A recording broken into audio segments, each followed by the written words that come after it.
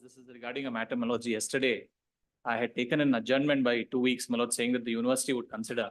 My lords, yesterday they have refused consideration. Kindly be taken up tomorrow, my lords. Because the other matters are education matters for Monday, my lords. Tax matter, my lord. One ನಾಳೆಗೆ Monday. One tax matter, my lord. Yesterday moved, but it is not posted. Tomorrow, my lord.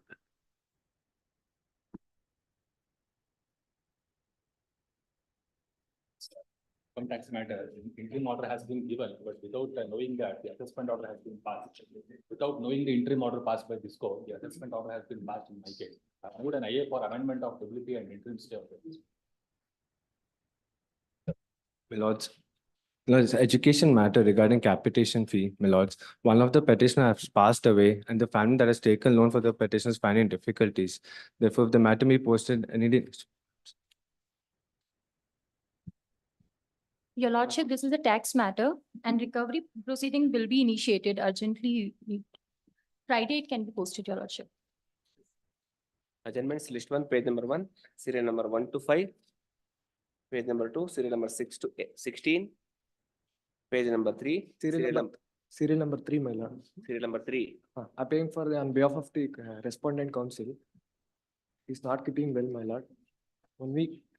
Pinch over. 3. Yes, my lord. I'm for the petition. Yes, my lord. 11th, maybe. 11/6. Great much. Page number 3, serial number 17. Serial number 5, Akash Shetty is appearing for the government, Your Lordship. He informed me that he received instructions only last evening. So he wants adjournment. I think since the matter involves pending seized goods, Your Lordship may have it on Friday or Monday. Right. 11. Page number 2, serial number 6 to 16. Page number 3, 70 to 25. Page number 4, 26 to 31. Page number 5, 36 to 35. Page number 6. Number 35. I appear for the respondent. I have informed the petitioners, my lord. Senior has little inconvenience. Because one of the relators has passed away. 35, my lord. I appear for the respondents. I have informed the petitioner counsel as well. Yes. Please. One side. Yes, my lord. Please, my lord.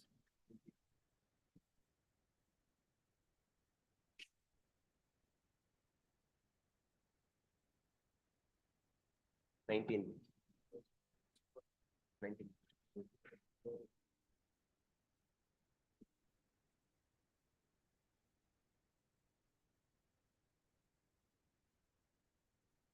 Page number 6, serial number 36 to 40. Page number 7, 41 to 46. Page number 8, 47 to 53. Page number 9, 54 to 57. Page number 10, 58 to 62. Lordship, Page number- serial number 58, Your Lordship. 58 and 58.1 is actually not numbered, but it is also 58. Both are connected. It shows as connected, Lordship, under preliminary B group.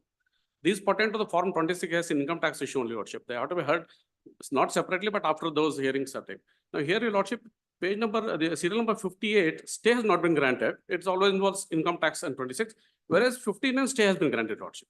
So I pray in interim order in 58, Your Lordship. Same case, Form 26 is. Just to mention, there's 3 checkbook. Page number 11, 63 to 67. Page number 12, 68 to 70. My lord, one matter for orders, my lord. Company matter tomorrow, my lord. No. Your Lordship, may I make a mention, my lord? It's a fresh matter, my lord. Connected matters have been listed tomorrow. It's a fresh matter. It may also be taken up tomorrow. Much obliged. With your Lordship's permission, may I make a mention, my lord? I'm for the including applicant. Party before the Karnataka appellate tribunal. The order of the tribunal has been questioned before the Lordship. Not been made a party. They have obtained a stay order in the time.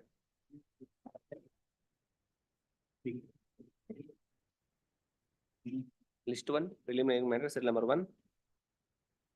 Serial number 1, Tanmay Raj.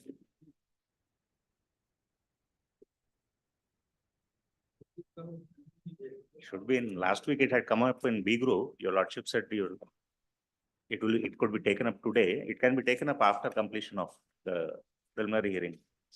before B group. It's covered strictly, my lord. This is 147 notice, 2012-13 under the old regime, issued after 4 years. There is clear disclosure one, and they issued first one notice in the 5th year. Without proceeding with that notice, they issued another notice in the 6th year. There can't be two 147 notices. On that also, there are any number of case laws to say that there can't be two notices. So on these technical grounds itself, the the proceedings have to be set aside. They have not filed any objections. It's been 5 years now. Can be disposed.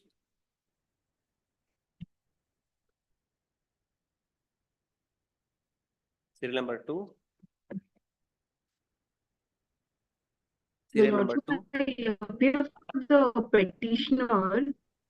May I seek for a passover, Your Lordship? Yesterday, Your Lordship had asked me, Your Lordship.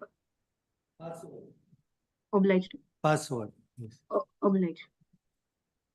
Serial number 3, Arjun. Serial number 4, Hemant NP.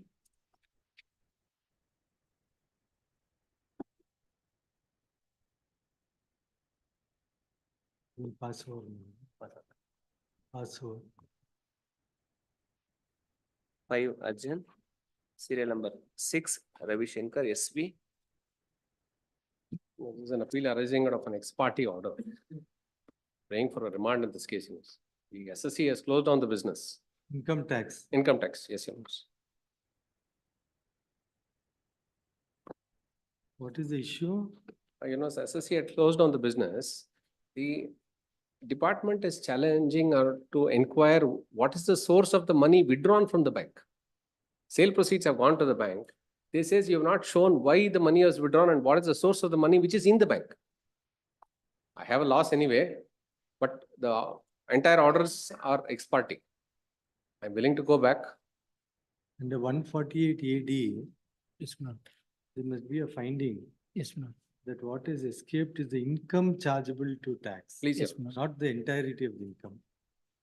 That is one of the grounds that they've raised. Yes, ma'am. So in one matter, I think. Yes, ma'am, it's already been heard, So that is the, heard against revenue, my lord, but writ that is appeals- the contention. Yes, ma'am. Appeals file. Pending stay or, No, pending. but let us see. Your Lordship, if it is ex parte orders, I will get instruction, my lord. Kindly have it on Tuesday and it may be disposed of, my lord. Yes. List the matter in a preliminary hearing list Yes, ma'am. on 11th. Yes, ma'am. You know, serial number 8 also is a connected matter. This Lalit Kumar, serial number 6 is the director of VR and Enterprises. So both are ex parte. So both can be connected and listed on Tuesday. Connected, is it? Please, Your Honor.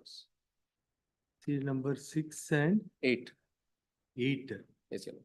6 to be called with, along with 8. 8 also same, learned count Sanmati Yes, except ma'am. Yes, yes, for the respondents. please. List the matter in preliminary hearing list on 11th. 7, Ravi Shankar. You know, this is a case where we are challenging the 148, annexure A, if you honors were to see, page 36.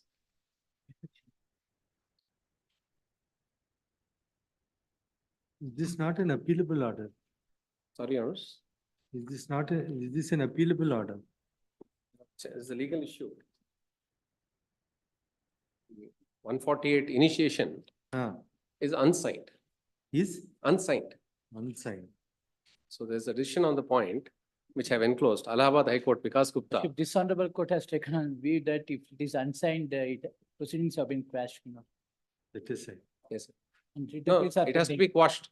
It has been quashed and writ appeals are pending. No, that's okay. There's no stay in the stay. This will also have to be disposed on same lines only. Please, No Your point Honors. in- No point in keeping it pending. Annexure G, I think, Vikas Gupta, the Allahabad High Court, has said that it has to be signed manually or digitally. And here neither is done. And this is downloaded from the portal. If you honors were to see, Annexure G,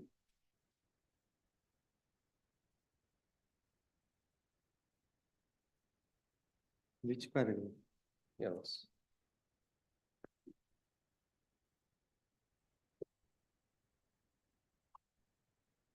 I just pointed. Para 19, Page 119. para 19 even. Please, Your Honor. Says when the reopening is issued without signature affixed digitally or Para manually. 19, para 19 even. Yes, Your Honor. Yes, Your Honor. BK GUI, Aparna Agency. They said, and 292B will not save the proceedings. It's an incurable defect, para 20. So 21, they have quashed it. Just read from para 19. Please, Your Honor. Applying the ratio of the judgment of the Calcutta High Court in BK GUI and Aparna Agency on the facts of the present case. Signature of the assessing officer admittedly not having been affixed on the notice under 148 of the Act. Notice itself would be invalid, and consequently the assessing officer would not assume jurisdiction to proceed in the matter in terms of section 148 of the Act. Madhya Pradesh High Court in Umashankar Mishra has dealt with a similar fact situation where the first substantial question of law dealt with in that case had considered the effect of whether an unsigned notice can be considered as an irregularity or clerical mistake. Madhya Pradesh High Court, after making reference to the conclusions drawn in BK GUI by the Calcutta High Court, has taken a view that a notice without a signature affixed on it is an invalid notice and is effectively no notice in the eyes of law. The Madhya Pradesh High Court in Umashankar Supra has further dealt with the second substantial question of law, whether the tribunal was right in holding that the absence of a signature on the notice constitutes a mistake or omission within the meaning of section 292B, and while addressing itself to the question, has concluded that in the absence of a signature of the notice, the same could not constitute a mistake or omission and would not be curable under the provisions of 292B of the Act. Last paragraph is the finding. We are therefore of the considered opinion that in the present case, notice under 148 dated 2/4/22 having no signature affixed on it, digitally or manually, the same is invalid and could not vest the assessing officer with any further jurisdiction to proceed to assess the income of the petitioner. Consequently, the notice dated 2/4/22 under 148 issued by the petitioner being invalid and sought to be issued after 3 years from the end of the relevant assessment year. Is 15 that order of the coordinate bench? Your Lordship, I Same don't lines. have the copy, my lord. It has been held against Same revenue, my lines. lord, on same lines, my lord. What is your ground made out in the Your appeal? Lordship, it's a curable mistake, my lord. Under section 292B, my lord, when the notice is issued, they have not objected to it and they have contested the proceedings. No, but that has been considered by the Madhya Pradesh High Court also. I'll produce a copy of that, where they have gone to the extent of saying, by mere participation, I cannot give you power. Consent does not confer jurisdiction. Or even if I objected, that defect cannot be cured. Your Lordship, once the notice is issued, if they come and say that immediately, my lord, we can issue another one, my lord, because there will be limitation, my lord. We cannot reissue the. Correct, but how? Why would I educate them? No, correct, but how can you send an unsigned one? Your Lordship, it may be by No, that oversight or it may be an. you can't say. Inadvertently. Now, anyhow, Your so Lordship, I we- will get the instructions, my lord. Can have it after 2 weeks, my lord. no, not up to 2 weeks. Why? Records only, I have to see What if we whether it is take a- signed. Nothing, what is there? If it's unsigned, it's unsigned. Either it has to be digitally signed or otherwise. You get instructions by Wednesday. Please, Wednesday. 12th year. 12th, my lord. 12th. Please, my lord. Obliged. And counsel Sanmati accepts notice for the respondent. Counsel for the petitioner submits that the only question that arises for consideration is as to whether an unsigned notice would vitiate the proceedings. Reliance is placed on orders of the Bombay High Court, Bombay High Court Annexure G. in case of Prakash Krishna Uttar Pradesh. Krishnavatar Bharadwaj versus ITO 2023-150 taxman.com page 60 within bracket Bombay. Full stop. Counsel for the revenue to take stand regarding the same. List the matter in preliminary hearing stage on next Wednesday, 12th. Obliged. You get that order of the coordinate bench from Sanmati. Yes, my lord. And also have a look at what grounds they've raised in the appeal. And, I will obtain a copy of this. I'll Ah. serve it on him and obtain a copy, and just see please. what is the ground they've raised, how you can counter that also. There is a decision of the single bench also, but since he said it, I will obtain it and then I'll make a submission. Obliged.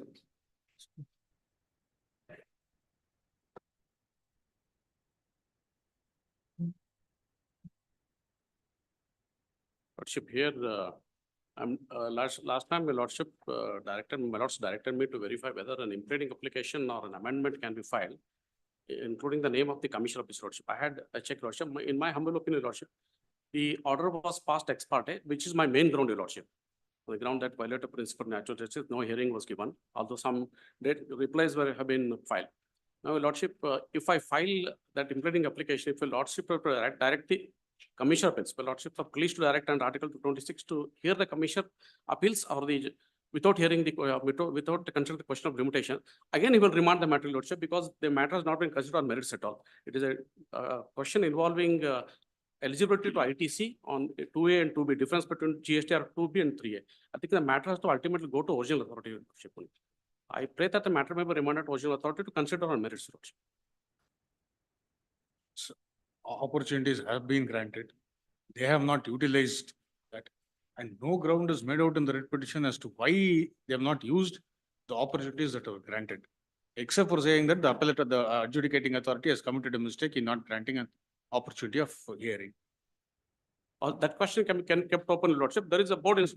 He's saying for the purpose of even sending it back, you must say what happened, why you didn't avail of the opportunity. Yeah. When their record says that they were afforded. That has been said, Lordship, why the appellate opportunity was not availed. That has been said. The delay in filing the appeal and so and so. Now, records again, Lordship, I have to file all invoices, which Lordship may not consider, see every detail. So it's a question where a board instruction is there. If it's eligible as per that board instruction, they will grant credit, Lordship. Very straight question, Lordship. I feel the matter may be remanded to original authority to consider on merits, Lordship. Why you have not availed of the opportunity? It was not aware, Lordship. Huh? Because I came at the stage of writ petition, Lordship. The party was not aware. He should have filed a proper reply with the board circular, all the invoices copies, Lordship. That he should have done. He has not done it. That's page 21, my lords. Paragraph 10. Yes. After notice, my lords, an endorsement has also been issued. Next page, my lords, at page 22, paragraph 11. Despite giving reasonable time and opportunities, RTP has neither filed any reply nor paid any ascertained liabilities. Again, in paragraph 12, my lords, in response to the show cause notice dated 16/2/20, the RTP has neither filed nor discharged any. Its opportunities have been granted. They have not Correct. availed Now- of it. Now, the only way for you, if you are seeking for reconsideration, is by stating that deholds your reply. Yes. Still, the legal position was such that he was required to consider. So what is the defect on merits? Defect is, Lordship.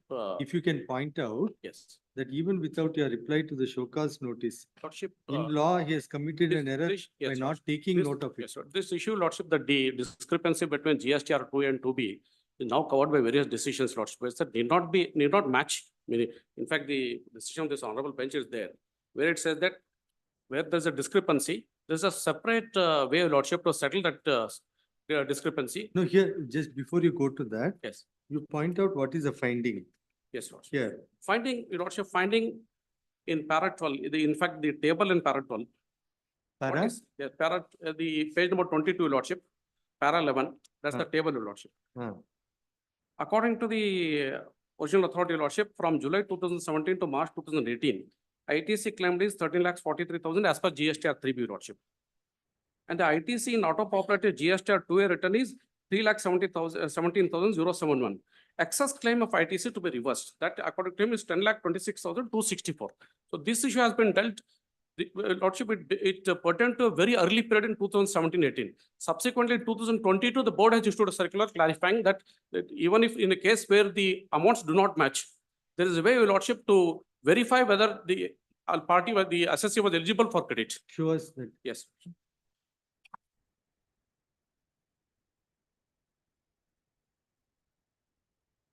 Circulars. One nimisha.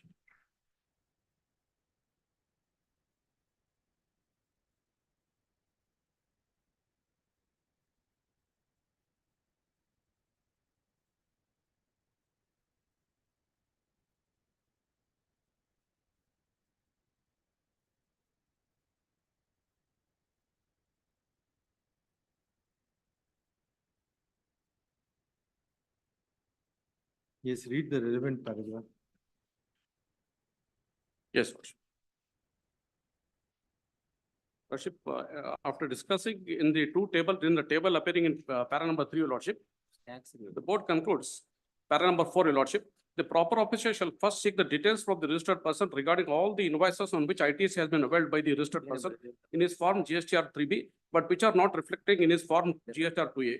He shall then ascertain fulfillment of the following conditions of section 16 of CGST Act in respect of which the input tax credit availed on such invoices by said registered person, that he is in possession of tax invoice or a debit note issued by the supplier or such other tax paying documents, that he has received the goods or services or both, that he has made payment for the amount towards the value of supply along with tax payable thereon to the supplier.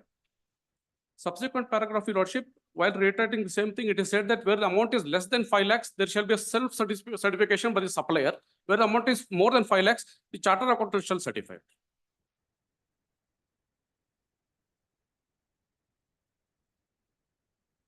Para number 4.11, Your Lordship.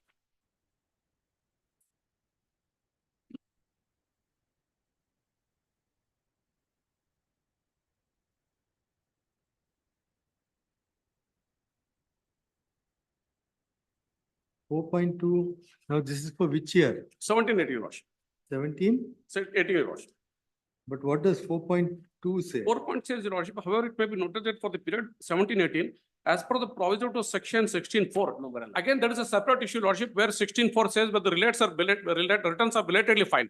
That is, of course, a subject matter of number of decisions, where Lordships have also stayed on payment of 10% pre-deposit, Lordship. That is only 16. 16.4. That's a subject to 16.4 again. This issue is covered under section 16.2. That is under section 16.4, Your Lordship. So ultimately, the eligibility has to be verified, Your Lordship. Para 5, it's made applicable even It may for also be noted that the clarification given here. 18. Yes, Lordship. 17, 18, 18. Further, these guidelines are clarificatory in nature and may be applied as per the actual facts and circumstances if in each case, and shall not be used in interpretation of provisions of law. That is accepted, Lordship. He has to prove the actual eligibility. That is true. But para 6, these instructions will apply only to the ongoing proceedings in scrutiny, audit, investigation, etc. for the financial year 1718, 1818. So my financial year is 1718, Lordship. That is a proceeding arising out of scrutiny only, Lordship. Ongoing. read further. And not to the completed proceedings. However, these instructions will apply in those cases for financial 17 and 18, 18, any adjudication or appeal proceedings are still pending, Lordship. So this, my appeal was over. I could not file appeal in time, Lordship, but the proceedings are still open. I have come to before Your Lordship now on the article through repetition. Time for appeal is still. No, Lordship, that appeal he didn't file. Even though he paid 10% pre-deposit, he filed belatedly beyond the condonable period, 39 days beyond condonable period. As I submitted, Lordship, other things, these two kinds of orders are passed. Secular tax authorities contain one preamble where the appeal period is prescribed. State, few of them are now issuing, Lordship. Otherwise, the orders do not contain any preamble. So that leads to some confusion. People are still not very clear about the appellate provisions because all the orders are being passed from the last year, 2023 onwards, Lordship. Because assessment 1718 are taken up during 2022-23. So orders appellate proceedings are all, but they all pertain to. There's one way of looking at it. No doubt the proceedings have come to an end. And the procedure prescribed is clear. The order is passed after the issuance of the clarification. Correct. The circular order is passed? After order is dated 2/5/2023, my lords. This is 22 instruction. Oh, okay. Then we'll send it back. My lords will put them on some terms, my lords, only for this reason, that no reasons has been assigned. Some deposit you make. I have made 10 deposit, Lordship, another 10% I will make. I leave it to my lords. I don't want to. The petitioner. At least next time they come out with better reasons. If the conditions are imposed, they'll state the reasons why they have not participated in the proceedings. And why there is delay in filing appeal before the first appeal. In fact, he has no case on that because he has not made out a case. We'll only say that in light of this circular, which reflects a legal position, the authority ought That's why keep all the questions open. All the questions. And they can follow this procedure and redo it. And other points and merits are kept open. Please. The petitioner has sought for. That's whether following the procedure, my lords, will apply only if the circular is applicable. That question also may be kept open before the adjudicating authority. I'll say prima facie it appears, however, it's for the authority to Please do. have a relook at Please do. the. No, but prima facie, doesn't it apply the circular? Well, It says that- typically where there's a difference between the 3B and 2A, 2A. then you follow this procedure is what it says. Yes. Above 5 lakhs and below. Above 5 lakhs, it's self-declaration. Correct. Below, No, below 5 lakhs. Below 5 lakhs. Above 5 lakhs, it has to be done by a chartered. Some procedure they've given. Prima facie, it appears that it's applicable. Anyhow, if there's anything, I leave it to. Petitioner has filed the present writ petition seeking for setting aside of the order of adjudication bearing number so and so dated 2/5/2023 passed by the respondent, copy of which is produced at Annexure A. It is the case of the petitioner that there were certain discrepancies between the ITC claimed in GSTR 3B as well as the GSTR 2A. And noticing such discrepancies, the authority has adjudicated and directed excess claim of ITC to be reversed. Full stop. It's the case of the petitioner that they were not given sufficient opportunity to explain the discrepancy. Full stop. Further, it is next. Further, it is submitted that irrespective of the stand taken by the SSC, in light of the circular number 183/15/22-GST issued by the Central Board of Direct Taxes and Customs GST Policy Wing dated 27 December 22, whenever there is such discrepancy in the ITC claimed in the GSTR 3B and GSTR 2A, procedure is prescribed. And in terms of the said procedure, the adjudicating authority ought to have followed the said procedure, non-following of which has caused prejudice. Learned counsel for the, and accordingly, it is submitted that matter may be remitted back for fresh consideration for the authority to dispose of by taking note of the circular referred to above. Full stop. Learned counsel Shri M. Kumar appearing for the revenue would submit that despite reasonable opportunities, same has not been availed, as is clear from the impugned order. Full stop. Further submitted that insofar as the circular relied on by the petitioner, same was not relied upon in the adjudication proceedings. Full stop. Next, heard both sides. For the limited purpose of the present matter, it is to be noticed that the table enclosed in the adjudication order would indicate that there is a discrepancy between ITC claimed in GSTR 3B as well as GSTR 2A. Full stop. The authority has disallowed such claim only on the ground of the discrepancy. Full stop. It must be noticed that the circular number 183/15/22-GST dated 27 December 22 is detailed, and though passed on 27 December 22 is made applicable specifically with respect to the financial year 2017-18, as is the case herein. Full stop. It is further to be noticed that the procedure prescribed where the difference of ITC claimed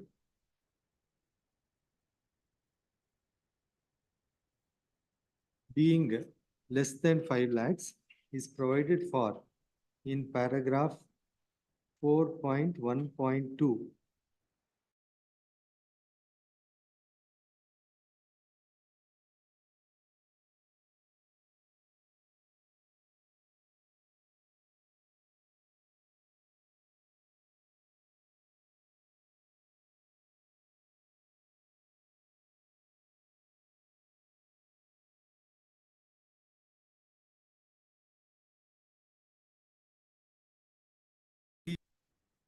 even as regards financial year 2017-18. Full stop.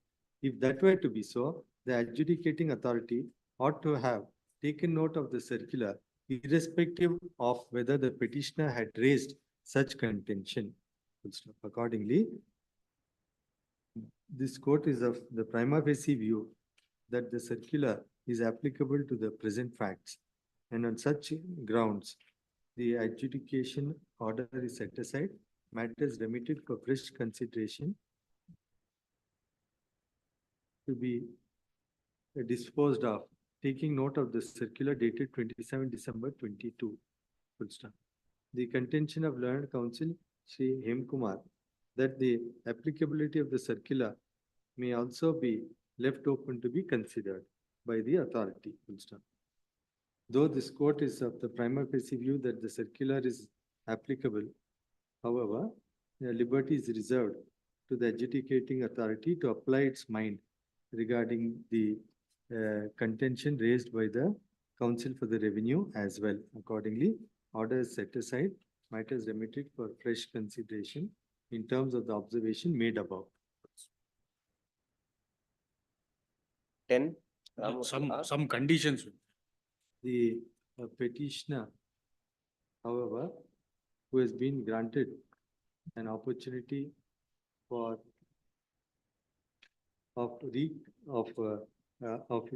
being given being heard once again is to pay costs of rupees, no, is to make a further deposit of 10% of the tax amount. As determined in the adjudicating order. As dated- determined in the Adjudicating order dated 2/5/2023. order dated 2/5/2023. 2/5/2023, full stop. Such order is being passed as in effect, by virtue of the order setting aside the adjudication order, petitioner is given another opportunity to participate in the proceedings. That additional 10%, Manoj, because 10 Additional 10%. additional.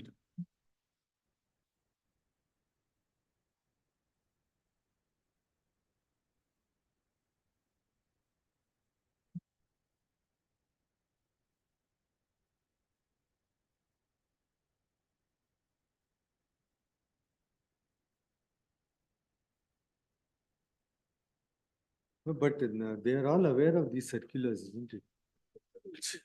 Every week there are three circulars. Yes. 10. Ramuthyar. Dilip. 148 AB notice less than 7 days, Manoj. Hmm. Manoj, at page 13. I'm relying on one more decision of this honorable court, my lords.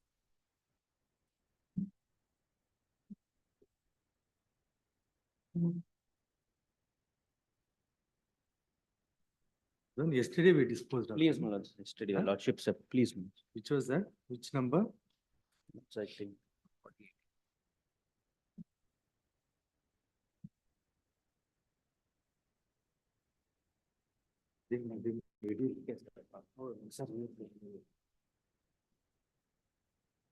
Sir. No, this is covered by this honorable court's judgment, my lords. 12618. That 148 AB. AB itself says how many days? Mandatorily, they have to give me at least 7 days time, my lords. 7 days. Which clause? 148 A, B. The notice itself. Manjuna.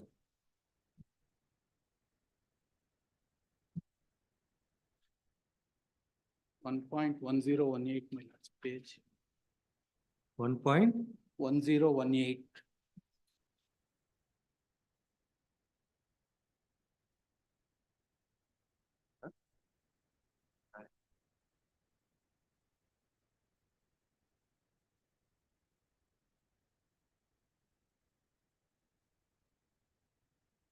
days. Not that. 148 AB. 148 capital A, Manoj. Correct, 30 days. Manoj, 7 days, my Manoj. lords. 7 days. Provide an 7 opportunity. days. Yes. The Manoj, your lordships have disposed yesterday, Manoj, on the same issue. Hmm. Reserving liberty for us, Manoj, in accordance with law to issue fresh notice under 148 AB because the escapement is about 1 crore. Lords, if it's above 50 lakhs, we'll have time up to 10 years. The same liberty may be reserved. The petitioner has called in question the correctness of the order.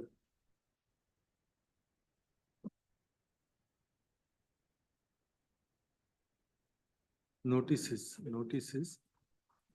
under 148 capital A, small b of the Act at annexure A1 issued for the assessment year 2016-17, as well as the order under 148 capital A D at annexure B and the notice under 148 and the order under 147 read with 144. Read with 144 capital B for the assessment year 2016-2017.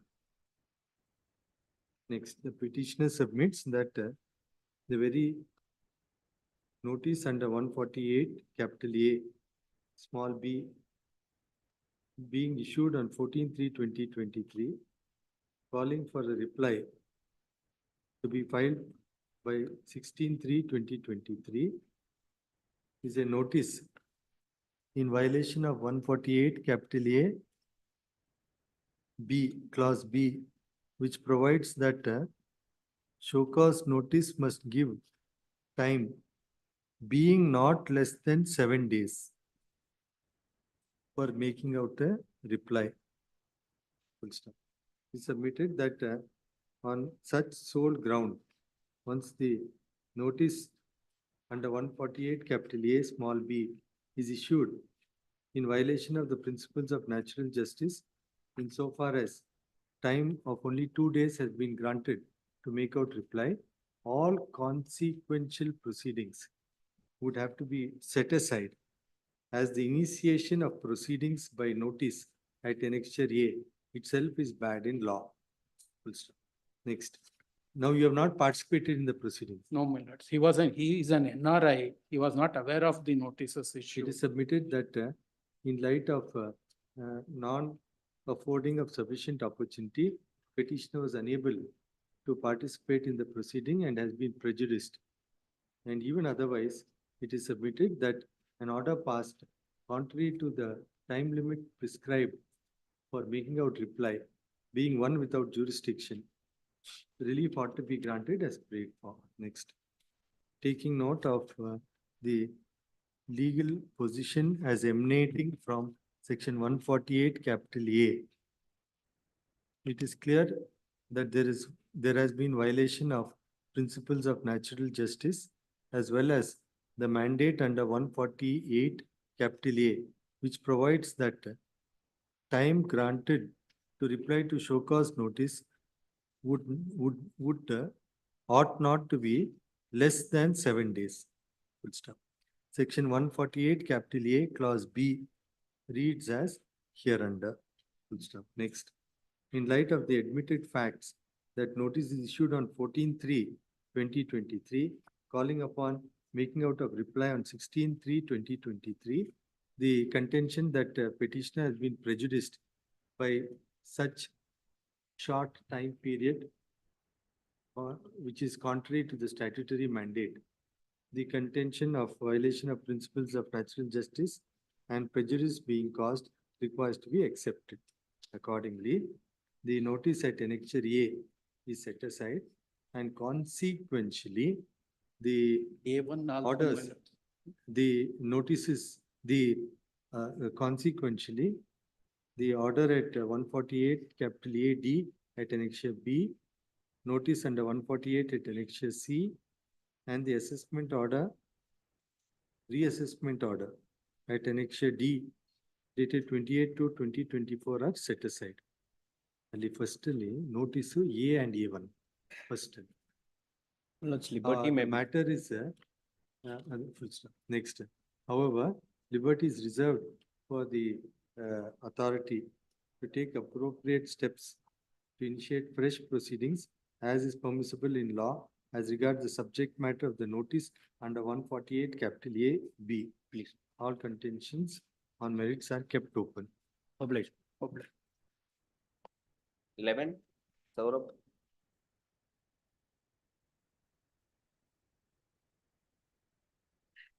Your lordships are directed yesterday, my lords, to include the assessment officer. These are the pre-GST period contracts, my lords. Writ petition is filed seeking a mandamus that the BBMP should not burden the GST or the additional GST amount in excess of VAT on us. But it's covered by the judgment in Chandrasekhar's case. Your lordship's judgment was followed in Chandrasekhar's case, my lords, pursuant to which just pass on this.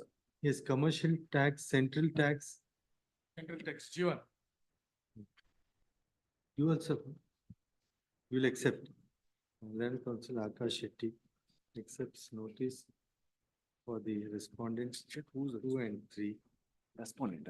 BDA, Land Council K. Krishna is directed to accept notice for the BDA. I'll have it on 11th. Lordships. No, now you have paid, is it? Lords, yes, it's already deducted. You have deducted. They have, the BBMP has deducted from my RA bills. This is also you. BDA. Already. Let up list. You know. Okay. Who's this? Respondent.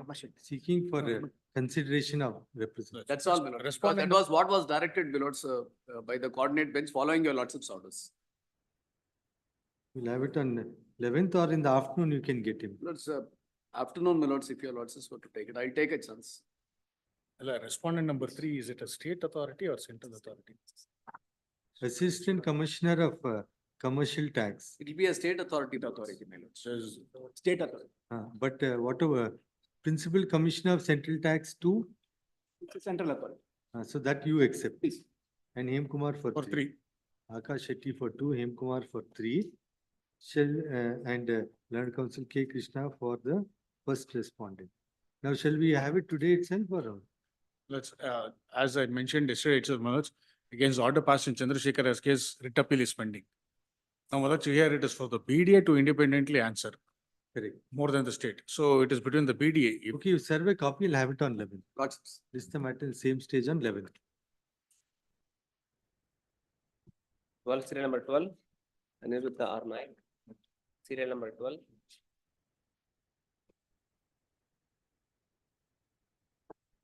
Rashekar S. ಅಲ್ಲಿ ಯಾವ್ದು? ಅನಿರುದ್ಧ್ ನಾಯಕ್ ಅಲ್ಲಿ. Yes, sir. Sorry. Petitioner.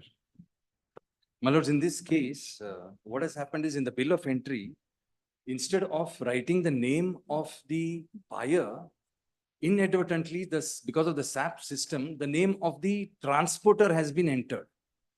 And thereafter, we filed an application in terms of section 149, which permits me to amend my bill of entry on the basis of documents which were in existence at the time of this export.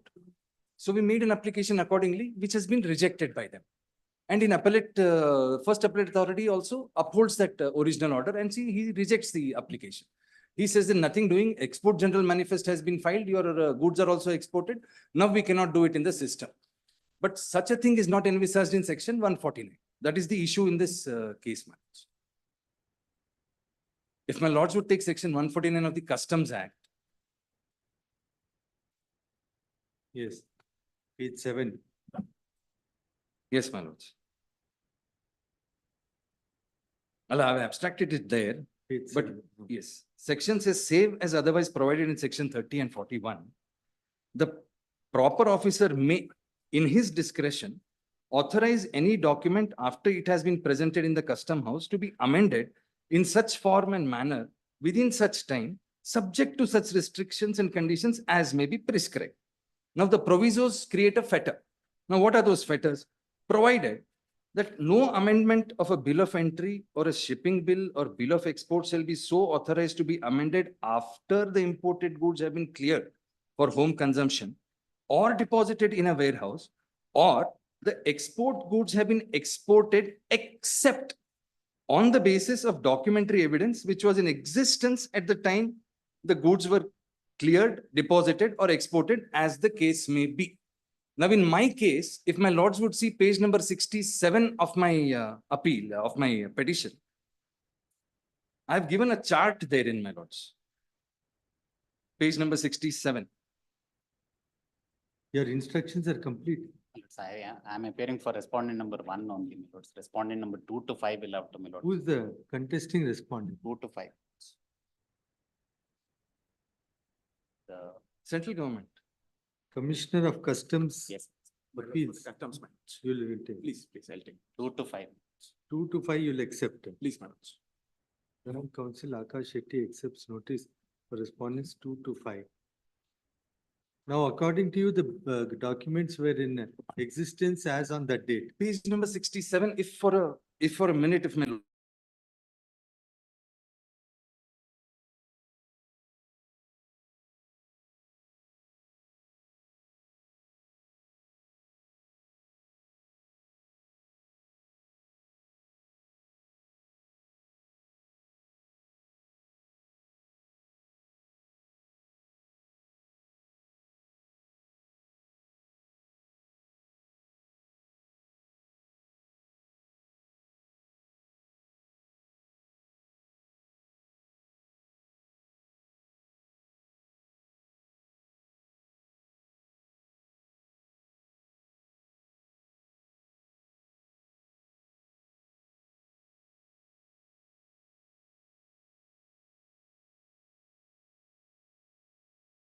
Now, have a look at it. Akash. My lords. Have a look at it. Please, my lords. Now, the contention is in terms of 147, 149. 149 of the Customs Act, they can rectify it if the documents were in existence at the time the goods were cleared, deposited or exported. That is that's also found in the proviso. And he has produced those documents to show that it was in existence. That's the only question. So I'll have it week after next. If that is the only legal question, then we can see what is to be done. Lords, I'm only for seeking that, a we have to mandamus. By section 50, my lords. Huh? After, my lords, there is Fif- a 50 bar, will my not lords, come under into the section picture. 50. Huh? Insofar as, my lords, it should be, my lords, before making an entry or filing, my lords, the export general manifest. Huh. If that is not done, my lords, then they have no, my lords, as a matter of right, they cannot seek for sorts change in the shipping bills. No, I appreciate my brother's submission, but section 149 is not subject to section 50. It is independent. The fetter under 149 is only the proviso. So I don't have to go back to 50 for that. We can allow the amendment only till the filing of, my Doesn't lords, say exposed. that it can be allowed only if or if not. The decisions have examined this aspect. Also, Section 50 also has been examined. let us see. Week after next. The Joint Council for the petitioner submits that is entitled for relief of amendment of Bill of entries, 18 bill of entries in terms of, in light of section 149 of the Customs Act. For the say of the respondent. List the matter week after next in the same stage in the orders list. Date good. You examine the papers. 19/6, serial number 13, Deeply obliged. Shivayogi Swami, Shaman. My lord, a request for a passover, my lord. 13 passover. Pass over. Also. 14, Appearing for the petitioner in the serial number 14, my lords. serial number Serial number 14, my lords, the impugned order is at page 45.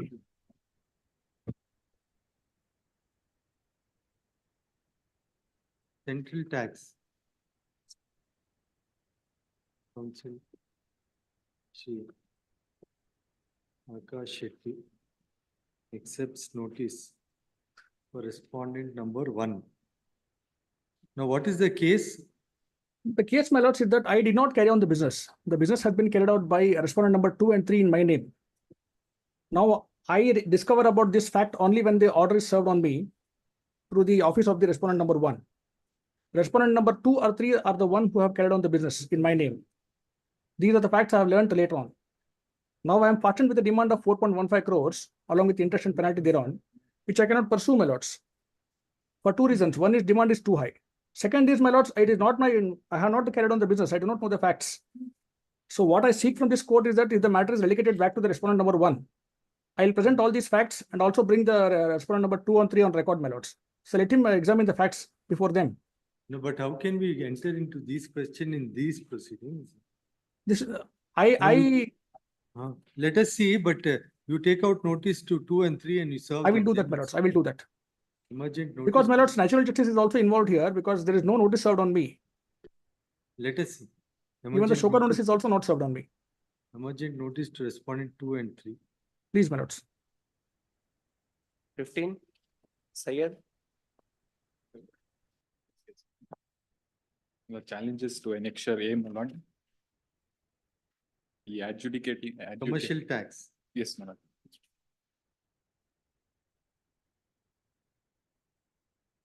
But this demand is raised on two. Yeah, grounds. M. Kumar.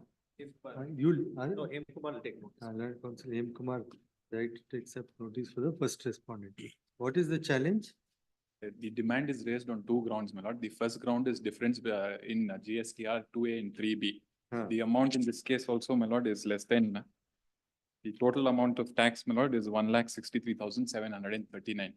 Lord, in fact, I'll be able to produce a self-declaration and also a declaration from the supplier that these invoices, my lord, were genuine, and the transaction also is a genuine transaction. Lord, I have the invoices, bank statements, and I also have a certificate, my lord, from the supplier that I've genuinely purchased these goods. Now, have they followed that procedure under that circular of December 22? I disposed of one matter. Yes, my lord. I think serial number 10. Please, my lord. Serial number 10. On the ground of that circular. Please, I'll take notice. Come over the first time. Learned Counsel M. Kumar accepts notice for the respondent. Have a look at that circular. Please. Yes, my lord. I have that circular. Relist the matter in the preliminary hearing list on 12th. But then all matters will have to go on that point. If it is, if they're prima not- facie, if the circular is applicable. If they have not followed. But why do you entertain a doubt on the applicability? I'll just say, I've not gone into the. Just have it. 12. 15, Syed. Serial number 16, Tanmay, 16. My lords, this is a petition for the assessment year 2023. Short point is, my lords, the assessment order was passed without taking my submissions into consideration. Without taking my submissions into consideration. May I just take my lords through the chronology of events? Lord Counsel Sanmati accepts notice for the respondents.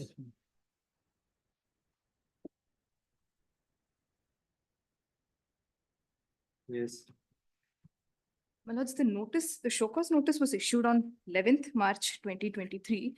That is on page 121, my lords. Lords, the issue that was called upon was, I have substantial unsecured loans reflecting in my books of accounts, and I was called upon to demonstrate the source of these funds. My lords, there was voluminous details called for, and if my lords turns to page 125, at the bottom, my lords, I was called upon to furnish the response by 15th March. 121 is the? 121 is the show cause notice. The notice is dated 11th March.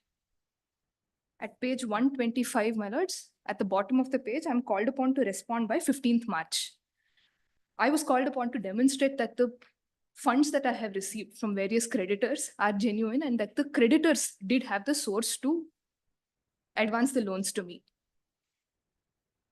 My lords, because only 3 days time was granted. By 15th. By 15th, I was called upon to submit. And when was it? Issued on 11th, my lords, page 121.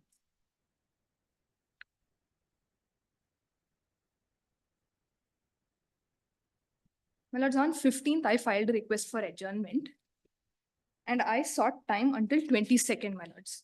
My lords, the assessment was getting time barred on 31st March. And I sought 1 week's time, my lords. My lords, my request is at page 127. Well, that's later that day, on 15th, the officer issued a notice. He denied my request for adjournment until 22nd. Instead, he asked me to furnish the response by 18th March. My lords, 15th was a Friday. I received this notice only later in the evening. And 16th and 17th being Saturday and Sunday, I did not notice the email. On 18th, when I noticed that I had to file it on 18th, I started collating my details. But because it was voluminous, on 18th, I couldn't file it. On 19th, when I tried filing it on the portal was closed because the time limit had expired. So I filed an email. My lords, my email is on page 131. Just look into it now. If it is so, no point in. Your Lordship, kindly have it next week, my lord. It can be disposed of by remanding. My lord. You make a one-page note. Very good. What you're submitting. On all the dates. Very good. In the meantime, could the, as I said, demand notice and penalty notice be stayed, my lords? The respondent. The case of the petitioner is that they were not given sufficient opportunity to make out their reply. And the time given even after request for adjournment was insufficient. Subject to further consideration, respondents are restrained from taking coercive steps to enforce the demand. My lords, annexure J, K, and L. Pursuant to annexure J, J K, is the assessment order, K is the demand notice, and L is the penalty notice. J, K, and L. Interim order would be enforced till the next date. General Counsel Sanmati accepts notice for the respondent. List the matter in the preliminary hearing list. When do you want? On 12th, my lord. 12.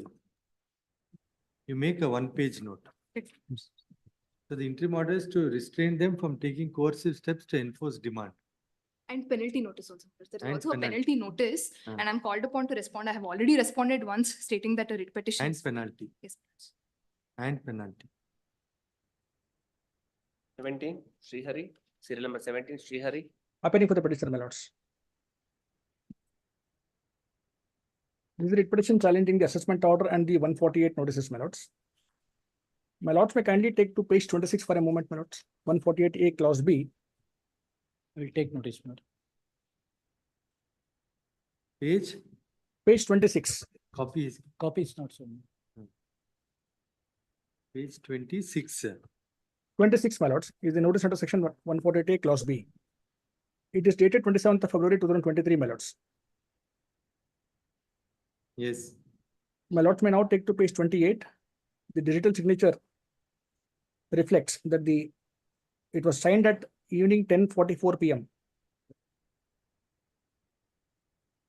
This is the notice. This is a notice, my lords. Ah. Now, this notice calls upon me to file a response on or before 6th of March 23. It was sent to me on evening 10:44 p.m. of 27th. Effectively, I'm given only 6 days. You serve a copy. I will do that, my lords.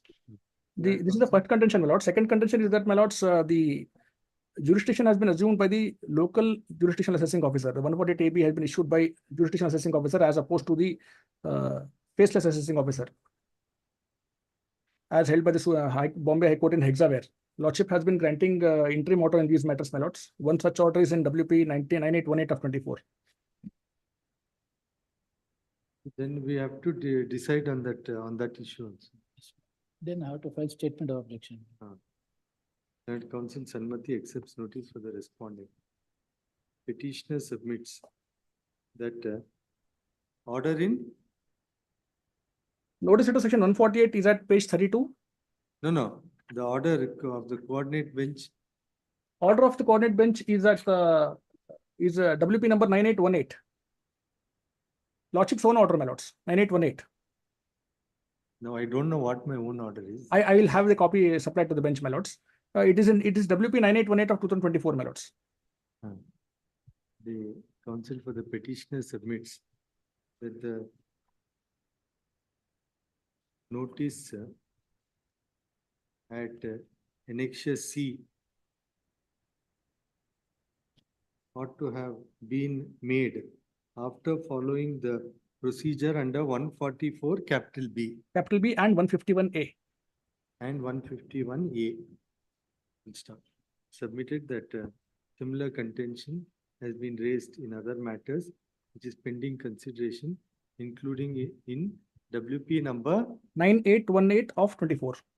9818 of 24. Yes, my lords. The interim order passed in the said matter reads as follows. Accordingly, in the present matter also, there would be an interim order of K1, K2, L1, L2.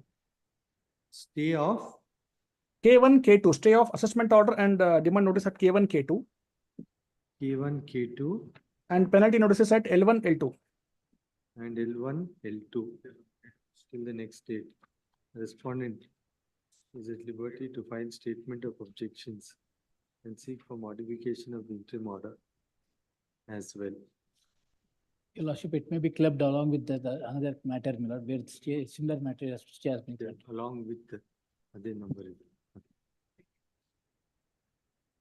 Get this matter also decided in some one of the matters. Please. 18, Objection, my lords. number 18, then my. Please. Yes. But the challenge in this writ petition is against an order of penalty under section 271 AA. Order of Penalty.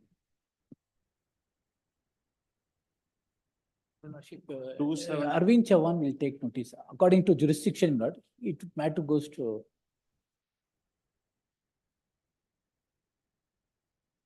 what is the ground? Ground is, my lord, the Your lordship, penalty I procedure. will just check the cost title, my lord. Yes. Nimda. Your lordship. He will take. Sorry.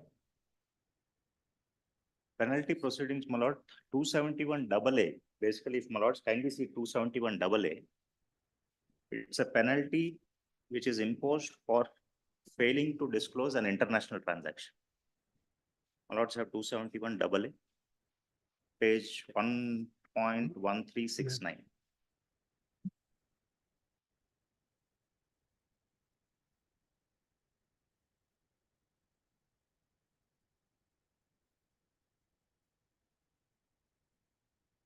Yes. Penalty for failure to keep and maintain information and document, etc., in respect of certain transactions without prejudice to the provisions of 270A or section 271 or section 271BA. If any person in respect of an international transaction or specified domestic transaction fails to keep and maintain any such information and document as required under subsection 1 or subsection 2 of section 92D, fails to report such transaction which is required to do so, or maintains or furnishes an incorrect information or document, the assessing officer or commissioner appeals may direct that such person shall pay by way of penalty a sum equal to 2% of the value of each international transaction or so. So if I don't fail to maintain books, or I do not disclose it, or I furnish incorrect information, these are the three grounds on which an international transaction, this provision applies only to international transactions. Now, assessment proceedings, my lord, were initiated in respect of assessment year 2021. And the transfer pricing officer, if my lords kindly take annexure A, page 21.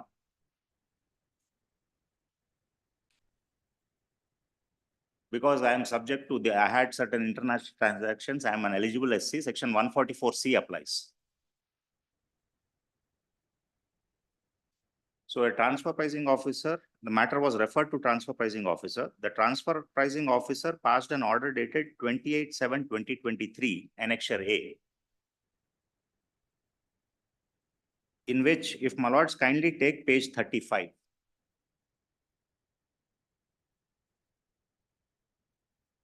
One of the transactions, which basically, my lord, I am an Indian entity.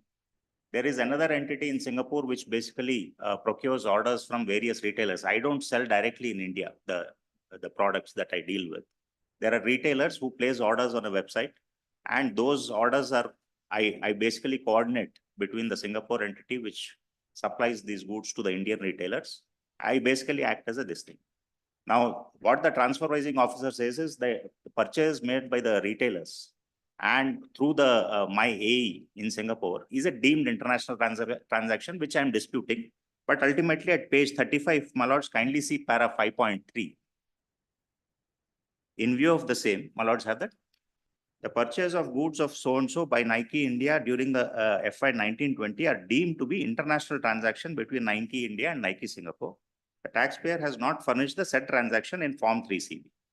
So he treats this as a deemed international transaction and says, I have not disclosed it in Form 3CB. Ideally, here he should have said that I am initiating proceedings because the law requires, my lords have seen Manjunatha Cotton and other decisions which have taken the view that he should record his satisfaction that he should intimate me that he is initiating penalty proceedings, which he has not done in the TP order. But subsequently a notice has been issued, although this order has been passed by the transfer pricing officer. Annexure B, page 167. The assessing officer issues a notice under 274 read with 271 AA, alleging that I have not disclosed certain transactions. He does not specify which transaction. The notice is vague in that. If my lords kindly take page 167. Yes. Whereas in the course of proceedings before me, this proceeding actually was not before him, it was before the transfer pricing officer. This notice has been issued by the assessing officer. It appears to me that you have failed to keep and maintain information and documents in respect of certain international transactions as required under so-and-so and failed to report such transactions and or maintained. This again, if my lords go back to Manjunatha Cotton says if there are 3 limbs, any limbs, you have to specifically state which limb you are invoking for levying penalty. He states all 3 wings. That I have not furnished information, that I have not reported it, and I have given inaccurate particulars. The notice, he doesn't say which of the specific limbs he's invoking of 271 AA. That's a technical defect. On that ground also this notice goes. In any case, now after the TPO under 144C, your lordships will recall, after the TPO passes the order, the assessing officer has to pass a draft assessment order, incorporating the adjustments made by the TPO. The draft assessment order was passed on 28/9/2023. Annexure D, page 192. My lords have page 192. Yes. Now here the assessing officer incorporates the TP adjustment at page 195. Which doesn't include the deemed international transaction. There is no adjustment made on the deemed international transaction. Here also there is no reference to initiation of penalty proceedings, even in the draft assessment order. Now, as the procedure requires under 144C, I filed my objections against this draft assessment order, including questioning the TPOs treating this transaction as a deemed international transaction. Kindly see the DRP objections at page 20, annexure E. In the draft assessment order, the penalty is referred to. Not referred to. Even in the draft assessment order, penalty is not referred to. There's a different penalty which the assessing officer invokes in respect of other transactions, other additions made. If my lords kindly see page 197. No, correct. So now what is happening? Now I have filed my objections before the DRP questioning the TPOs treating this transaction as deemed international transaction. My objections are at page 20. Page 206, annexure E. And if I may show the specific objection, page 209. Page 209, my lords have. Correct. But why did you have to file when they didn't raise that issue? My lord, no, I'm questioning the main, this thing, treating it as international transaction, not the penalty. No. Under the draft assessment order. Yes. There was, you're saying there was no finding regarding the proposal. There was no of 271 initiation of penalty proceedings. Correct. Either in the TP proceedings or in the assessment proceedings. So then why did you have to? I questioned the main finding of the TPO treating this as deemed international transaction. As a consequence of which he initiates penalty proceedings by that other notice. Which Separately. So I did not question the penalty before the DRP. I am questioning the deemed international transaction itself. Because if that goes, the penalty automatically should go, even assuming it is initiated in a proper manner. First of all, it's not initiated in a proper manner because there's no reference in the TP order or in the draft assessment order. Now, before the DRP, page 209, if my lord see the second ground that I have raised before the DRP, the TPO has erred in considering that the purchase of so-and-so, purchase of Nike products from third-party factories as deemed international transaction. So I have questioned this treatment of deemed international transaction itself before the DRP, and that matter is pending. Now, without waiting for the DRP's directions, without a final assessment, because only after the DRP directions, final assessment order can be passed. And only after the final assessment order, if the DRP says this is not a deemed international transaction, there cannot be any penalty. Now, without waiting for any of this, he proceeds to pass the final penalty order. Now this Page 270. the penalty order must be along with the main assessment order. It has to be after the assessment order. Assessment is not even complete. How can penalty be levied? Ultimately, my lord, whether a transaction is an international transaction or not, it is liable to tax or not, has to be done in the course of assessment, and that can be concluded only after the assessment is concluded. When the assessment itself is not concluded, how can penalty be levied? So now what has he done? He has passed the penalty order raising a demand. Annexure H, page 217.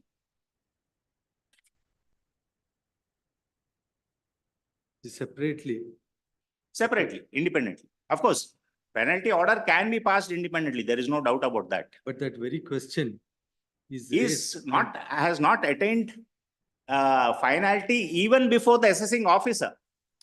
Yes. Okay, let us, you take your stand. Yeah. Then counsel, senior counsel appearing on behalf of the petitioner contends the penalty proceedings under 271 AA 1 of the Income Tax Act 1961 could not, ought to have been deferred till the conclusion of proceedings pending before the dispute resolution panel and passing of the final assessment order. My contention is the penalty proceedings could not have been initiated. pending before the Dispute resolution panel, DR. dispute resolution panel. Full stop. It is submitted that the very ground under which 271 AA order has been passed is that the petitioner had not disclosed a deemed international transaction, and that very question was raised as an objection to the draft assessment order, which proceedings are still pending. In light of the contention raised, there would be stay of the order at annexure H1 H. Learned counsel Sri and the Tirumala- demand at annexure J. and demand at annexure J.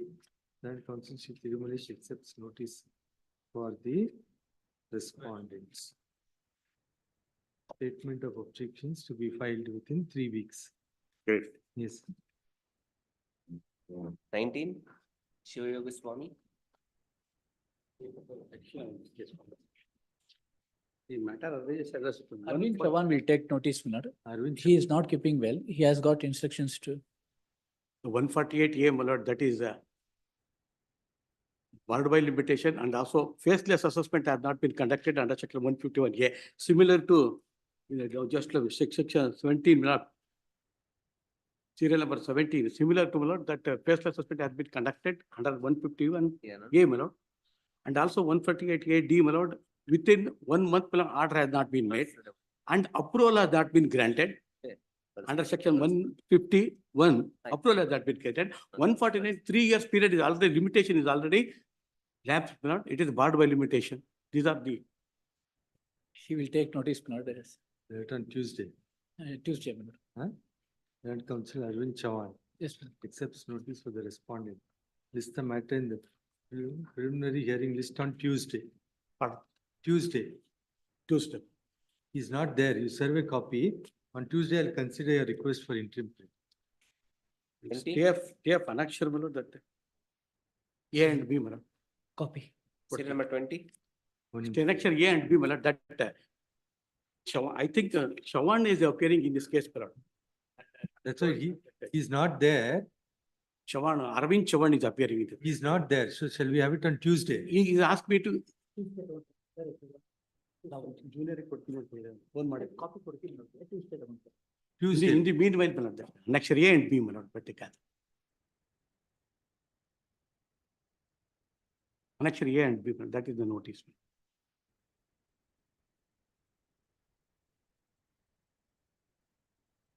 So that 148 notice, the Right. contention is that the 148 notice must have been, instead of 148 notice, Yes, ma'am. 144 capital B procedure ought to have been followed. Yes, ma'am. Procedure has The- not been followed. In light of the contention that after the order under 148 AD, Yes, ma'am. the revenue ought to have followed procedure under 144 capital B instead of resorting to 148 notice, 148. isn't it? That's the Yes, contention. ma'am, that's the contention. There would be stay of Next year A and B. the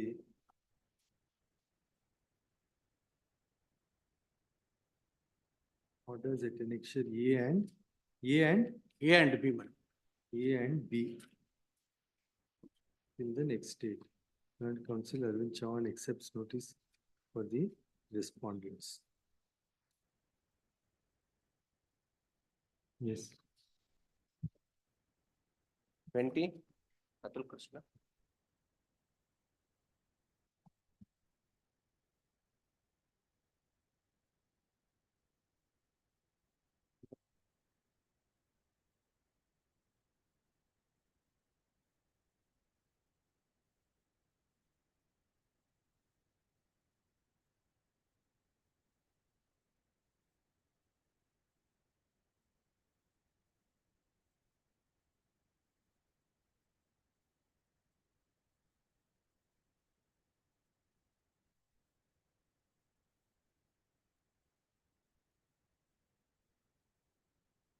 Yes. Your Lordship, the simple issue at hand is that the assessing authority as well as the joint commissioner have deemed that my returns have been filed in a delayed manner. GST. GST, Your Lordship, yes. Akash Shetty or Jeevan Niralgi Milad, Akash Shetty. Jeevan Niralgi. GST. GST. State or central? I'll take notice for respondents 3 to 5 minutes. And 1 to need to AGA Prem Kumar accepts notice for respondents 3 to 5. 3 to 5. Joint Council G1 accepts notice for respondent 1 and 2. In a delayed manner, despite various notification being to the contrary. And those notification have produced in annexure J, K, and L. Yes. So these say that the last day to file returns for 2017-18 and 18-19 was 31st day of March 2019. Whereas my returns have been filed in time up to November of 2018. And only after that, there is a delay. So this can be seen in the order of the Joint Commissioner in page number 55 and 56.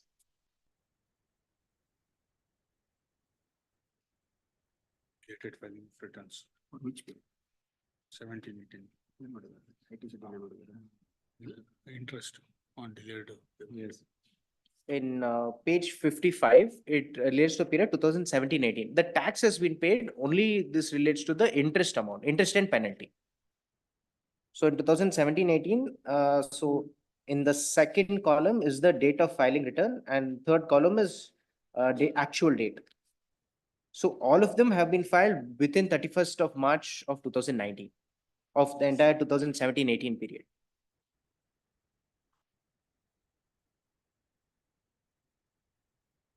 Let us see, we'll have it next week. It has to be adjudicated here itself because they have There is no further finished the first appeal. Second appeal Tribunal is is not constituted, so it has to be. I pray for an unconditional stay, Your Lordship. And it pertains mainly to interest. Tax penalty. amount is very, very less. As he mentioned, they have paid the tax amount. I am not. Yes, aware. I have paid. If the entire tax amount has been paid, now that's writ petition could be entered. There would be, as it's an order of the Annexure A, order passed by the first appellate authority order by the first appellate authority and under appeal section lies, 107.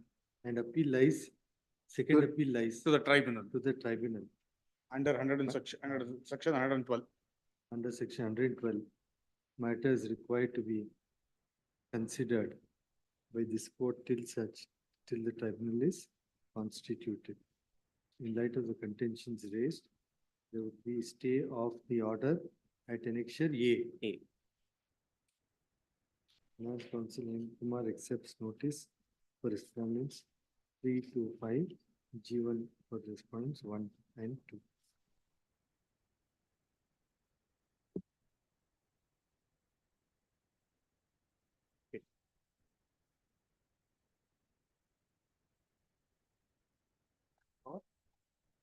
Solutions.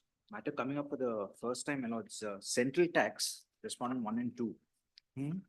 Manpower on page number 10 is the cost item. ಅದು ಏನು ಅಂತ ಗೊತ್ತಿಲ್ಲ. ನಿನ್ನೆ ಇರುತ್ತೆ.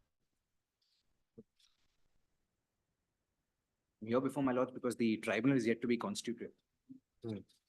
Second appeal, is it? Second appeal. Payment of filing of returns. The matter may have to be decided by my lords. The question of law is quite simple. I'll just take 5 minutes. my lords. Who accepts notice? Central tax, I think, Deputy Commissioner of Central Tax. I accept. Same.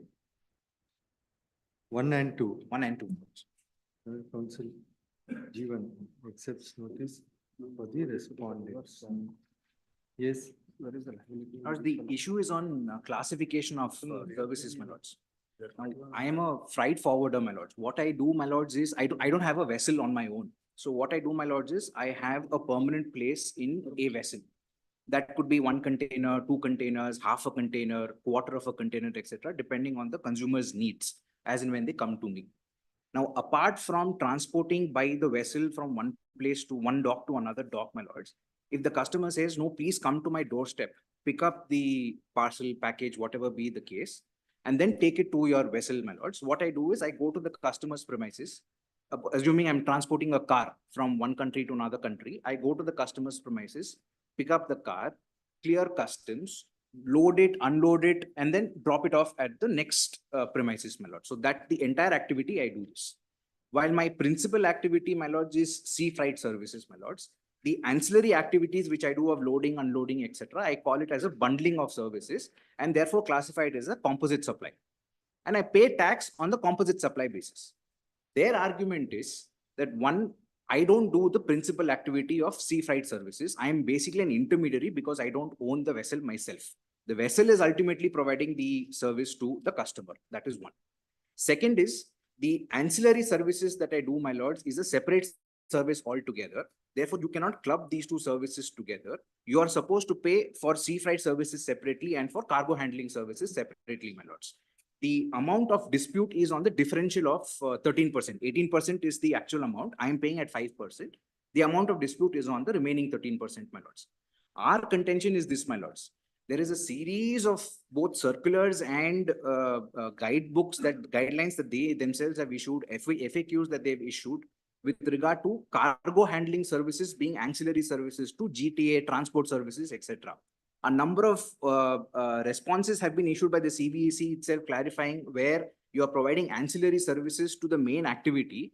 These ancillary services will go as bundled as part of the main activity itself. So these are circulars right from 2008 onwards, my lords. So this position is clear right from the service tax era. Now this entire proceedings and all of these things I've explained before both the officer at the first level and the appellate authority. They have not considered any of these responses that they've gone ahead to contain and say that these will not qualify as an independent as bundled supply. These are both independent supplies and therefore you have to pay tax. They've gone ahead also to issue a section 74 notice saying that I have suppressed facts and therefore impose penalty also under section 74. That may not be accurate also, my lords, because at no point of time has there been a suppression of facts to this extent. This is the second appeal. This is the second appeal. I pay 10% pre-deposit at the time of the first appeal, my lords. And if this question of law has been consistently approved, my lords, by way of various judgments and circular, my lords, I don't see why there is a need for us to determine this again, my lords. That's the simple point. That will decide, but now you're at the you're before the door must open. The other point is, Unequivocal, my lord, declaration. no, even That even if there I is no were, need for further adjudication. no, even if I were to assume that the president has been appointed for the tribunal, etc., you know, this will come before the state tribunal. When the state tribunal is going to be constituted, I'm No, not okay, very sure. no, Uh, we'll take it on record. Now, the only question is the further deposit and the second appeal. There is There is a my lord, further deposit. If the appeal had to be filed before the tribunal, 20% excluding the 10% which is already been I agree, my deposited. lords, That's all. but there have been That's- situations where we have explained a similar matter like this before my lords, where my lords have said, given that these questions have not been addressed unequivocally by the authorities, my lord, a 10% pre-deposit before the appellate authority was quite enough. I have an order that I've appealed to my lords.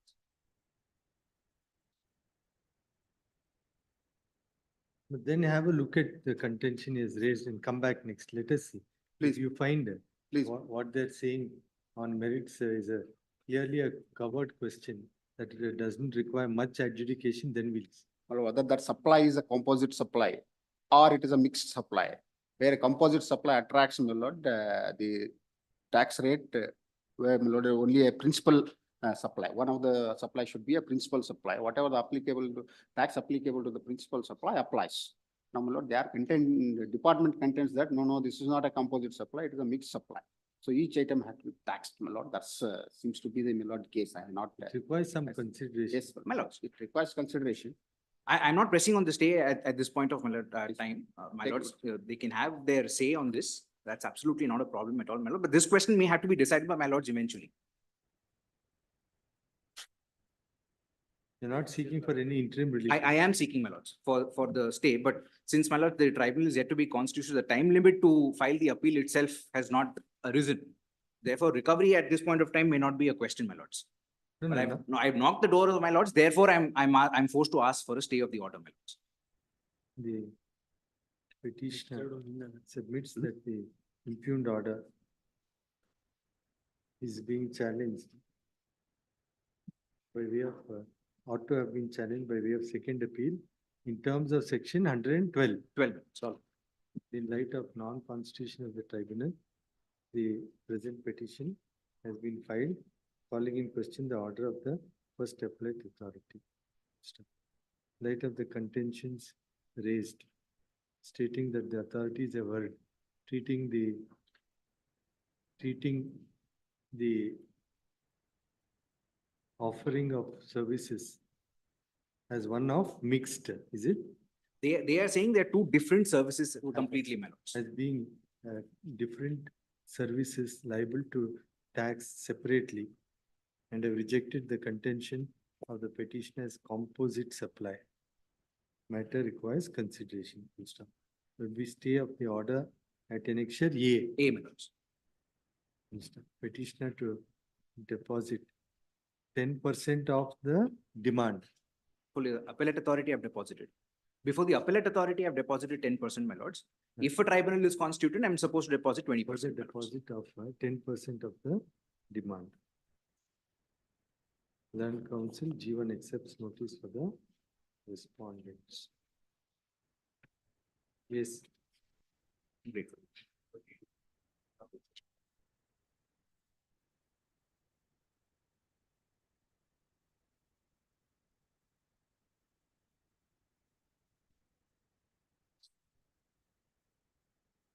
Against the service levy of service tax, my lords, petition.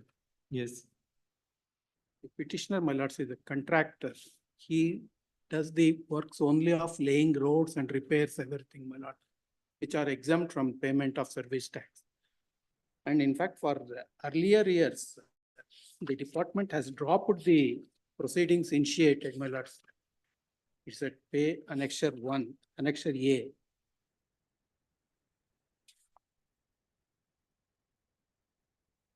Central tax.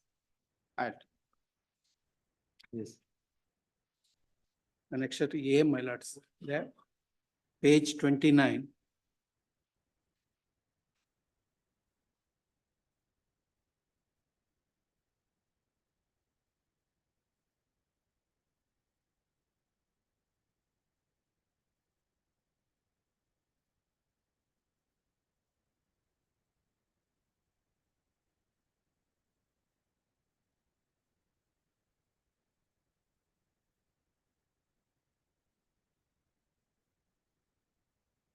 On what grounds they've dropped it? Same. Same identical facts, my lords. My lord, this is, it seems that they dropped it on the ground that, my lord, it is covered under the exemption notification. Similar, in fact, So now, identical works I have been carrying on, my lords. so now what have they done? Subsequently, my lords, in fact, even in the order at page 95, my lords. In page 95. They extract the works done by me. And they say that improve of roads and laying of roads, everything.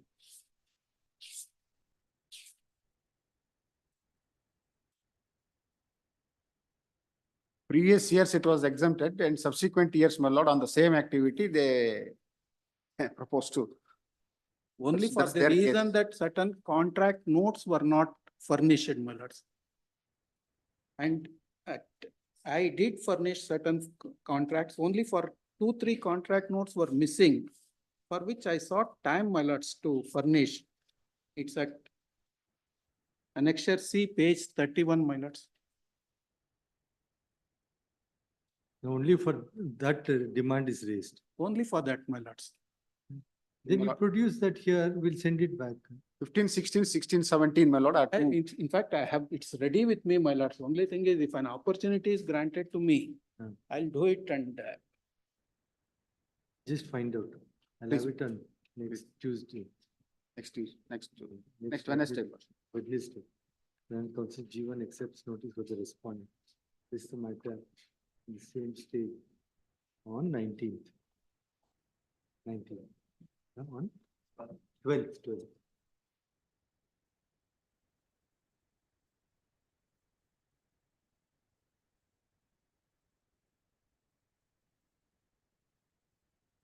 Your Honor, this is a service tax matter. In this, there is a violation of principal justice. None of the notices, even the show cause notices served upon me. I've only received the order copy and that too at, the order is passed on 33/2024. I've received it 30th May. Previously, not even the show cause notice is served upon me. So in the order, they mentioned that they have issued a show cause notice, but when it is served, nothing has been mentioned. You find out.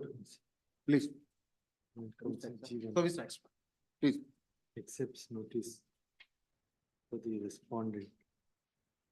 Reads the matter in the preliminary hearing list. When do you want it? next week, 19th. On 19th. Just find out if it is so, then we can set it Please. aside. Yes. Until then, no precipitative action. Let us see, let us see. Much obliged. Your Honor. Copy report.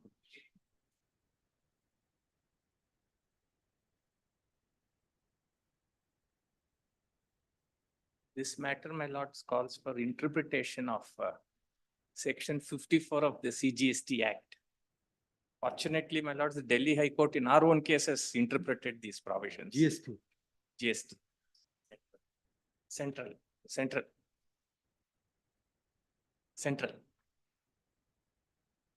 Indian Oil.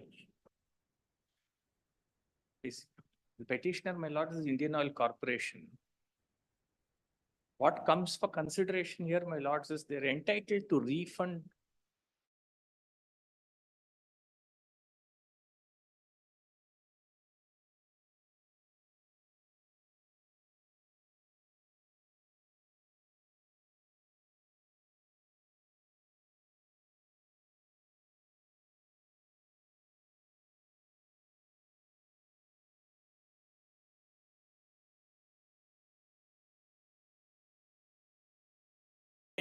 the lordships would see page 278 of the petition.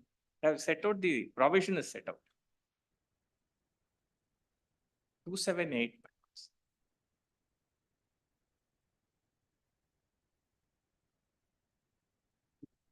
Yes. 278.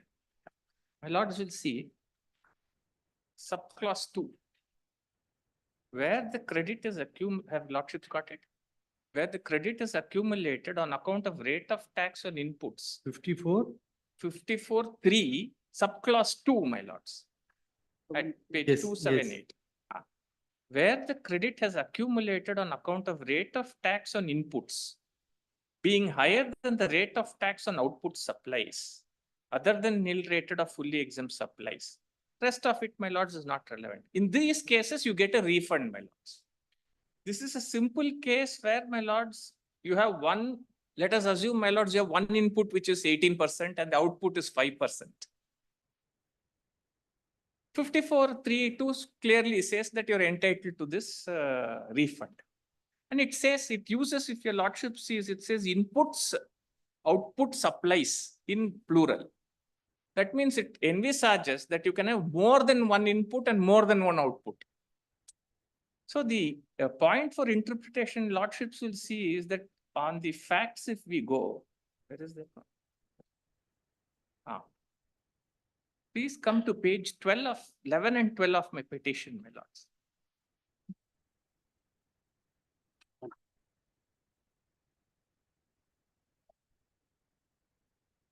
Page 11, my lords. There is a table which has been fixed. Yes. If your lordship sees this table, in furnace oil, I don't have an issue because they say furnace oil outward supplies is taxed at 5%. All the inputs are, if your lordship sees, are taxed at more than 5%, either 18 or 28. There they give me the refund. Lordships will come to kerosene and LPG domestic. The outward supply is at 5%. Here, if your lordship sees, kerosene is taxed at 5 or 18%. Other inputs are at 18%.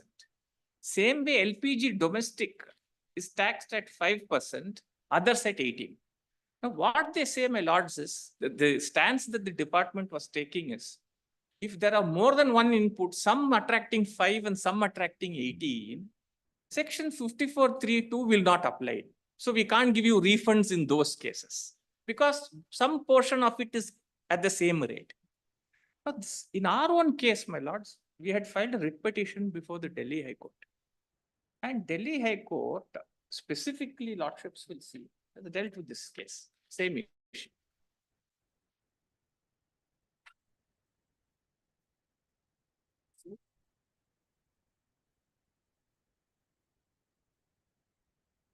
Where they have negative this contention specifically. Lordships will see paras 22. Paragraph 22, my lords. Okay, Delhi High Court. Delhi High Court. Same issue came up, same which we are having, my lords, on the LPG. If your lordship sees the table just above para 22, it is the LPG. It is material to note that clause 2 of proviso to subsection 3 of section 54 of the CGST Act is applicable only where ITC is accumulated on account of rate of tax on inputs being higher than the rate of tax on output supplies.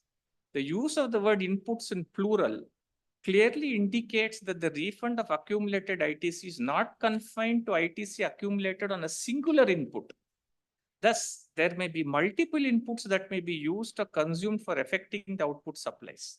The use of the words output supplies also indicates that the taxpayer's output supply may not be singular.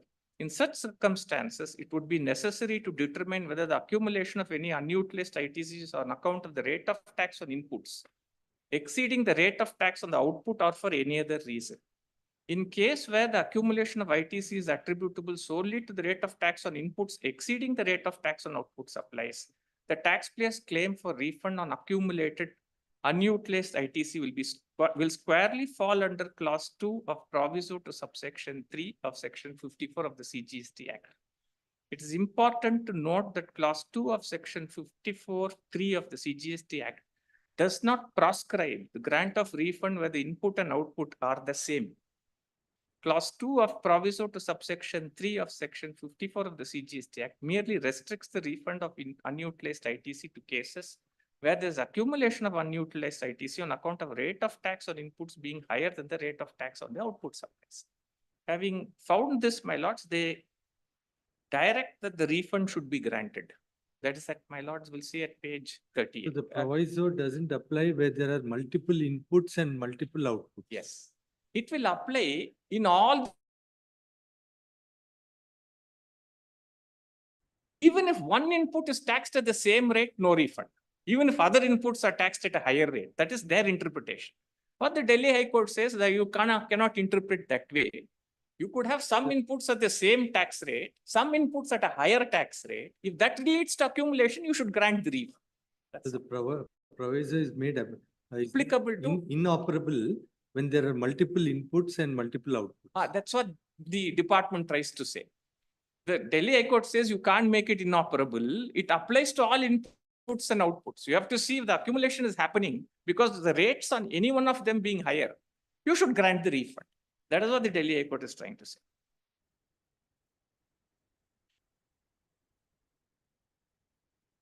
Let us see. Yes.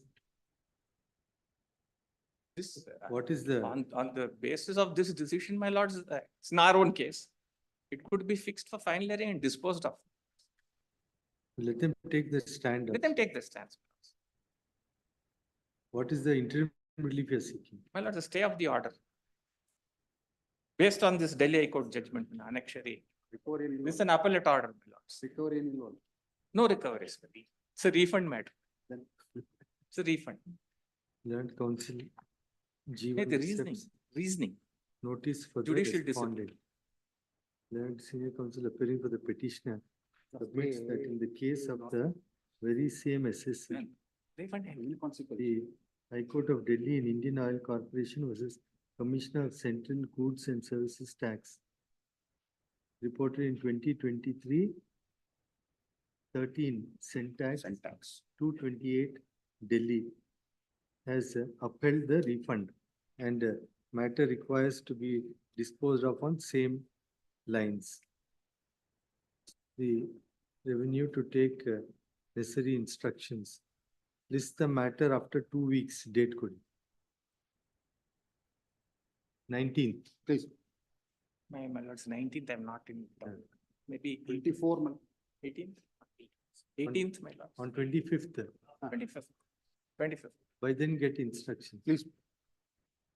Could be placed at the same. Now, if the same SSC, same. Same assessee, my lords, the same LPG, same. Examine. Legal issue. Could be kept in the preliminary hearing and for disposal, probably. Leave it to your lordship's discretion. This is the matter in preliminary hearing. Let us see. Deeply obliged.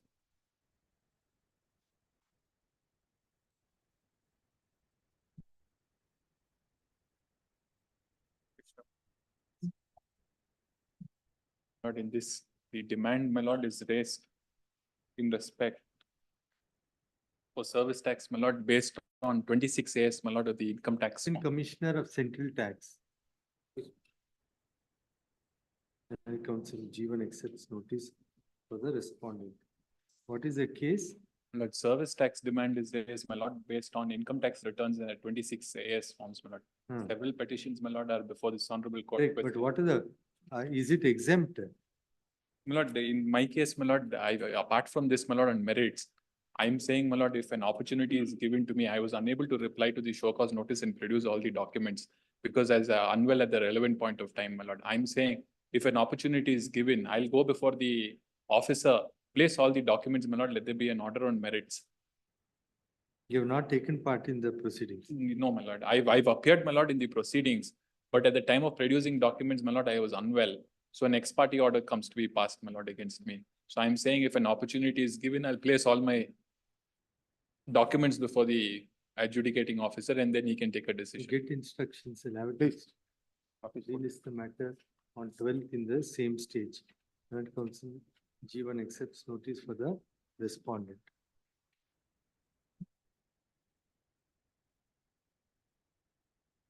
Serial number 26. Yes. In this matter, my lord, the petitioner not paid the TDS, my lord, then the tax. Please, my lord. Arvind Chavan.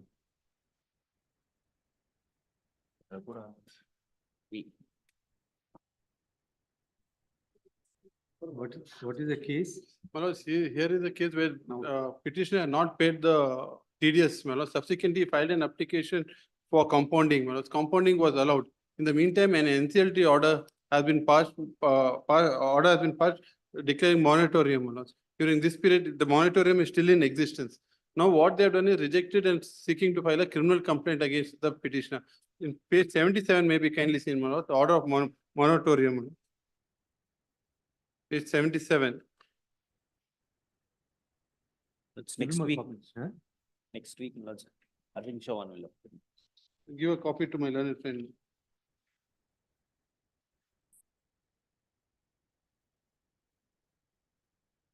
Can it wait till next week? Request if no precipitated action to be taken till next week, my lord, then your lordship may. Because of this, my lord, that planning to file a criminal complaint, my lord, for non-payment of TDS. No, it was compounded, my lord. In view of this order, we are not able to make payment, my lord, because moratorium has been No, declared. just point out page. 77, my lord. This is the order of the. NCLT, my lord. The impugned order the said order starts at page number 38, my lord, 38. The relevant portion is at page 77. The following moratorium is declared prohibiting all the following, namely institution of suits or continuation or pending suits or proceedings against the corporate debtor, including the execution of any judgment, decree or order in any court, law, tribunal, arbitration panel or any other authority, transferring, encumbering, alienating or disposing of corporate debtor its assets or any legal right or beneficial interest, any action to foreclose or recover or enforce any security interest created by the corporate debtor in respect to the property, including any action. So therefore, my lords, everything has come to freeze, which is still in existence, my lords. Now the petitioner is the corporate debtor, is it? Petitioner is the director of the company, my lords, because now it is under insolvency proceedings, my lord. The company can't come because IRP has been appointed. So the director is before your lordship. In fact, my lord, similar Correct, circumstances. you are a director of the company, which is the corporate debtor. Please, my lords, please. So now, where is the order of compounding? Order of compounding is at page 29, my lords, dated 28th August 2019.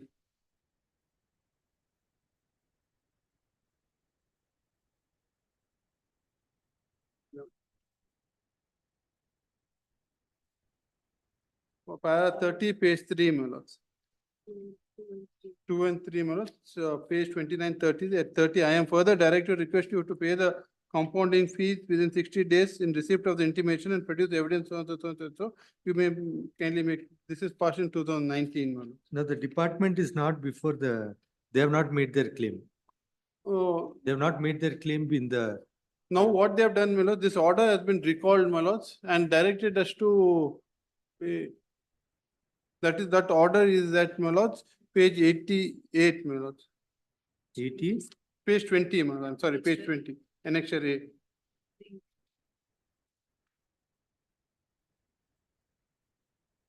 Now this order of compounding has been recalled. Recalled at page 21, my lord. On the ground? On the ground, we have not paid that amount, my lord. The question is, we are not in a position to pay that amount because of the insolvency proceedings. Now that order of the NCLAT Please, my lord. is dated. Order 2020. 7/2/2020. Compounding is 2019.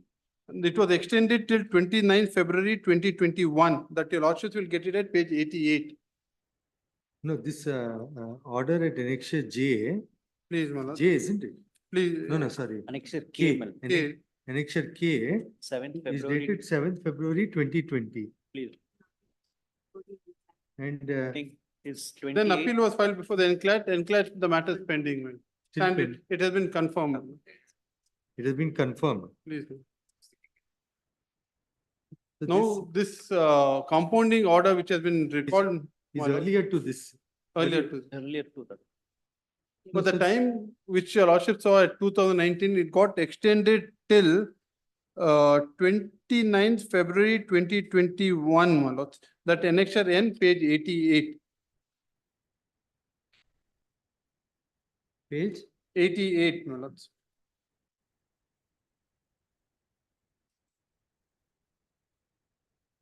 Page 88, my lord.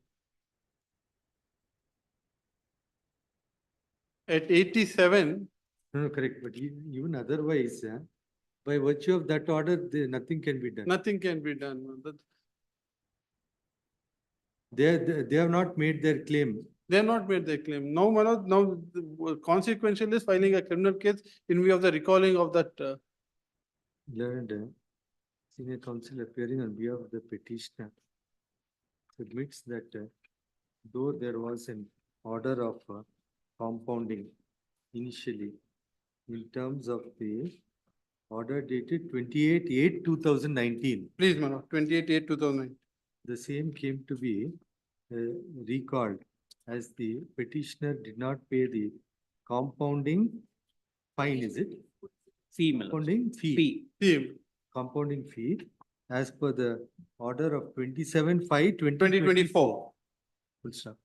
It is submitted that in the interregnum, the order of the NCLAT whereby the resolution plan has been accepted. Accepted. Insofar as the corporate debtor was passed ordering a moratorium on 7/2/2020. 7/2/2020, and in light of which question of proceeding further to the liability to the department does not arise. Full stop. Subject to further consideration, there would be stay of Annexure A, Manoj.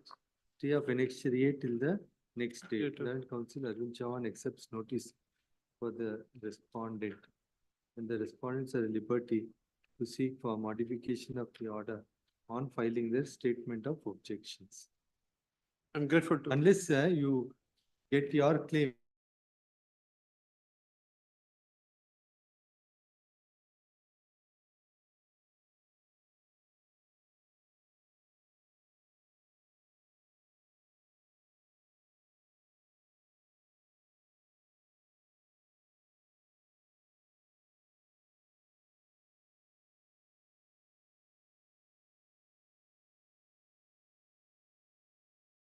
Issued was to explain certain investment in shares. If my lords kindly see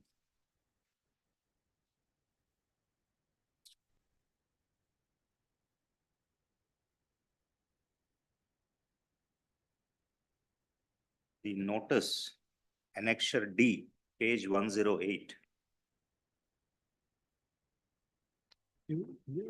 Copy, who accepts notice? Page 108, Annexure D.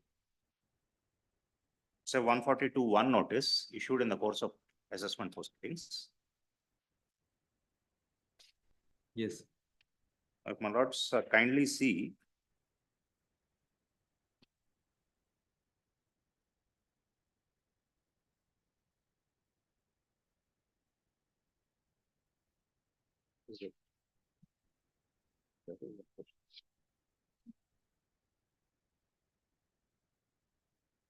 page 112, question 14.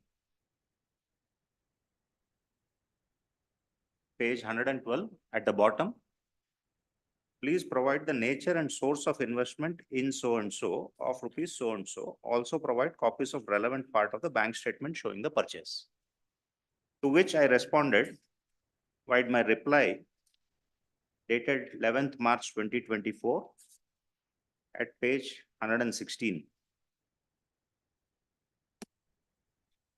My lords have page 116. And it was specifically, this point was answered at page 121. My lords have that. Page 121.14.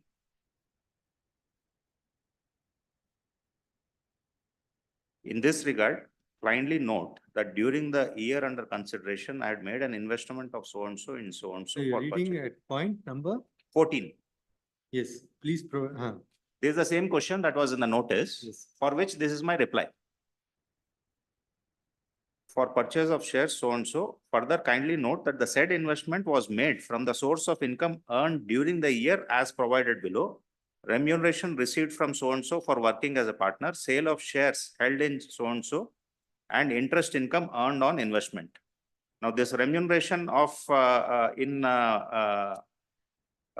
bid cipher, your lordships will get at the previous page. What is the remuneration that I have earned? The first point, page 120.10. I say I have earned a remuneration of 2 crore 90 lakhs from that company, from that firm. Yes. And the second point, sale of shares held in Chain Labs Private Limited. If my lords kindly turn to page 119.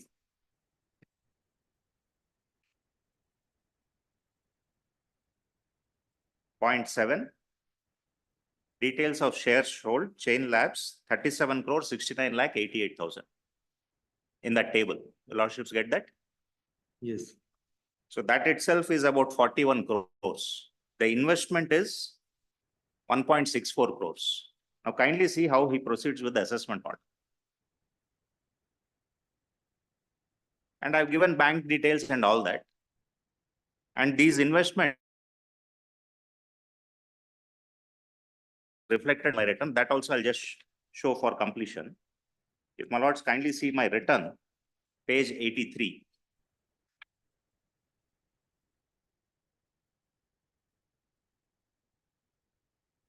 No, but now this is not an appealable order, is it? It is an appealable order, but he has not considered my reply itself. He says, please explain the source of 1.64 crores investments I made. I have replied saying I have made this investment through my source, which is 38 crores. He says the reply is not acceptable. Where is the finding? That finding assessment order, if your lordships kindly see.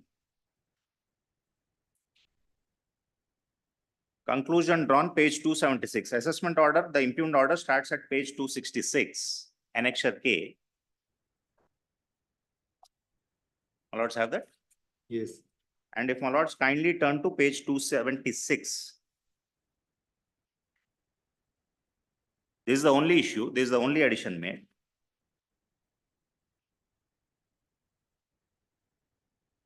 The conclusion is at page 278. He has extracted my replies, both saying this is my source of investment and what I have read to your lordships. Kindly see 278. The reply filed by the SC is not acceptable. SC failed to provide documentary evidence in relation to proof source of investment in above entity are genuine or not. I have sold shares, 37 crores. I have declared tax, paid capital gains.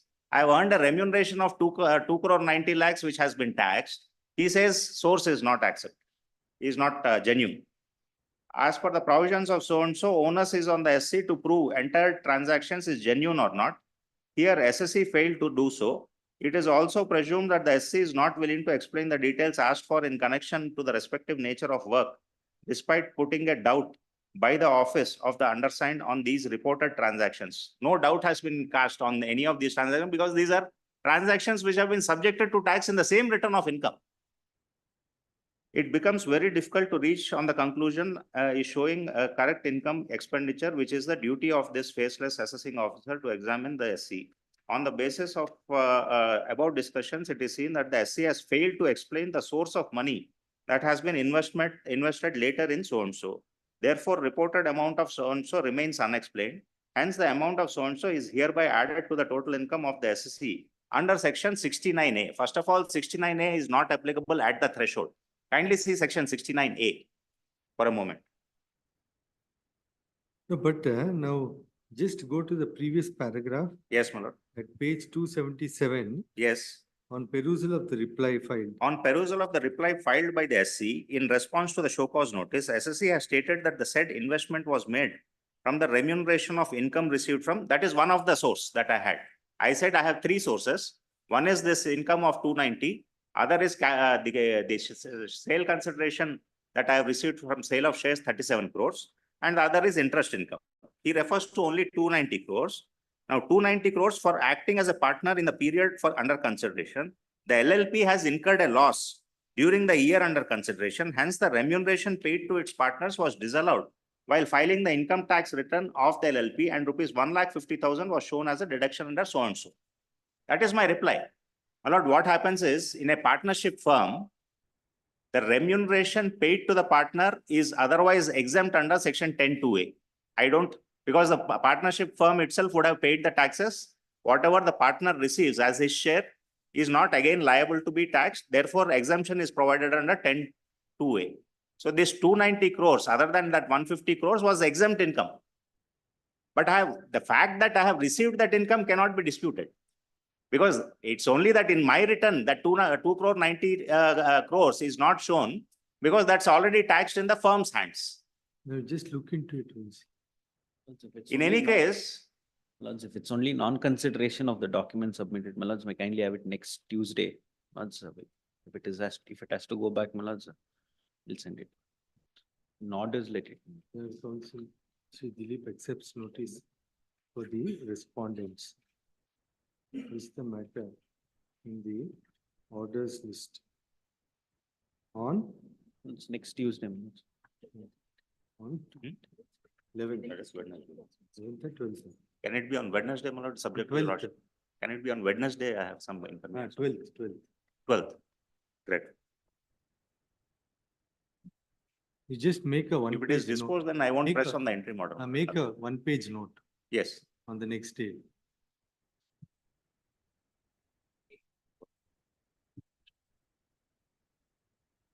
My lord, this, my lord, is challenge to an amendment made under to section 115 JB. Initially, this writ petition was filed before the Delhi High Court, but consequent to that amendments, an assessment order was passed. Later, on account of the VSV scheme, we wanted to settle under the VSV scheme, but because of the pendency of that writ petition in Delhi High Court, the VSV scheme was my application was rejected. Against that rejection, I filed a writ petition before your lordships, and that writ petition is pending. Now, when the matter came up before the Delhi High Court regarding the constitutional validity, the Delhi High Court felt that since that other matter is before this honorable court, this also can be decided. If my lords kindly see Annexure C, page 73, the Delhi High Court's order.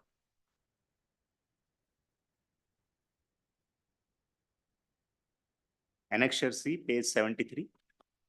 Page 73.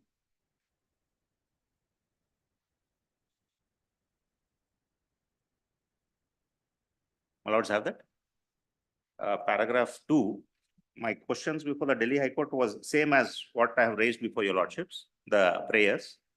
Ms. Jha so-and-so, learned counsel appearing for the petitioner submits that the consequential relief has been sought in a writ petition filed by the petitioner before the Karnataka High Court. While the petitioner is pursuing the challenge to the constitutional wires of 115 JB as well as circular before this court, the petitioner has filed another writ petition seeking release premised on the challenge in this petition. In view of the above, we find merit in the respondent's contention that it is not open for the petitioner to split the remedies and the petitioner should be relegated to pursue the remedies where the assessing officer is located if the petitioner so decides. We do not think it fit. We do not think that it would be opposite for the petitioner to pursue this. Now that writ petition is pending. That writ petition, the other writ petition that I filed is pending before this honorable court. So this notice may be ordered and connected with that other writ petition. But you could have sought for amendment in that only. In which manner? This constitutional validity. Ah. In the pending writ only, you could have amended and so, isn't it? My lord, if that writ petition is allowed, according to me, acceptance of my application under VSV, this writ petition should not come in the way. If that writ petition is allowed, even as per their scheme, that writ petition should not come in the way of accepting my application under VSV. Then my challenge to writ petition, I need not pursue. It goes. Therefore, only if my application is not allowed, then I have to pursue this. Learned counsel Shri Dilip accepts notice for the respondents. Lords, only 1, 2 and 3, my lords. For 2 and 3. One is Union must be there.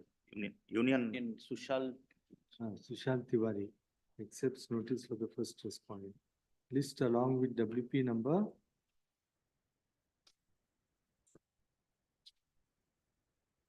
It's passed on, WP. Number 7.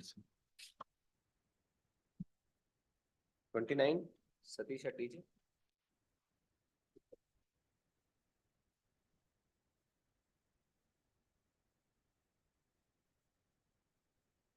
Petitioner is a student of engineering college and the fourth respondent college, Vishweshwaraya College of Engineering. Petitioner is? Engineer student. Huh. But the first sem, my lord, annexure B, the out of 8 subjects, that subject matter of this petition is serial number 6 in the page number 17 in the mark sheet. Serial number 6, my lord. The subject, my lord, principles of electronics. Serial number 8. Yes. My lord, it is a subject number 21 ESPE 112. Yes. That is failed, is back. Thereafter, my lord, in the supplementary examination, kindly see page number 20, annexure C. Is some personal inconveniences, could not attend the examination, therefore he is absent. Serial number 2. Page? Page number 20, my lord. 20 is annexure C. Post. Yes. Serial number 2. Subject, my lord, principles of electronics. Huh. He is absent. And subsequently, the college authorities has permitting to the makeup examination and permission is also given. And therefore, the petitioner is written the examination of the makeup examination, page number 22. In column number 3, my lord, the subject 21 ESPE 112. Page number 22, annexure D. Annexure D. Annexure D, page number 22. Column number? Column number 3, my lord. Subject, column number 2, my lord. 21 ESPE 112, last number. This is the present subject matter of the aforesaid petition. The subject was succeeded pass, my lord. Kindly bottom, my lord. This subject is pass. Thereafterwards, well, the college authority has issued a communication to withdraw the said result of the makeup examination. Subsequently, the annexure F, page number 24, the makeup examination result,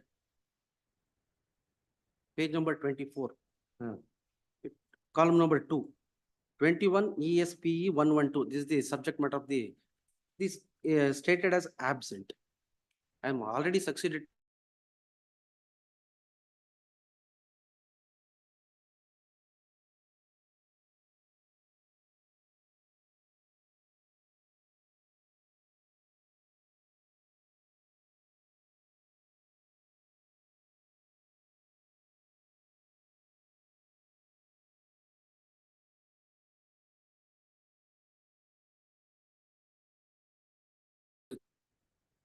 Vishweshwaraya College. AG accepts notice for the first respondent.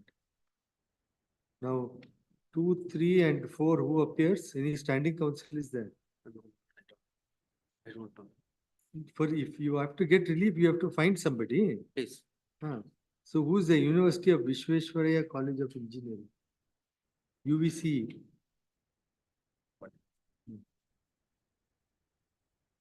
So if there's a petitioner permitted to take out notice by your and summons on the said respondents as well.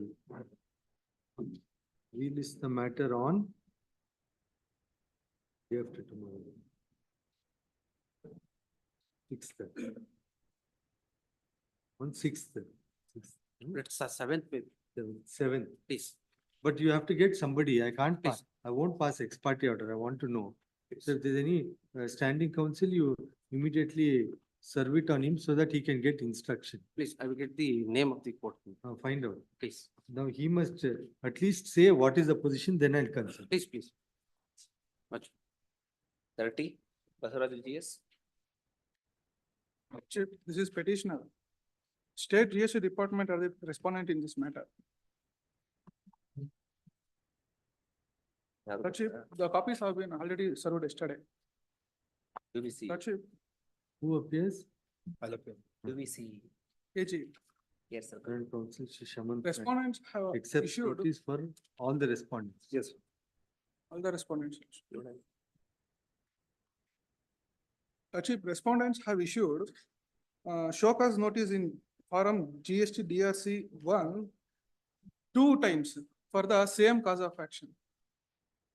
For the financial year 19 and 20, kindly come to page number annexure A, page number 24. In the annexure, I clearly mentioned that GST form DRC one, show cause notice under section 73 subclass 1 of the KGST Act. And the tax period mentioned here that April 2019 to March 2020. Subsequently, Lordship, kindly peruse page number 50, annexure G.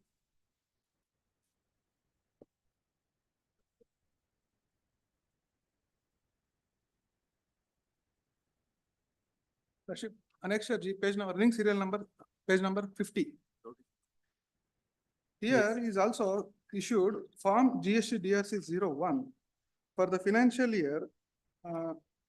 Tax period year mentioned is April 19 to March 2020, which is the same financial year, and the facts inserted in the same facts.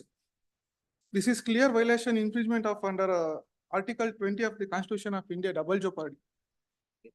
The show cause may move forward to the orders that creates duplicate payment liability in favor of the petitioners. Now, what has happened to both these proceedings? Both these proceedings issued, show cause notice issued for the single cause of action, Lordship. Correct. Now what has happened now? Now, It is continuing or what? it is continuing, Lordship. Now we want to stay on both the proceedings. And also further, Find out, I'll have it next week. Yes, Lord. You have to elect for. We'll anyone. decide as to which one we will proceed with, and the other one we'll have to withdraw. Yes. I'll not seek Lordship, instruction. both Have it on Wednesday. actually, both annexures are not as per the provision of law. These shall be quashed both notices. Let us see, they may seek to have one and withdraw the other. Let us. Actually, both annexures shall be quashed. One of them they may withdraw. No. Both are not under the provision of law. I Why? have an argument. Then let us see, one they may decide to withdraw. No. Both should be quashed, Lordship. No, that's your prayer. We'll consider. My prayer, and also I have an argument within the preview of the law. I have a provision of law also. What is the other ground you are saying? Yes, Lordship. Ah. Lordship, in light of section 65 subclass 3 of the Karnataka Goods and Service Tax, registered person shall be informed by the way of notice not less than 15 working days prior to the conduct of notice in such manner may be prescribed. It is very clear. So But the period is not, what is the time given to you? 15 working days, yes. Kindly come to page number 10, my lord. Page number? 10.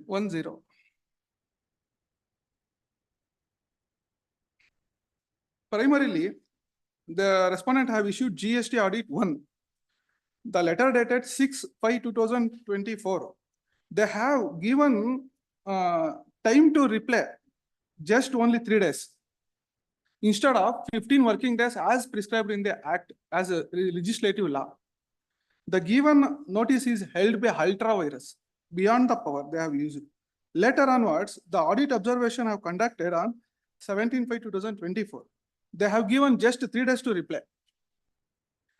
Later on, next GST Audit 02, they have given a date which is 8/6/2024 in the portal, Lordship. But prior to that, he has issued DRC 1A and DRC 1, letter dated 24/5/2024. Now, all these proceedings in DRC 01 are preceded by these proceedings. It is premature. Yes. So if according to him that no sufficient time is given, Yes. examine that also. Yeah, I'll do. And further that also, Lordship, I have a minute of intention. Lordship, the time prescribed, kindly peruse page number.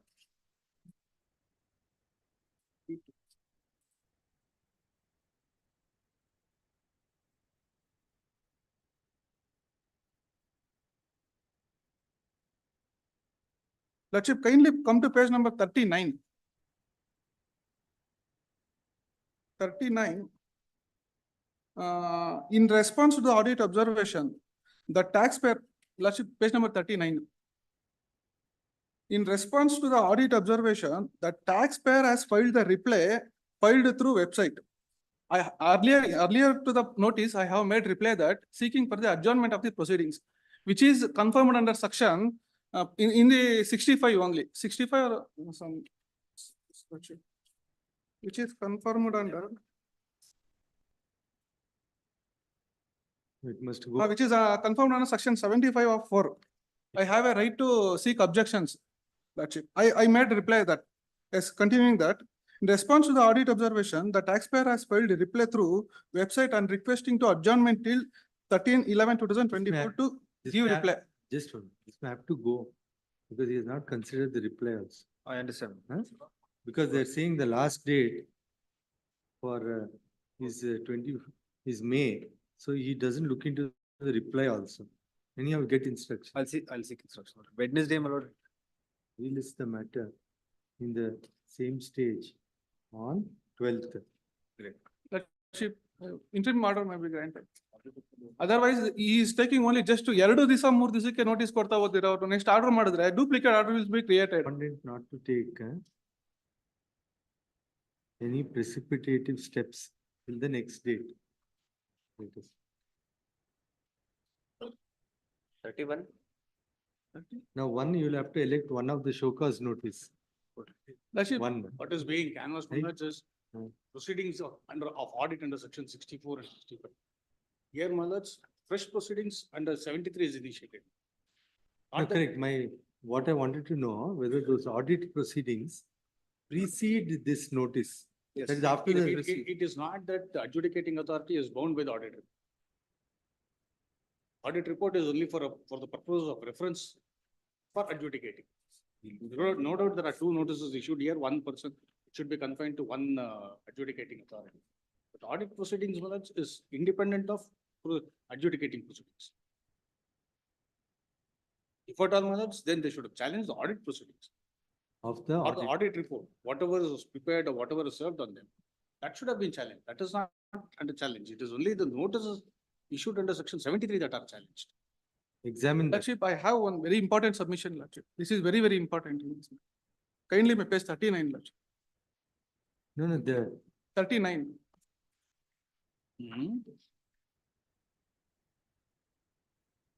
Shall I? So what is he challenged the audit report? Yes. Yes, in response to the audit observation. No, I've that- observed that. I've No, observed no, no, that. Lordship, wait. I've- Wait a minute, Lordship. I've observed that. Now, the only contention taken by the revenue is that this will have to be independently challenged. No, no, no. Examine that. Further new proceeding also cannot be concluded as per the provision of law. That is what I'm just saying, and submitting here.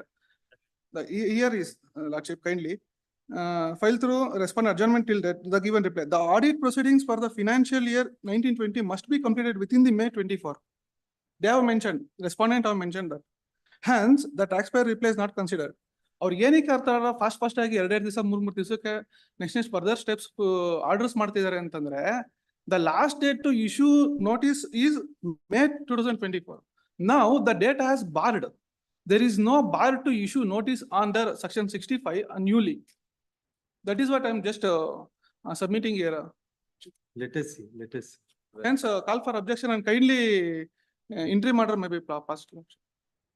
Very urgently necessarily required in this matter, because single cause of action they have issued 2 notices. If it is ordered, I should, the payment liability will create 2 times for the single cause of action. And also, the compliance matter. ದಯವಿಟ್ಟು ನಮ್ಗೆ internship ಬೇಕೇ ಬೇಕು ಈ ಕೇಸಲ್ಲಿ.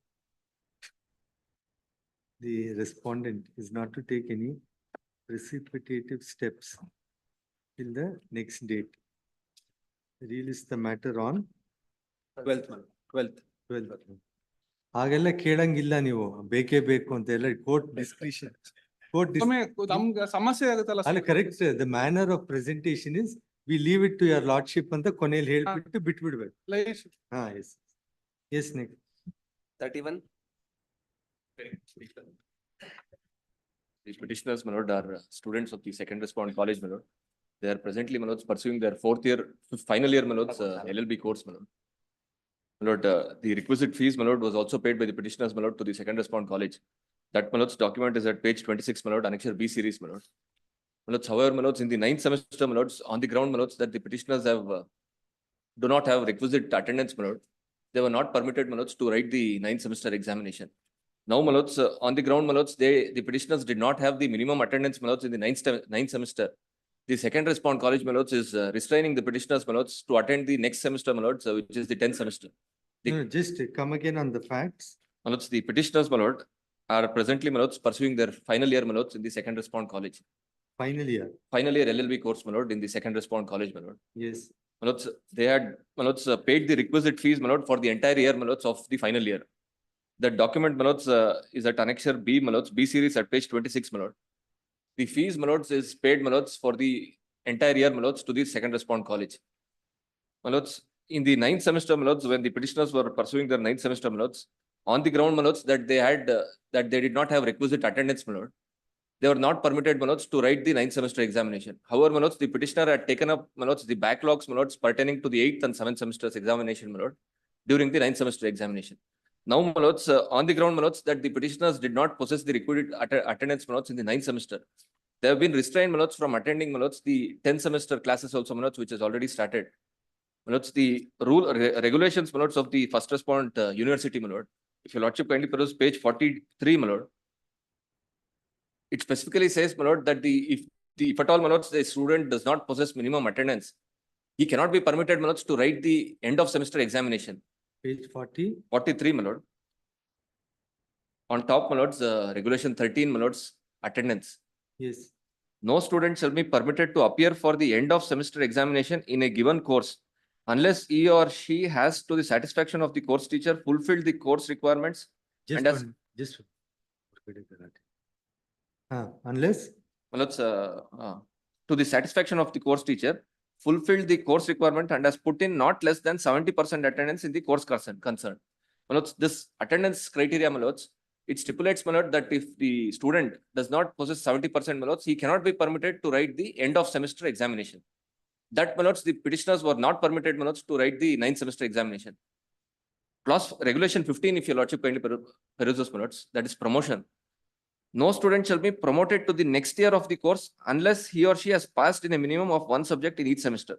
My lord, this promotion, my lords, pertains to no student shall be promoted to the next year. My lords, if he has not completed one subject in each semester, promoted to the next year. However, on this provision, relying upon this regulation, my lord, now the second respond college, my lord, is not permitting the students, all the petitioners, my lord, to attend, my lords, the 10th semester classes, my lord, which is already started, my lords, during the last month. 10th semesters, which year? Final year, my lords. Final year. Please, my lord. Now you are in the 4th year. I am in the 5th year, my lord. I am in the final year, my lords. 9th semester, my lords, I completed the classes.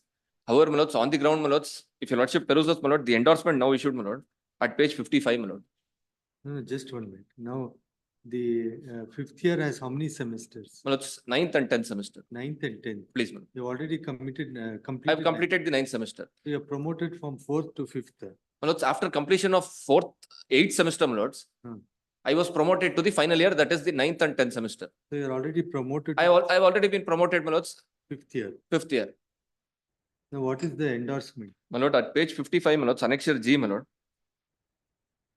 They address, my lords, email, my lords, to the petitioners. My lords, once, my lords, the entire fee, my lords, pertaining to 5th year is paid, my lords, by the petitioners.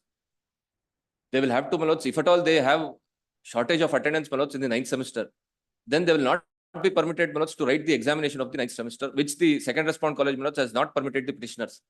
However, my lords, that cannot be a ground, my lords, to now restrain the petitioners from attending the classes of the 10th semester. Okay, take out notice. Lords, interim relief that I am seeking. No interim relief in education matters without hearing the. Lords, the classes, only, my lords, to the extent of attending classes, my lord. No, let them come. I'll hear them and I'll have a short date. Lordship may have it on Friday, my lords, I'll take out. They are Karnataka State Law University. My lords, Girish Kumar R, my lords, I'll serve a copy. Girish Kumar is directed to accept notice the first respondent.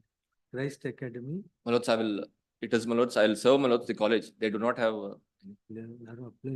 That is Christ University, my lord. This is Christ Academy. This is not, my lords, Christ University. This is Christ Academy of Law, my lords. It is a separate college. Take out notice where you have hand summons to the second respondent and serve standing counsel, if any, for the second respondent. List the matter on Friday, my lords. Friday. You serve immediately.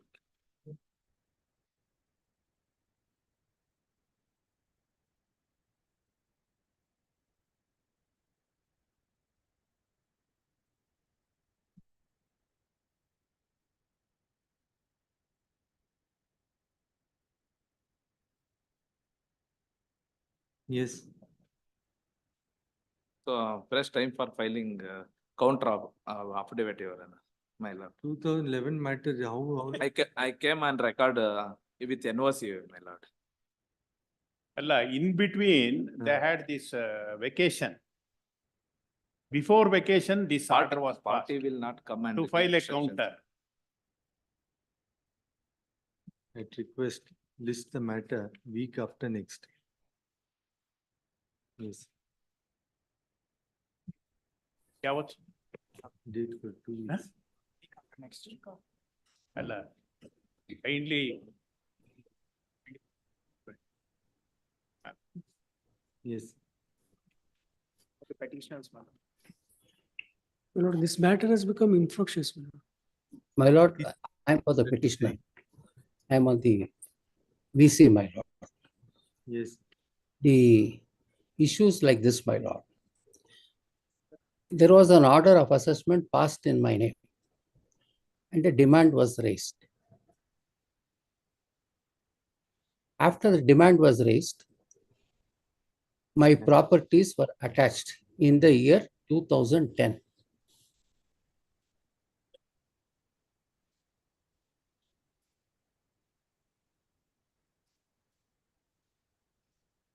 yes. It was attached in the year 2010.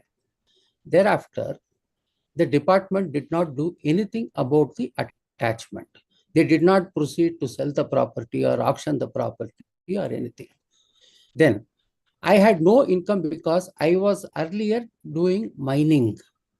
After the Supreme Court ordered in 2007-8, I stopped mining activity. There is no income. There is a finding by the officer himself in the order of detention. He says there is no business being conducted, no return has been filed, etc., etc. Thereafter, my lord, they proceed to arrest me. And I had in the meantime filed an appeal before the division bench on the assessment proceedings. The entire assessment, all the additions got deleted in the assessment proceedings. Nevertheless, what happened was before the assessment proceedings, I got relief before the division bench. I was arrested and I was put in prison. And I had to approach this court with by way of a writ petition, seek interim relief by paying 10% by raising some loans. But I had been kept in lockup and prison for more than 10 days, 2 weeks, my lord. So what I wanted, my prayer, though now I have got the relief in that before the division bench, there is no demand, all is well. But the problem, what I would like to insist upon, request my lordship to look into is my prayer in the petition. The very attack, the imprisonment, causing me to civil prison was completely not in accordance with the provisions of the Act. He has bypassed everything and put me into prison. Such a thing should not happen in future to anybody, my lord. Department should follow due process before they send somebody to jail. What is your prayer? My prayer will be at page 19, my lord. 19.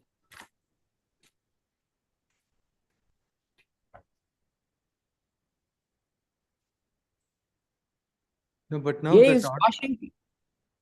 that order of detention has gone now. My lord, I was released because I was asked to pay 10% of the demand raised by the Honorable High Court. I made that payment. They gave me 2 weeks time. I had to beg, borrow, steal, it was 40 lakhs had to be paid. I did it. But still I was in jail for 15 days. No, but then you'll have to seek for amendment of your prayer if you're seeking for damages. My lord, the second provision declared the respondent erred in law and invoking provision 76 of second schedule.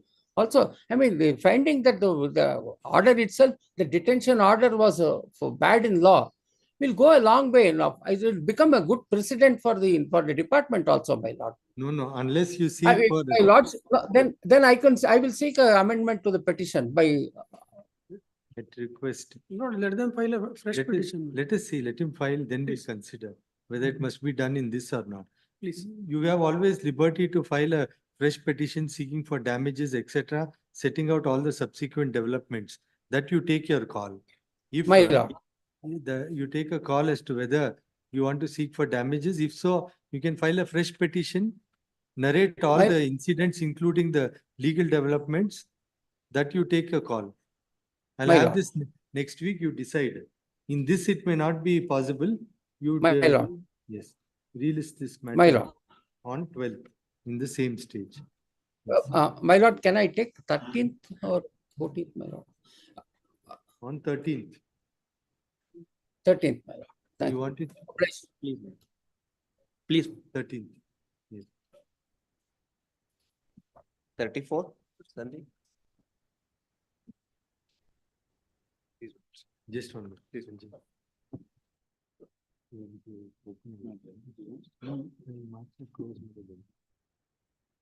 Huh? Yeah, there. There. Ah.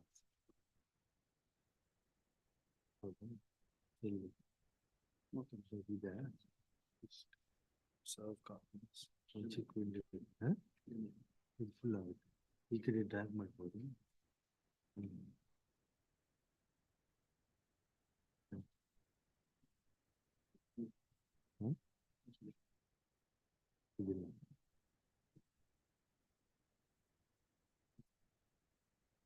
Zoom in. Yes. 34. This is a writ petition challenging adjudication proceedings under the GST Acts. Yes. What happened, my lords, is this petition, when it came to be filed, we had challenged show cause notice and seeking quashing other, and also sought to restrain the adjudicating authority from passing a final order. At that point in time, when the matter came up before my lords in February of last year, the immediate threat of an adjudication order being passed was not there. So while this honorable court recorded my contentions preliminarily on jurisdiction, it granted me liberty to move this honorable court in the event certain interim relief was needed. Now, subsequent to the writ petition having been filed and the order having been passed, the adjudicating authority now is issuing several personal hearing notices threatening to pass the order. In that view of the matter, Manoj, I filed this application seeking to bring on record those hearing notices. And my replies where I have pointed out that this matter is sub judice before this honorable court.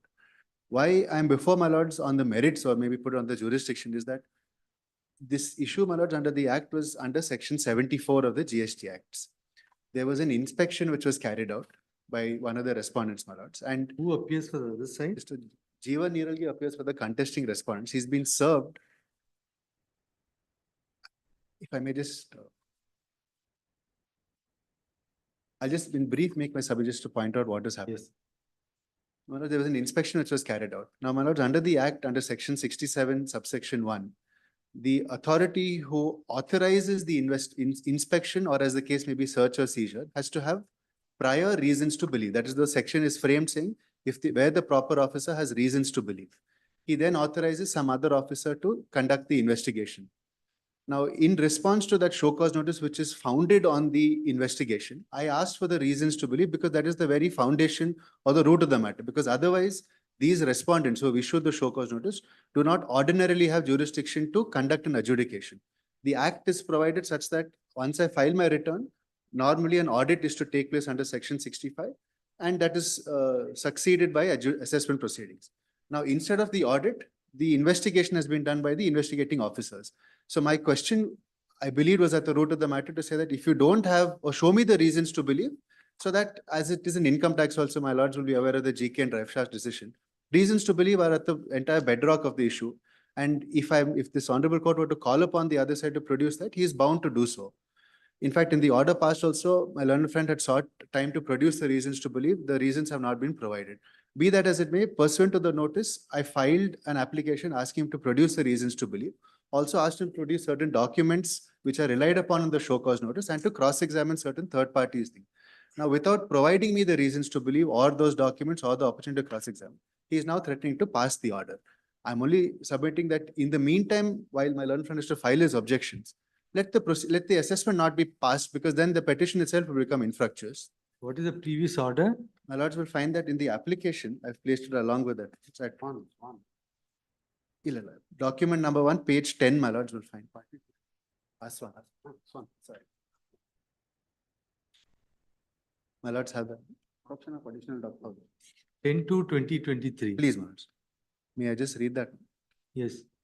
Shri Vikram Holwal, the learned senior counsel for the petitioner, submits that it would be incumbent on the third respondent to record reasons before issuance of notice under section 74 of the CGST Act. And in the present case, the petitioner is called upon to show cause with the sixth respondent, who is the adjudicating authority. And when the petitioner has sought for reasons, the petitioner is only informed that it will have to secure reasons from the sixth respondent. Shri Vikram submits that it would be redoubtable from the afore that the impugned show cause notice is issued without reasons as contemplated under the statutory provisions.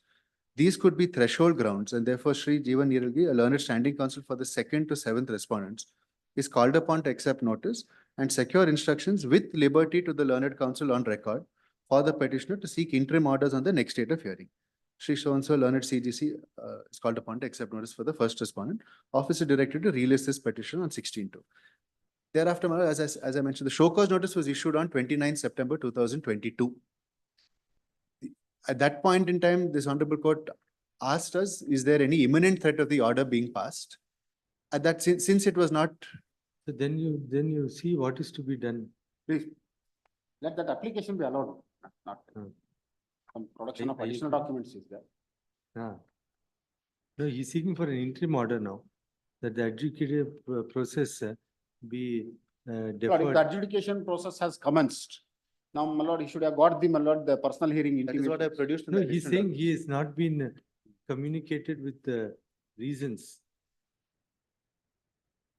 And the personal hearing notices what I've produced to the additional documents. Respondent not to take any What is the date? further steps for adjudication till the next date. Just find out if that is so, you give it and close it. Yes, in fact, that's what, it Ah. may be disposed of if those documents are furnished. Relist the matter on 19th in the preliminary hearing stage, only on that point. If it is to be given permissible, you give it and close it. The lordship may kindly appreciate, my lord, the show cause notice under the GST service tax is quite different from the, my lord, the Income show tax, cause notice under the income tax. Show cause notice itself contains the detailed reasons why you are issuing the show cause notice.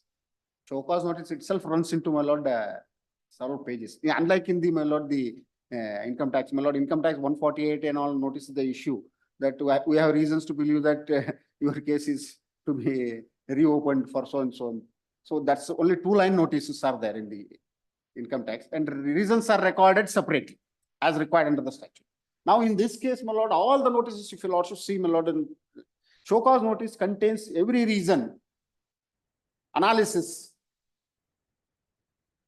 And my lord, why he is being called upon to, my lord, to answer this show cause notice? What are the allegations? What is the material? What is the investigation undertaken? It starts with that only. The period, the amount, the nature of activity, everything is, my lord, disclosed in the show cause notice itself. Is it not forthcoming? No, in fact, that's my learned friend's point. Under the Income Tax Act, yes, that may be the case in terms of reassessment. Under the GST Acts, if my lord will, I'll just take my, there is a distinction between the adjudication under 73-74, where the section starts with where it appears to the proper officer. Now, in this case, I'm not asking for the reasons to believe for the assessment. The inspection which was done prior to this, which is the foundation for the assessment, there the section starts with where the proper officer has reasons to believe. As I mentioned earlier, if those reasons to believe are there or not, only then would the respondents have the jurisdiction to conduct the investigation, which then leads to the show cause notice. If assume this investigation was not there, there would be other respondents who would have the right to do the audit under 65. I cannot object to that. And that would possibly ultimately lead to an assessment. Then But- you take your stand in Yes, writing. that's Yeah, Show cause in notice particular. itself, my lord, I'll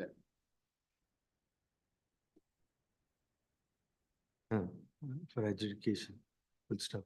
Statement of objections to be filed. List the matter on 19th. please. much of it. 35 urgent.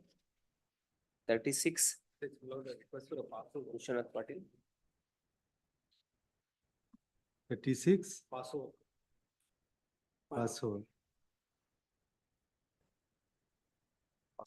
37. Ravi Shankar SP.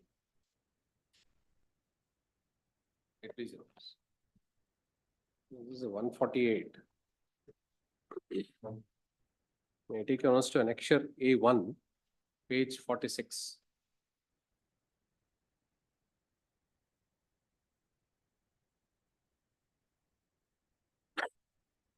Is income tax. Please, Your Honors. This is a sanction issued by the PCCIT. Section order under 151 of the Act. Raviraj or Dilip, Just see who's the. This is similar to the earlier case, but in this case, the PCCIT at page 148, Your Honors, it's an unsigned order. Principal CIT has given sanction, which is unsigned. So there Page? is page 48, bottom of the page, it says page 3 of 3. Give him a copy. Please, Your Honors. So contention is one, the 151 sanction is unsigned. The subsequent proceedings do not have authority. The decision which we have relied on of the Allahabad High Court in Vikas Gupta is also enclosed. It says that when the 148 notice is issued emanating from a sanction which is unsigned, it does not have legal standing. Where is that? It's in annexure.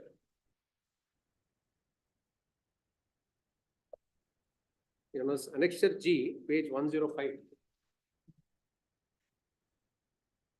There is a case where the 148 was issued and the 151 sanction was unsigned.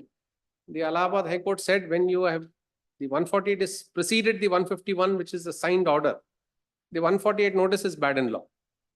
Paragraph? The 25, page 121. May I just read, Your Honors? Yes. Your Honors have page 121, para 25. Yes. Thus the expression shall be signed used in section 282(1) of the Act makes the signing of the notice or other document by that authority a mandatory requirement. It is not a ministerial act or an empty formality which can be dispensed with. Signed means to sign one's name, to signify assent or addition by signing one's name, to attest by signing when a person is unable to write his name, then affixation of mark by such person. The document must be signed or mark must be affixed in such a way as to make it appear that the person signing it or affixing his mark is the author of it. Therefore, a notice or other document as referred to in 282A1 of the Act 1961 will take legal effect only after it is signed by that income tax authority, whether physically or digitally. The word of use of the word shall make it mandatory requirement. So they have quashed the 148 notice. So my humble submission is in this case, the sanction is bad. The 148 AD, the 148 notice and consequent proceedings are required to be quashed. Where's the conclusion? Conclusion is yes.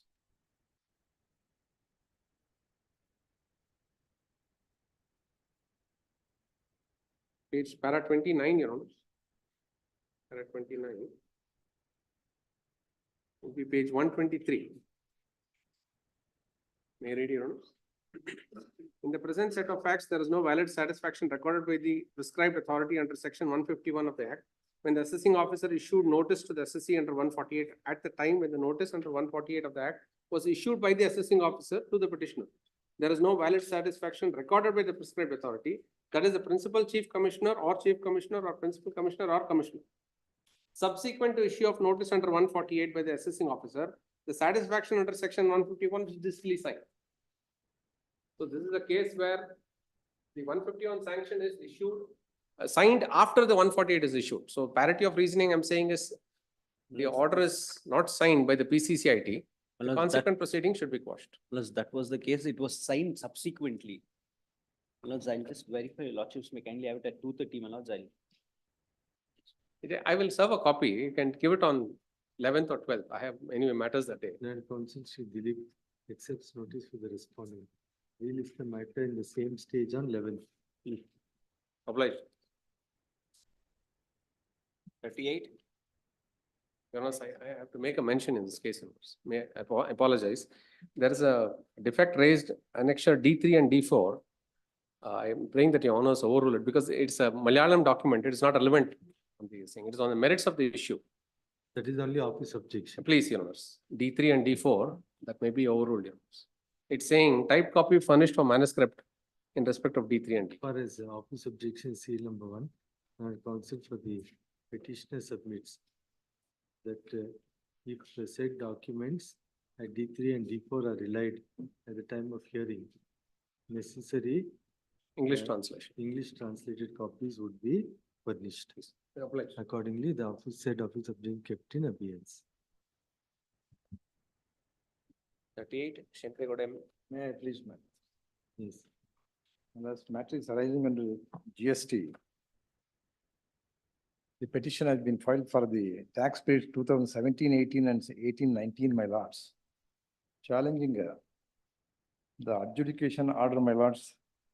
In page, your lordship will find in page M. number Kumar, 40. you are there on recording. Please, minutes. In fact, this matters, my lord had heard it. There is a common order that is passed for 2 assessment years. Annexure H, my lords, at page 46, my lords. page number in the 46, my lords. Annexure H, my lords may kindly see. Order is dated 29/12/2023. Page? I don't have the pagination here, I'm sorry. Page number 46, my lords. Annexure H. H, my lord. This is the order? It is. That's the order of adjudication. My lords will see down below pertains to 2 assessment years, 2017-18 and 18-19. Those separate quantification has been made for both the assessment years. It is now the ground of the petitioner that a common order of adjudication cannot be passed for 2 assessment years. That's technically, it's been done separately, but it has been clubbed together. My lords may remand it back to the adjudicating authority without any observations for them to pass a fresh order after hearing the petitioners and they participate in the proceedings, and let them not take the period of question of limitation. Now you are saying that you Fair can't, enough. you can't have same order with respect to 2 years. Yes, my lord. Because of Bunching, contingencies including limitation. Yes, my lords. Bunching is not permitted under the GST Act for the reason, my lords. Under section 7310, limitation has been prescribed for each year independently. Once it is clubbed together, because the period of limitation differs, one order cannot be passed. That will be a matter for argument because my lords, However, under assessment section- period has not been described under the GST Act. However, my lord, Unlike the KST Act, my lords, which says from March to April. From April to March. here in And this under the case- VAT Act, it was every month was an assessment unit.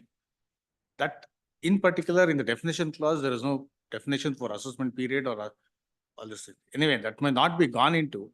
The primary point is the opportunity has not been granted. If the opportunity is granted, that's enough, my lords. Because 75(4), your lordship may kindly see whether it is sought for or Opportunity must, when adverse. be acted when the order contemplates the adverse effect on the assessee.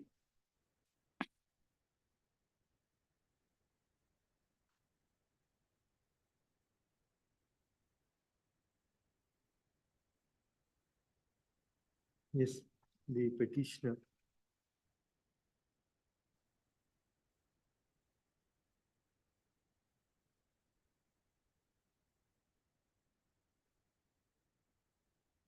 Has called in question validity of the order.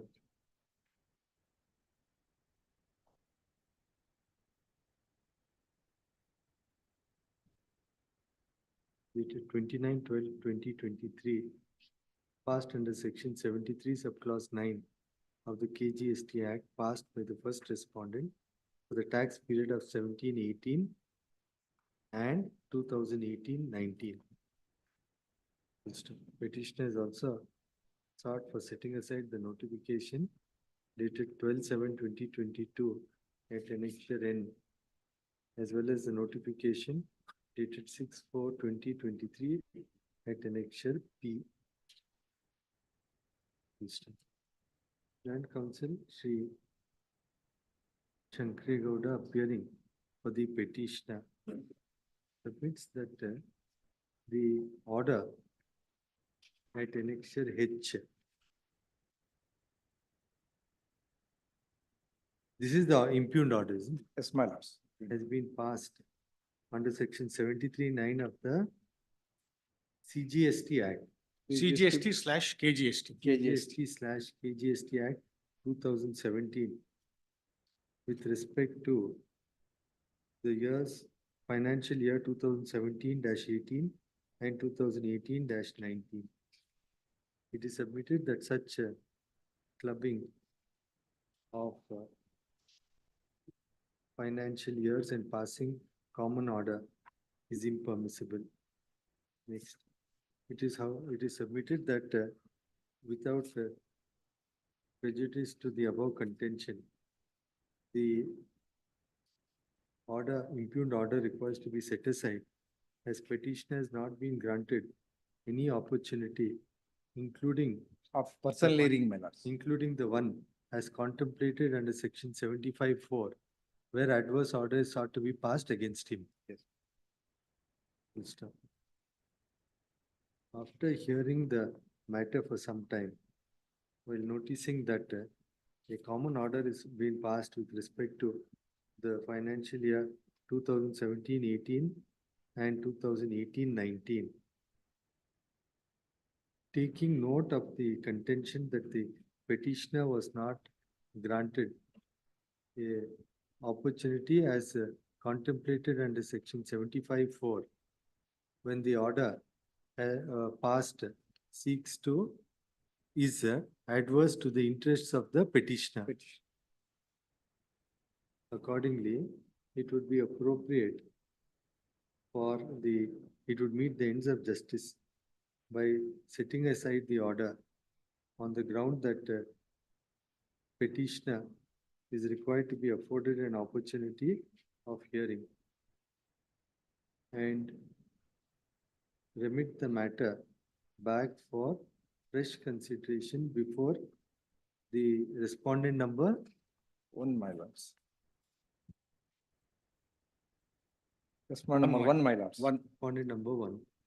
It is made clear that the setting aside of the impugned order is not to be taken as passing an order as regards the contention of the petitioner regarding passing common order for 2 different financial years.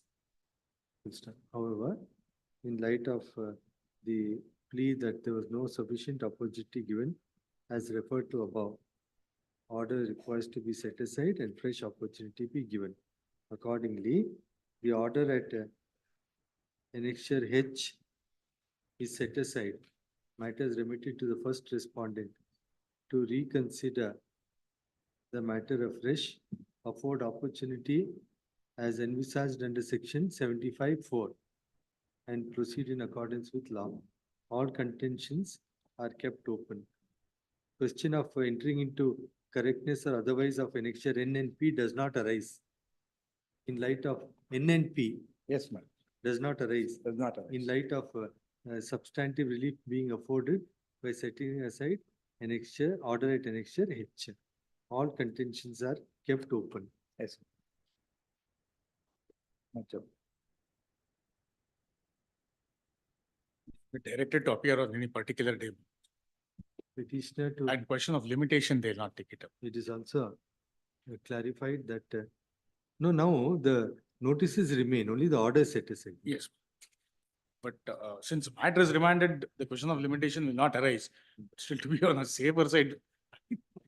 In light of remand of the matter, petitioner ought not to take up any contention on the ground of limitation. Petitioner to appear before the first respondent without further notice on 15 days from today, my lords. on 22nd. Yes, my lords. Much of. 39. Condition For correction. dispensation, I is allowed. Petitioner is dispensed with production of certified copy of annexure N and P, taking note that in the present case, no relief, there is no adjudication as regards the said annexures.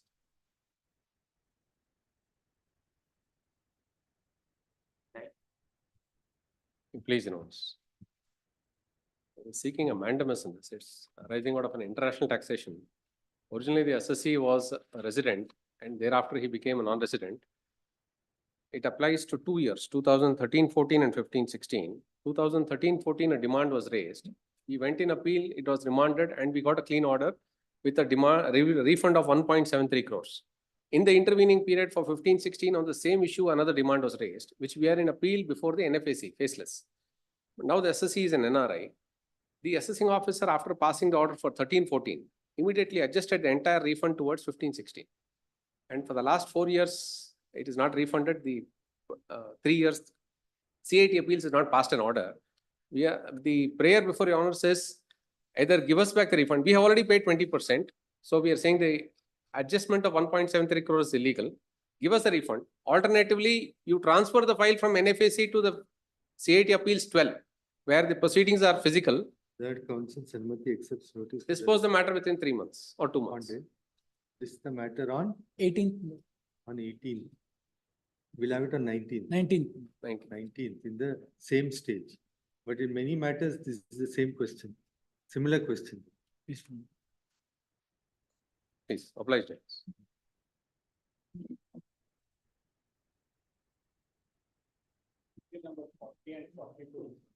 Mentioning at 2:30.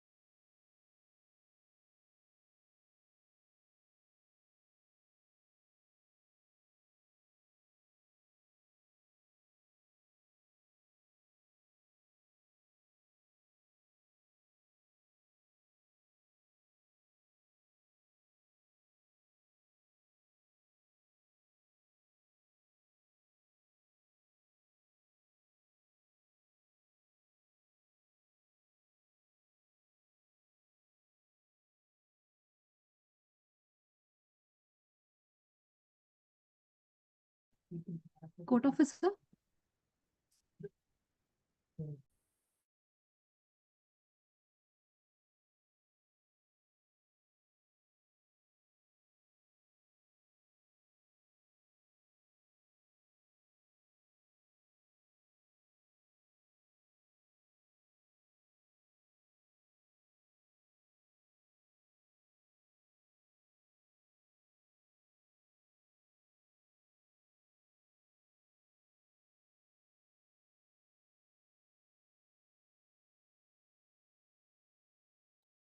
Court officer?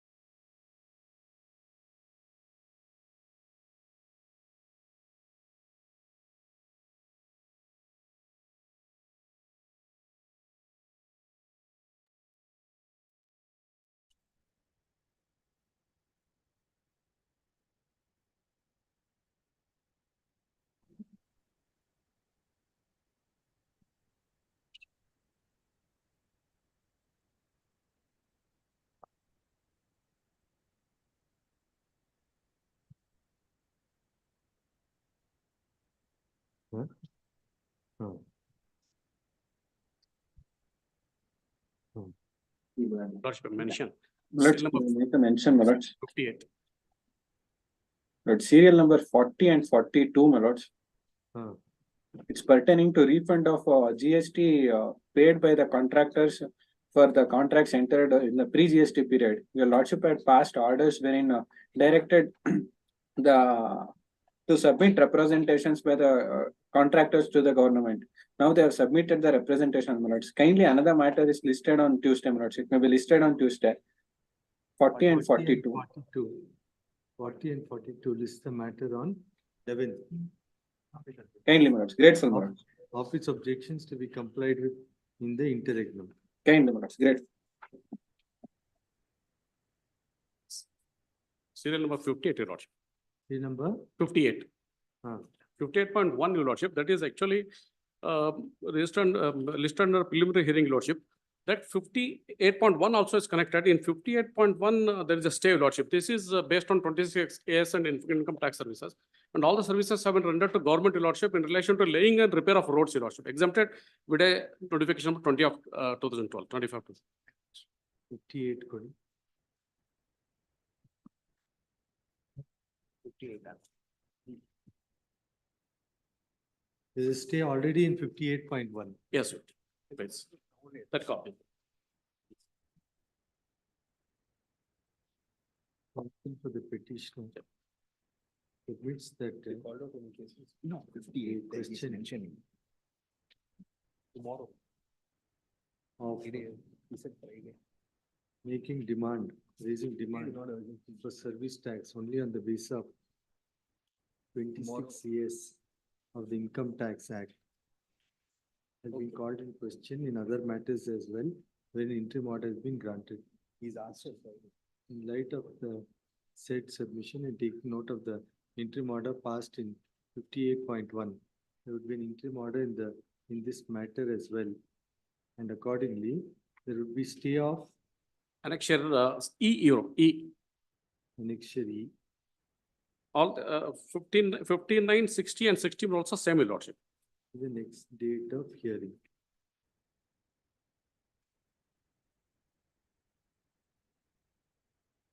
Lord, one submission, Lord.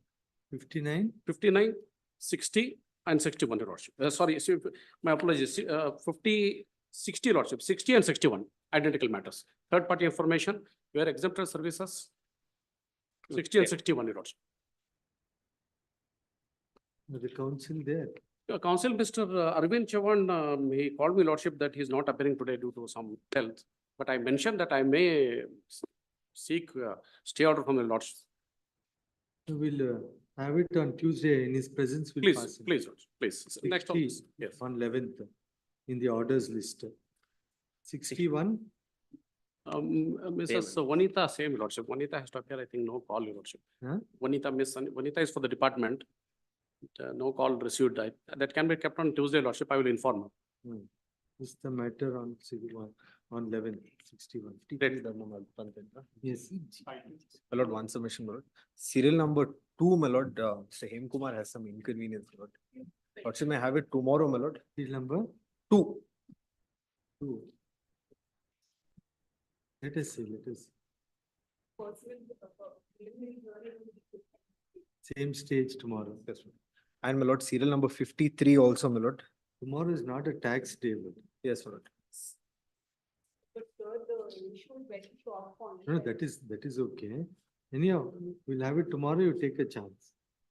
Serial number, On the same stage. serial number 53 also, my Lord. 53. You may have it on the 19th, my Lord. Lords can have it on, Seniors appearing. Lords can have it on 12th.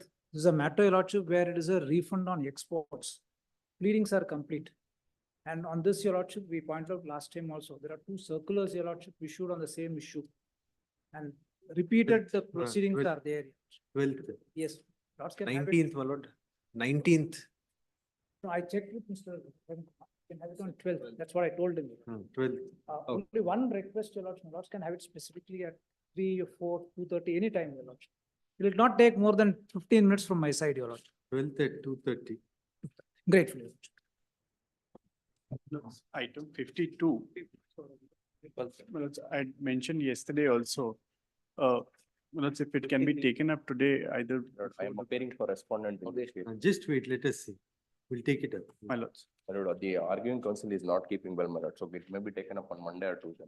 52, my lord, I am appearing for response. My lords, I had indicated to him yesterday that I am mentioning and I am staying back because of this matter.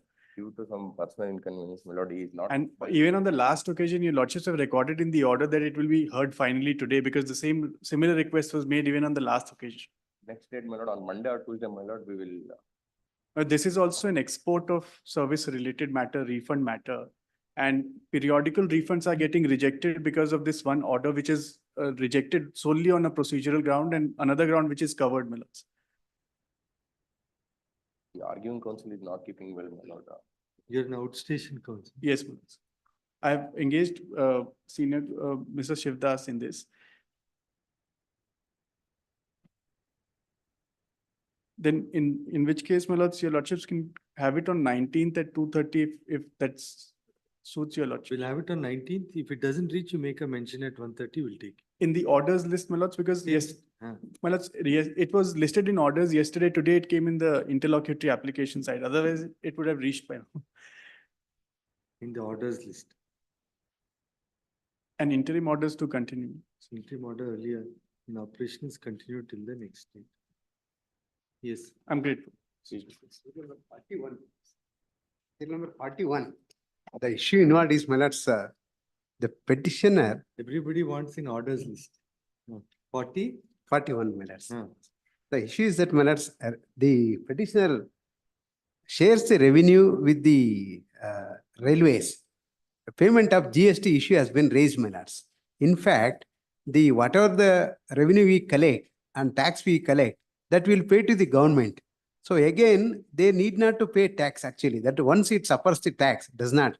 But GST Council has clarified, but whatever the service he renders is liable. If that is the case, I should be given effect for input claim. And other service, we will maintain their track. There also we will collect service tax. He is liable to pay. These are the two issues which are involved in minutes. Now already I have written to the GST Railway Board to get it clarified. It cannot be a double taxation. The revenue which is already taxed and that amount has been already paid to the government. If it is subsequently paid to the person from whom he receives the service, that is the issue involved. So when do you want it? I mean, after 2 weeks, because after the government is formed, they may process it in the meeting as well. After But, 2. what about the interim prayer? Interim prayer, it does not have any effect, matters. This honorable court on 15th April granted stay in our favor. They had to file objections, my lord, by today. The objections have still not come. Let us see. He One- says at the government level itself. Yes, sir, and one more. Let us see. One more You have- issue, my lords. you have Even interim- You have an interim order already, isn't it? Please, my lord, interim order to continue, my lord. my lords, in my respective submission, the interim does not help him. Basically, reason is this, my lords. The GST Council has already clarified that his services rendered is liable to be taxed. There is not going to be helping him in any way. This can be dissolved only through administrative decision, my lords. Because once revenue is taxed, the amount is not, but if it is shared further, either it should be, that service should be exempted, or I should be permitted to take input tax. That's the only thing. To give input tax credit, there is some issue. We give render service for taxable, non-taxable, both. That's where some issue is there. Let's see. That can be resolved through administrative decisions. We'll call after 3 weeks. let Yes, us madam. List after 3 weeks. My lord, interim order to continue. That interim order limit agide. It's still today. It's still today, my lord. Interim order earlier grant is extended till the next date. Please, my lord. Lovely. My lords, if I may, my lord, serial number 53 that was mentioned, my lords, interim order needs to be extended. My lords. 53 interim order earlier granted is extended to the next date. Yes. Nations. Number 43, Shivayoga Swami. The matter arises basically. For the same period, my lord, assessment period, 2017 and 18, my lord. Order has been made by the one assessing authority, my lord. 17. Third respondent. assessment order by the first of third respondent, my lord. Notice has been issued with regard to the mismatch of 2A and 3B, my lord. I have filed a reply along with the documents, my lord. Order has been made, drop the proceedings, my lord, since they have accepted the documents filed by me, my lord. Subsequently, my lord, the fourth respondent issued another notice, my lord, the same period, same party, my lord, and a mismatch, my lord. Now the first one, where is the first one? Pardon? First time when it was dropped.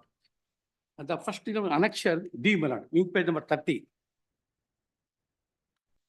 Annexure? Order of acceptance of reply against notice issued under section 61. This has reference to your reply dated so and so. The response to the notice issued with reference number so and so. Your reply has been verified with reference to tax liability 3B versus R1 ITC summary statement 3B and 2A for the years 2017 and 18.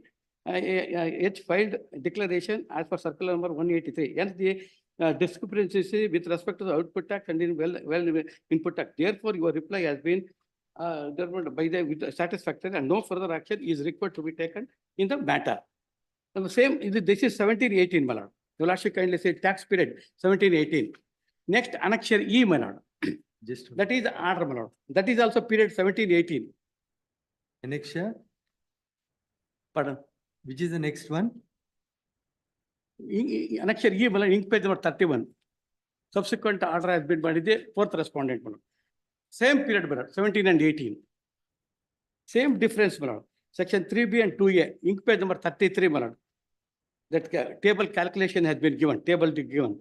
That's the This same, what- my lord. I have filed reply and I accepted. Now he has, once again, he has issued it, my lord. Notice was initially issued by one officer. He then drops it because he does not have jurisdiction. It was the ground on which he had dropped it. Eventually, my lord, another officer initiates proceedings. There, my lord, an order is passed. He seeks for rectification, but it is, No, but look at the contents of annexure D. yes, ma'am. It says no, hence no discrepancies with respect to output tax as well as claim of input. Yes, We'll file it in writing. yes. We'll stay it, let him file it in writing. Let him file a statement, we'll stay.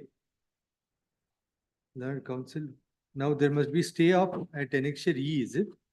Yes, ma'am. Lord Counsel to the petitioner submits that the discrepancies with respect to ITC claimed was a subject matter of adjudication for the year 2017-18 and has been dropped in terms of the order at annexure D, while for the same period of 2017-18, order has been passed raising demand. Subject to further consideration, there would be stay of the order at annexure E. Annexure E. In the annexure, yes, my lord. Annexure E and J, my lord. E and J, my lord. That recovery notice, annexure E and the recovery notice at annexure J. State to file their statement of objections. In the next statement. Yes. 44.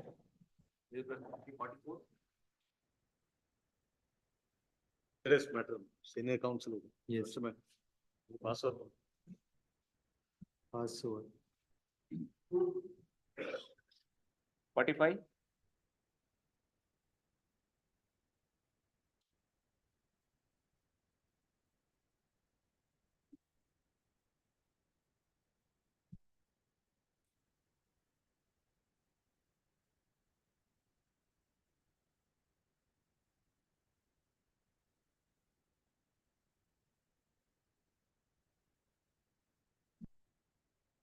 The challenge, your lordship, is to the order at Commercial tax.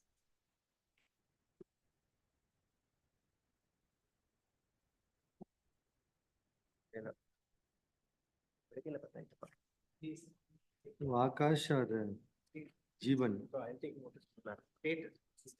State. Okay, okay.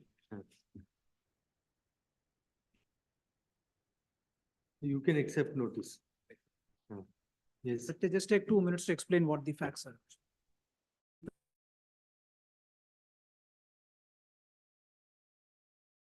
and development, Your Lordship, in the software field. For these switches, Your Lordship, Ethernet switches that is used in all the servers, Your Lordship. So we have an overseas company. Now that company, Your Lordship, sells switches across the world. It's used for all the servers in cloud, etc. Your Lordship. Now these customers, Your Lordship, will give their inputs to our overseas company, depending upon the functioning of the servers, the switches, etc. So what more improvements have to be done?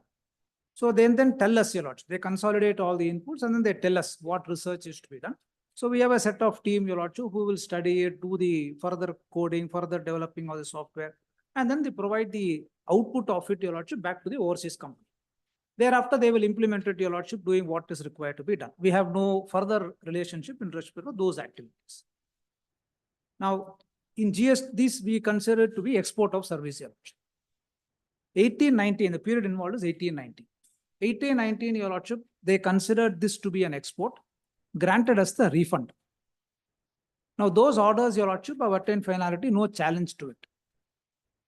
Subsequently, Your Lordship, the audit officer takes a view that I will be in the nature of an intermediary. It will not be an export of service. It will be in the nature of an intermediary. And therefore, the refunds granted to you is wrong. It will not be export of service. So the refund granted is sought to be recovered. And there is an output liability that is created, Your Lordship, because there is not an export. My Lords will recall. We had pointed out, Your Lordship, that in GST, if there is no export, it can be considered as an interstate supply. And therefore, an output liability is created. About 30 crores, etc. Your Lordship, is a liability created. On intermediary, Your Lordship, our submission is twofold. We are covered by the definition by itself, Your Lordship, will not cover us, because intermediary definition, Your Lordship, will cover only somebody who will facilitate a supply between two people. Suppose I have my overseas company and then a customer here, and then I facilitate that supply, Your Lordship, then I will be covered as an intermediary. Otherwise, I will not be covered as an intermediary. There is a circular issued by the CBIC explaining clearly as to what would be covered under intermediary, what would not be covered under intermediary. There are few decisions, Your Lordship, by the Punjab Haryana High Court, Delhi High Court on the same issue. So as far as merits is concerned, Your Lordship, my humble submission is we are covered by the circulars and the decisions. Now, more important, Your Lordship, is this is a matter where after the refunds were granted, etc., there is a view taken by the audit officer during the audit proceeding saying that you are liable to pay tax. We give a response to that audit. That we explain the documents, explain the agreement, explain the activities, etc. He reproduces my reply and issues me a final audit report. Thereafter, Your Lordship, a 01A is issued. In GST, my Lords will recall, we have that pre-show cause notice stage, more to facilitate an issue where they have to satisfy themselves that there is an evasion of tax. By itself, a 73-74 notice cannot be issued. So a 01A is issued. I give a detailed response to the 01A also. He reproduces my reply, gives a 01, a show cause, saying that we have reasons to believe that you are liable to pay tax. That's all, a cryptic 2-line note on this. We give again a detailed explanation to all this. An order is passed, saying that ultimately in an R&D activity, your customers, your overseas company has got customers. Therefore, ultimately there would be a supply that happens between the overseas customer and your overseas company and the customer. Therefore, you would be covered as an intermediary. On the face of it, absurd. Then we also pointed out that you have given us refund for this period. You have not challenged it. And how do you recover it under a 73 notice? No finding on that. The demand is confirmed. So our submission, Your Lordship, on the same issue of intermediary, this court is seized of the matter in few matters, Your Lordship. The same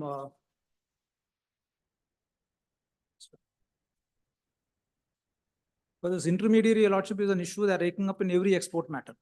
Wherever the export refunds are involved, they are raking up this issue in every matter. So we have come to my Lords in few matters and few orders of the High Court also, Your Lordship, on the same issue. Page 31, 32 of this compilation given. Page 31, 32 of the compilation given.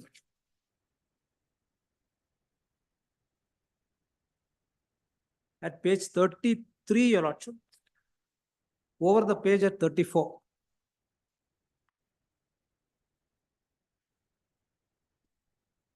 My Lords have granted the stay in respect of the particular matter, not treating it as an intermediary.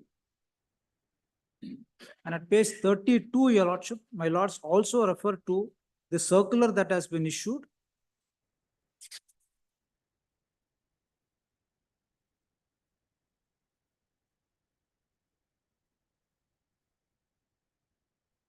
To say what would be an intermediary. Therefore, it's our humble submission, Your Lordship, that you would not be covered as an intermediary in this case. And that is why they granted us refund, treating it as an export. Unless we challenge the refund orders, Your Lordship, either by way of a revision or by way of an appeal, they can't issue a notice under 73. That's a too short point in this matter. It requires consideration. Learned the senior counsel appearing on behalf of the petitioners submits that the revenue without challenging the order of refund cannot raise demand under 73. It's further submitted that the impugned order is liable to be set aside on other grounds as well, as the revenue cannot treat the petitioner as an intermediary. Reliance is placed on the interim order of this court, stated to be in identical circumstances in WP 4580 of 2023. Accordingly, subject to further consideration, there would be an interim order of stay of Annexure A. of annexure A. State revenue to file their statement of objections. And yeah, matter, serial number 45. There are two office objections, Your Lordship, that one is one statement in the show cause, as we have reproduced. Samant Naik accepts notice for the respondents. All respondent, is it? One respondent. For the respondent.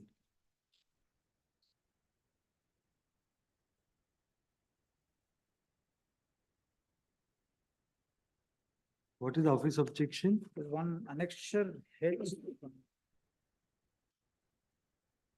In light of the submission made, office objection at office objections are kept in abeyance. Yes. Grateful.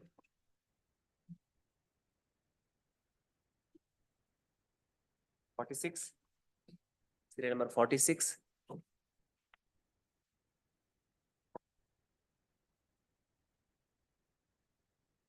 Lordship, similar matters have already been stayed, that it's pending adjudication before the Supreme Court of India. I've produced the copy of the same at annexure H at page number 56. Commercial tax.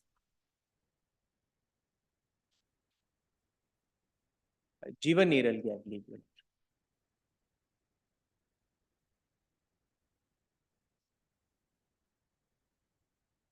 Royalty, is it? Yes, RCM and royalty.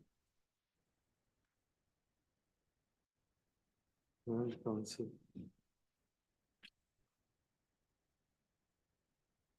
Six and seven. Just show him the cost.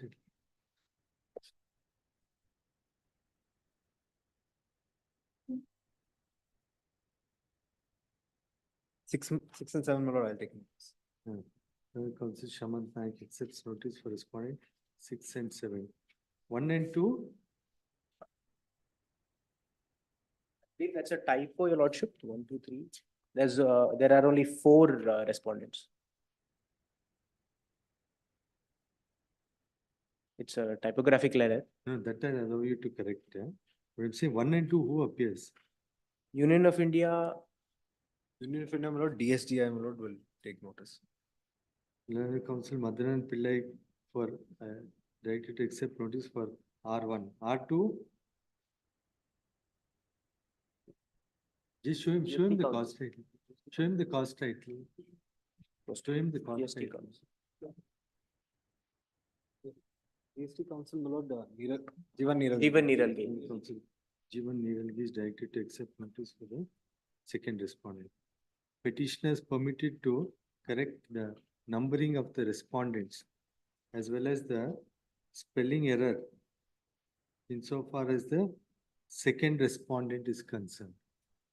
There's a spelling error, isn't it? Yes, sir. Now, where is that interim order in that other matters? Annexure H. It is submitted that the legal question involved is a subject matter of adjudication before the apex court in WP Civil 1076 of 2021, wherein the apex court has granted interim order of stay insofar as GST on royalty. Reliance is also placed on the order by the coordinate bench in WP 2231 of 2023, which reads as follows. Accordingly, in the present matter as well, there will be stay of Annexure C and E. stay of the summary of order at annexure C and form DRC 07 at annexure D E for elephant. and C and E and summary of the order at annexure E. These are royalty matters. Your Lordship, and office objections, they've asked for certified copies of, it's a digital order. Therefore, I pray that it may be overruled. Also, they've asked for certified copies of the notification. And both of those I pray be overruled of annexures CE and as well as notifications. So far as the office objection regarding furnishing of certified copy of annexure F and G. Learned counsel for the petitioner seeks for submits that the same are in the public domain.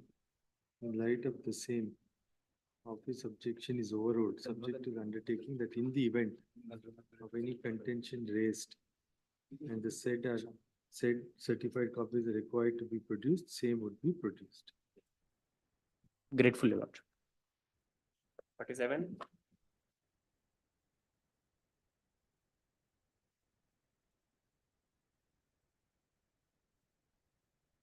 My lords, in this case, challenge is to annexure C, page number 30 to 35, which is an order of the Deputy Commissioner of Commercial Taxes.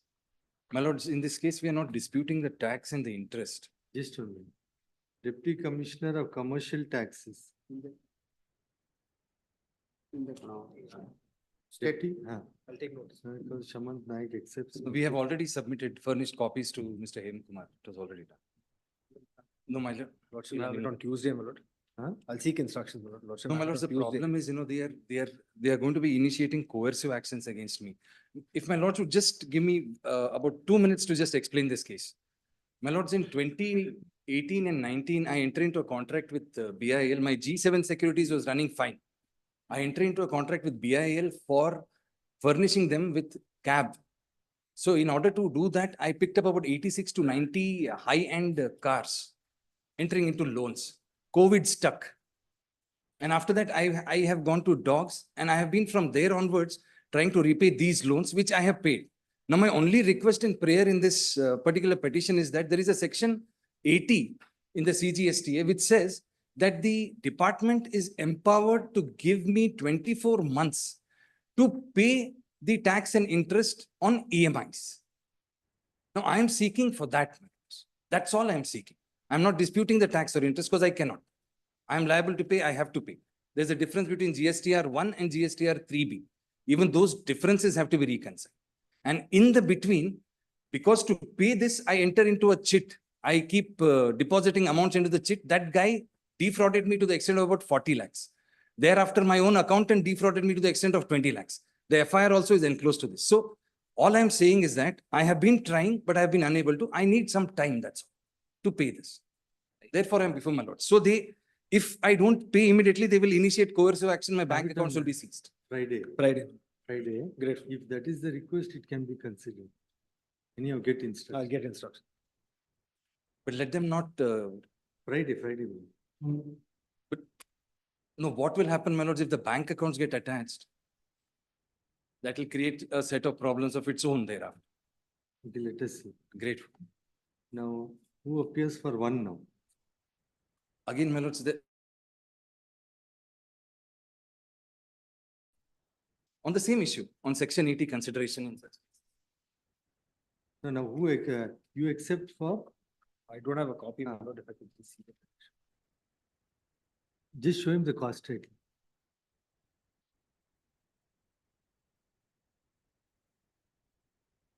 Let's state it. State. 2 and 3, my lord, I accept notice, my lord. Learned counsel, 1, Mr. Pillai will accept. Shaman Naik for 2 and 3, and Madanan Pillai for R1. List the matter in the preliminary hearing list on Friday. Now he is only seeking for rescheduling it. I understand, my lord. I'll take instructions and make my submissions. I'll seek instructions and make my submissions.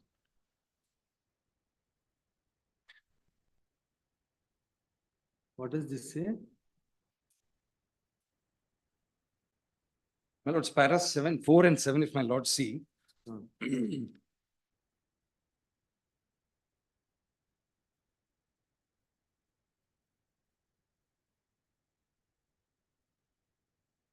It's a very terse order.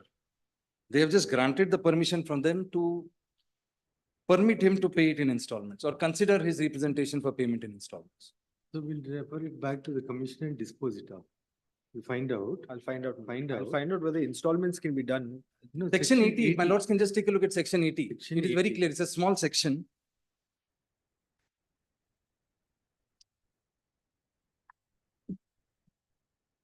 My lords have section 80.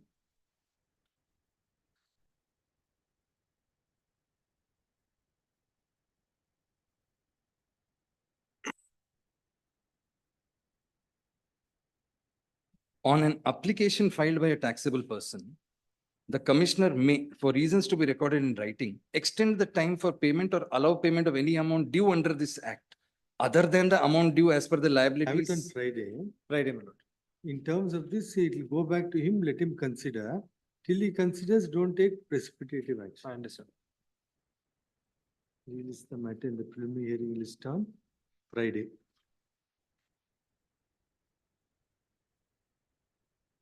Deeply obliged. 48. Don't insult dogs. You said gone to dogs. But some of them are really privileged actually. I mean, my own dog in my house sleeps on a That's very why, cushy, very comfy sofa. that's why human beings must be more sensitive. Yes, Your Lordship, the petitioner is a beverage supply business. yes.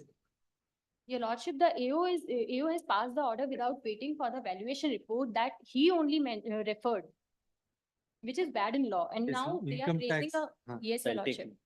Now they are raising a huge amount. No, what is, Fund is raised and attached the bank accounts. Now it is very difficult for the business entity to perform all the day-to-day activities. no, what is the case? Your Lordship, during the assessment, the respondent one referred to the valuation office to determine the fair market value of the building. But in meantime, also passed the assessment order. He only referred, the respondent only referred for the valuation, and without waiting for the valuation report to come, Annexure, D, Your Lordship, page, 35, Your Lordship.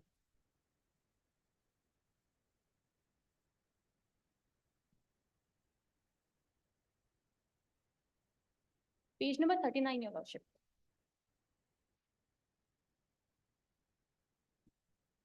paragraph, 12th line. Hence considering the points as mentioned above, not satisfied with the reply furnished by the SSC, and with a view to have a clear picture before making the final assessment, a reference was made to the DVO under section 142A of the Act for ascertaining the fair market value of the property. Further, it is to mention that since the matter has already been referred to DVO, the report from whom is yet to be received. so you're saying the, we should have waited till the valuation report is received. Yes, Your Lordship. But before receiving the receipt only, they pass the order. Lords, this order is passed in 2022. They filed an appeal which is pending. They've Appeal. not, they filed an appeal which is pending. Yes, Your My Lordship. lords, they filed a stay application before the assing officer. The stay application has been rejected. My lords, so far as the rejection of stay application, my lords, they have to file appeal before the commissioner. So far as the attachment is concerned, my lords, in 2022, the order is passed. Lords, they have approached the lordships only now. Lords, they have not even sought for stay of the demand. Let us see, you take notice. Lords, please, my lords, so far as the attachment is concerned, my lords, lords, Your Lordship, Now Till they're challenging only the attachment, isn't it? please, my lords. They're we are challenging. challenging the attachment and the recovery proceeding to be stayed. Correct, yeah, but then we will confine ourselves only to the attachment because the main proceeding, you are in appeal and their stay application has been rejected. So insofar the attachment will consider, let us see. Lords, Lords, they have not paid one single rupee till today, my lords. We have rejected the stay application yesterday. Lords, they have to challenge that order, my lords, before the commissioner. Here we take notice on any legal ground relating to attachment you examine. Please, my lord. Your Lordship, till the time it can be stayed. Let us see. Your Lordship, the Counsel petitioner. Dilip accepts notice for the respondent. Necessary Your instructions Lordship, sorry to interrupt. obtained. Release the matter on. Your Lordship, kindly allow us to Wednesday. operate the bank account at least. No, madam. Only after hearing for the other side and decide. Your Lordship, there is more difficult for the petitioner, Let us Your see. Lordship. Let us see, let us see. Your Lordship, Only, please, was Your only Lordship. after the respondent comes back. Yes, Your Lordship. He, It can Release be the- he posted on can't. Next Friday. Wednesday. No, Friday, if it is possible, Your Lordship. Can it be posted on Friday? No, no. On It 12th, is, yes, Your Lordship. 12th, 12th. It is really urgent. Office objections to be complied with by the next day. So much. 49. May I please, my lords? That I am appearing online in this case, my lord. 49.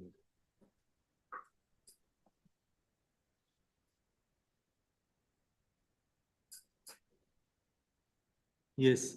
May I, my lord? Yes. My lords, this is matter identical to what my lords were hearing in the morning, item 24, my lords. That Indian oil matter. My lords, this is also a oil refiner, albeit a refiner oiling edible oil, my lords. Identical issue, my lords. This is already covered by, my lords, covered in the sense that my lords have not examined it, but other high courts, my lords, have examined it, and the circular which they are relying upon, that has also been, my lords, considered to be not applicable to such circumstances. Yes. In this case, Just 1 minute. yes, yes, yes, yes. Central Board of Direct Taxes, Central Tax. Tax acceptable, but it may not be. Commissioner appeals. Additional Commissioner appeals. Please. I take notice for all, 1, 2, 4. Land Council. 1 to 4. Namde tane. Jeevan accepts notice for respondents 1 to 4. Yes. Please. My lords, only thing is in this case, my lords, since I had already, my lords, got a order in favor from the original authority, that was a refund. Now, my lords, the appellate authority has passed an order, my lords, setting aside that order. So, my lords, that order may kindly be stayed, my lords, which is before my lords. No, you're saying that this question is covered by. Delhi High Court judgment in the Indian oil case, my lords. My lords, my friend is carrying that, my lords. If inverted duty structure, my lords, the issue is this, my lord. Argued, it seems to be that. The Delhi High Court judgment, where the tax on inputs is More than the, my lord, the tax on outputs, supplies. So he relied on Delhi High Court judgment, your lordship. I am also relying upon that. Huh? I am also relying upon that. Yes, Product you are is- right. You are right, sir. Yes, Same my thing. lords, in my case, the product is edible oil. So I purchase raw oil, refine it, and sell that final edible oil, which is the refined oil. The respondents are admitting that This is the items same- that I am using, the respondents are. judgment. Yes. Same judgment reported in 2023, volume 13, Syntax 228, Delhi. Counsel for the WP number 10322 of 2023. Is it the same? Yes, sir. Yes, my lords. This is the judgment which I am referring to, my lords. This is writ petition number 10222 of 2023. counsel. 10222 of 2023. Relies on. That's right. Relies on the order passed in Indian Oil Corporation versus Commission of Central Goods and Services Tax and others in WP 10. My lords, 10222 of 2023. / 2023. We'll just examine because there may not be any coercive action, my lord. I Yes. don't know. Of the It's contention a question of refund. Coercive action. Refund. Yes, because it has been set aside. The refund order has been set aside. Therefore, my lords. No, whether refund was already granted. Refund was allowed. Yes, refund was granted.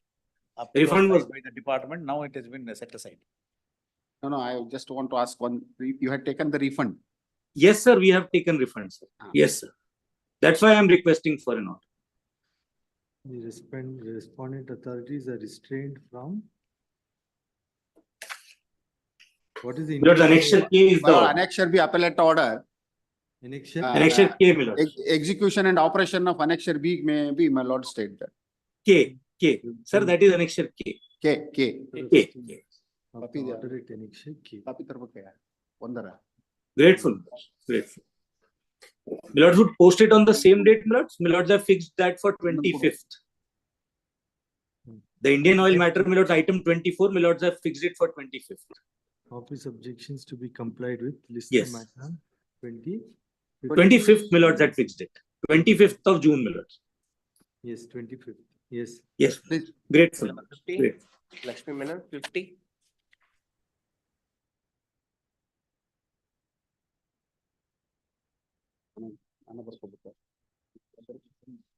Does appear for the petition. But petitioners are two students my lords, pursuing their internship in homeopathy. The grievance of the petitioner is this, my lords, that two This is a fresh matter. fresh matter. My lords, to appear in the postgraduate examinations, the students are required to appear for an exam called the AIA PGET. Now, this, my lords, is conducted by the National Testing Agency. Counseling is held by AAA-CC. The homeopathy course as such, my lords, comes under the Department of Ayush. Now, our difficulty is this, my lords. In order to appear for the postgraduate exam, the department prescribes that there is a cutoff date which makes me eligible to appear for the exam, which is calculated in terms of my internship completion date. Now, the department requires me to finish this by the 31st of July 2024. Whereas in our case, my lords, due to reasons that were beyond our control, the university RGHS, they delayed conducting the examinations, further delayed publication of results.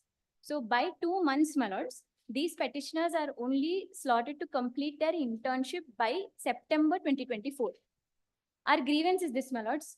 Because of this reason, now the examination portal is not allowing us to register for this particular postgraduate exam. In 6th July is when the examination is actually held. My lords may kindly take a look at for a moment the examination timetable. We have produced this at Annexure J, my lords, page Correct, 40. but without completing, how you can now attempt the exam? I will explain, my lords. My lords, No, so you take out notice, let us see. please. Because, my lords, here, if my lords may just kindly glance at Annexure J, the exam itself, my lords, is to be conducted on July 6th. Whereas the ministry allows everybody, my lords, not just the petitioner, to be able to complete their the internship by 31st July. Therefore, by their own admission, my lords, both of them have no link between each other. I am still undergoing my internship when I am appearing for that examination. My lords, this is not a case plaguing just the petitioners. In fact, I've produced a copy of the Indian Homeopathy Association writing to the counseling entity and the examination conducting entity saying what prejudice is caused, my lords, because ideally going The by... whole set of students are facing the same. Please. Two people have come forward, that's another matter. But there is an on record, my lords, there is the association writing to the department to argue. Yes. Please. Now, who takes notice for whom? I am not aware, my lord, sadly, who appears for the first and second entities. Rajiv Gandhi, my lord, is represented by Farah Fatima. No, just one minute. Please. Now, First respondent is, The Ayush Ministry, my lords, NCISM. and then you may have to take out, any standing council is there, Pratibha. National Commission for Indian System of Medicine. Otherwise you take. Department of Ayush. You can. Not government advocate. Government is not a party. But they are wrongly mentioning GAs, government is not a party. Okay, third respondent, Rajiv respondent. Gandhi University of Health Sciences. Farah. Learned Council Farah Fatima is directed to accept notice for the third respondent. Fourth, No idea. emergent notice to respondents 1, 2, 4 to 7. Petitioners permitted to take out notice by way of hand summons as well and serve standing counsel if any for the respondents. Please. Now, this is the matter. Week after next one date put. My lords, could I request next week? The difficulty is the registration date is over, my lords, for the exam. 14th. 14. But Please. you have to serve on somebody. If nobody comes, then it will be difficult. Take out hand summons in Delhi, my lords. You find out if there's any standing counsel. Please. Great.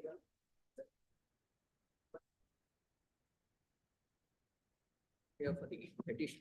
The The impugned order is at page number 35, my lords. That is the provisional attachment. Page? Page number 35, my lords. It is the provisional attachment order passed under section 83. My lords, the section 83 vests power with the commissioner to pass a provisional attachment order. In my case, it has been passed by additional commissioner, my lords. Therefore, it is without jurisdiction. Who appears? Commercial taxes. Yes, ma'am.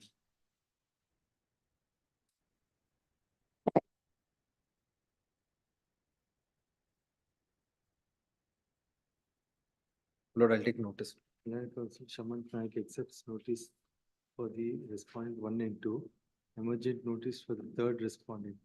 This is the matter on 12th. Huh? Request for 18th, my lords, 18th. This is the matter on 18th. Office objections, my lords, may be overruled. Office objections, it is with regard to, my lords, we have enclosed a true copy. A photocopy of Annexure C. The order was not issued to the petitioner, my lords. I'm filing a memo. Land Council for the petitioner submits that insofar as office objection is serial number 1. Certified copy would be obtained and furnished in due course. Yes. Subject to such undertaking, same is kept in abeyance.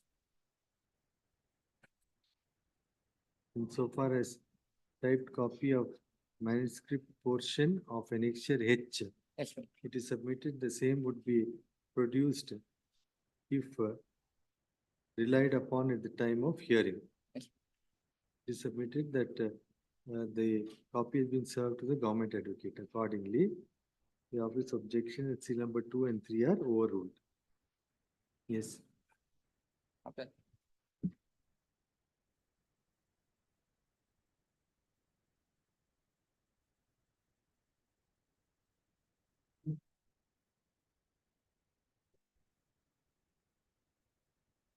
Raviraj Vaivri, 70, 230 matters.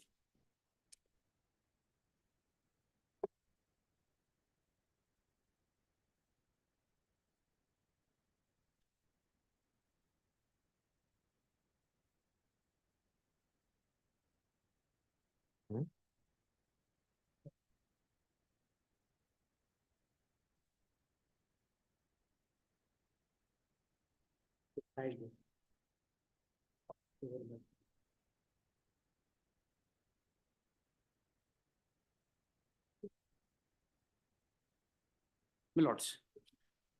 My lords, may kindly permit me to very briefly summarize what I mentioned yesterday. That would probably assist my lords to continue with my arguments today. Lords, the case of a search first that took place in one Nirav Modi's premises. They have not found anything relating to the respondent one, lords. So they have not been able to furnish anything relating to that. As a follow-up, a search was carried out in respondent's premises. Nothing was found. No incriminating material was found. Search continued for 2-3 days. In the peak of the night, a statement was taken. Only a statement, wherein respondent one stated that 3 items of jewelry bought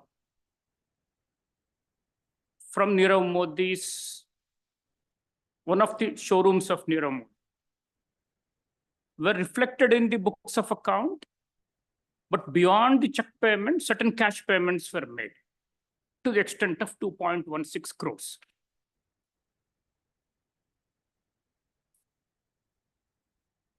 Nothing else was found. I will demonstrate, my lords.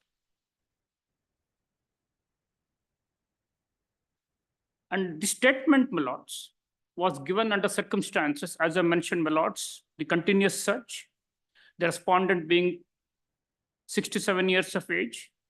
Thirdly, her bank accounts are frozen.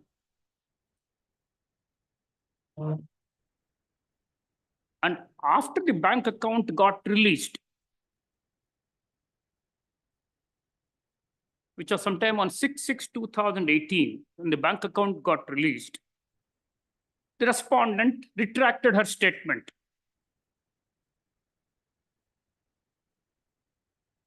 Whatever statement that was originally taken, the 132(4) was retracted on 15/6/2018, stating that I was made to give this under pressure. There was no incriminating evidence found, either at Nirav Modi's place connecting him to me or at my place. So I'm withdrawing, retracting this statement. Subsequently, my lords, under the then existing procedure, if a search takes place, it is followed with a notice under section 153A for carrying out the assessment. A similar notice was issued to the respondent also. In the course of assessment, again, my lords, the respondent sought, please furnish the incriminating evidence. On what basis are you saying I have paid cash? One computer statement is given, unsigned, unauthenticated, prepared in Excel sheet by the income tax department. That also I will demonstrate. It's part of my statement of objections. So the respondent writes, this cannot be called as incriminating evidence. If you have anything, kindly give it to me. Or at least in the alternative, allow me to cross-examine the person who has told you that I have paid in cash. Nothing was done.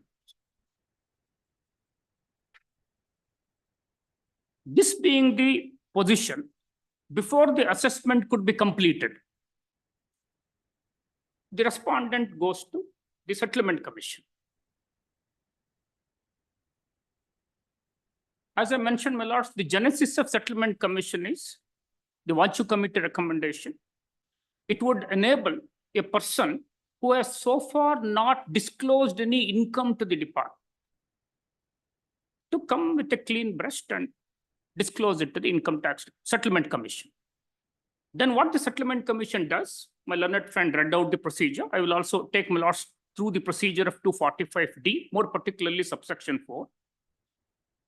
The affidavit statements were exchanged, adequate opportunities were given to both the parties, and eventually the Settlement Commission passed an order of settlement.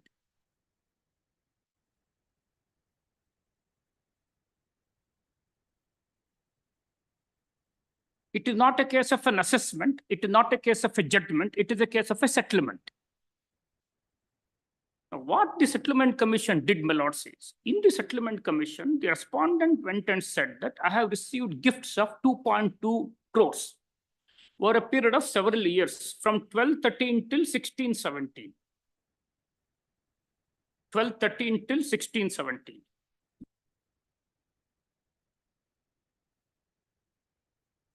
My lords, may also at this point in time know the status of the social status of the respondent one. She is the deputy managing director of one Boruca group of companies. Her annual salary itself exceeded 1 crore. Plus she had sufficient dividend and other incomes of a very high social standard. So she claims that she received gifts from 1213 till 1617 to the extent of 2.2 crores spread over this period. And she would offer it to tax. As I mentioned yesterday, my lords, the gifts are not tax-free because post-abolition of Gift Tax Act, people started laundering their money in the name of, in the guise of gifts. So they have brought in section 56 to 10. Section 56 within brackets 2, within brackets small Roman 10, to tax the gifts. And accordingly, respondent 1 offered it to tax. Settlement Commission accepted this. This is one relief which the respondent 1 got. That apart, my lords, 2 more reliefs were secured by the respondent from the Settlement Commission. The second relief is about 1 crore which the petitioner alleged that this jewelry is undervalued. The Settlement Commission did not accept. It accepted the valuation made by the respondent. That is relief 2. The relief 3 and the most important relief, which is the reason why one would go to Settlement Commission, is immunity from prosecution and penalty. That also the Settlement Commission gave. Now, my lords, what is the grievance of the petitioner here? Petitioner is not aggrieved by relief number 2, the valuation aspect. Petitioner is not aggrieved by relief number 3, immunity from penalty and prosecution. Is not aggrieved by relief number? Relief number 2 and 3. My lords, as I've summarized, 3 reliefs were given. One is the Settlement Commission accepted the gift of 2.2 and how the respondent chose to pay tax on it over a period from 1213 to 1617. And the taxes were paid at the highest rate, 30%, as was then applicable to an individual. Now, second is 1 crore valuation. Third is immunity from penalty and prosecution. Petitioner is not aggrieved by 2 and 3. A petitioner has come before my lord only on relief 1. And the 2, what is the grievance of the petitioner? Lords, petitioner's grievance is that a portion of the so-called gift of 2.2 would not relate to 1617. It should rather relate to 1718. I will tell you the reason, my lords. 1718, in the year in which one item of jewelry was bought, solely because from 1/4/2017 for 1718, under section 115 BBE, the tax rate was increased to 60%. This is the only grievance of the revenue laws. Tax on? Tax on certain incomes, which would come under section 68 to 69D. It's called chapter 6 incomes. They've increased the rate to 60%. That comes to about 61 lakh of the amount gift, which according to revenue should rather be pushed to 2017-18, because otherwise there is no tax effect at all. Taxes are paid at 30% on all the entire amount of 2.2 crores. Now, the petitioner also has not challenged the fact that the respondent made true and full disclosure to the Settlement Commission. Otherwise, the application itself, petition itself is not maintainable. That is not the grievance of the petitioner. Otherwise, petitioner ought to have challenged the very admission of the petition under 245D1 that has not been made. Last, the procedure in the Settlement Commission is first it will allow the petition to be admitted. to be proceeded with, then it will follow up with an order of settlement under 245D4. So, Lords, the petitioner's grievance is only in respect of the final order passed, which predicates that the respondent one made the full and true disclosure. If the respondent one had not made the full and true disclosure, the settlement commission wouldn't get the jurisdiction even to admit the petition, because that is a jurisdictional requirement to admit. But these being the facts, the point for consideration, my lords, before even we get into merit of the matter, which I would pray it may not have to be necessary for this honorable court to even look into the merit, is whether this kind of a petition is admissible or not. So, my lords, may most kindly allow me to argue as to why this petition is not maintainable. Now, my lords, I mentioned a little. Let's have a look at the order of the settlement commission. We would have a look at the order of the settlement commission, surely, my lords, because there are a couple of points which my learned friend argued yesterday. One, it is not a speaking order. Two, it is cryptic. It is without reasons. All these are grossly incorrect. In any whichever case, if my lords would want me to first take my lords through the order of the settlement commission, I would take. Otherwise, if my lords would permit, I would first argue on admissibility, where I'll have to take my lords to certain authorities, which would possibly give some insight to my lords as to how the settlement commission proceedings are conducted. Then I'll take my lords through 245D, then the order of the settlement commission, if my lords would kindly permit. Now, my lords, as I mentioned yesterday as well as just now, my lords, the Vanchu committee recommendation, that is the result of settlement commission. My lords will find that in compilation 1, my lords, it is already before my lords.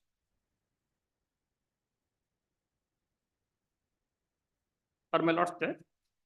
At page 2 there in compilation 1.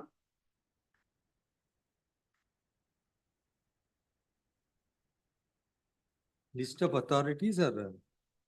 My lords, may kindly take the one with date as 14/12/2020, my lords. Acknowledge the date as 14/12/2020. It's simply an index, my lord. Compilation. It looks like this. It's about 200 pages document. Yes. Do my lords have that? Yes. Yeah. My lords, there at page 2, my lords.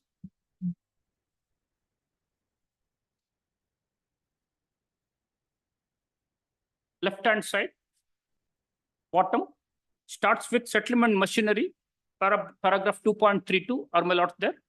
Just one.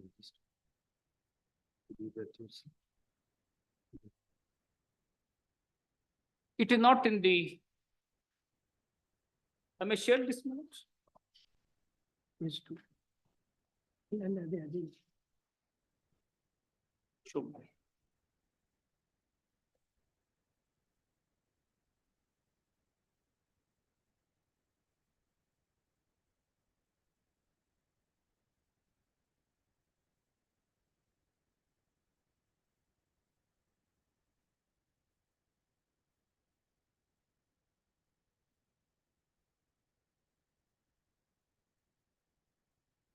Lords will notice at the left-hand side bottom, settlement machinery.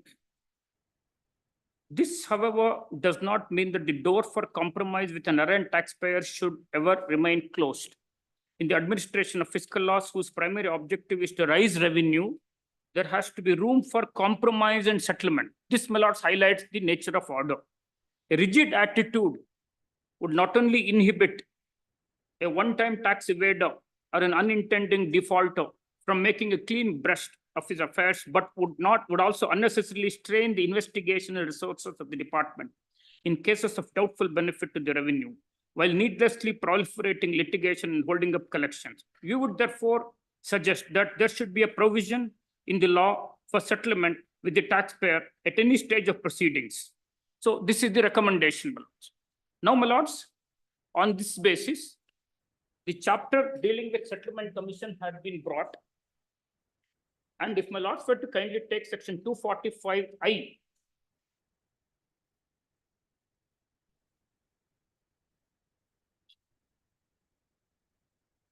My lords will find it at page 1.1267.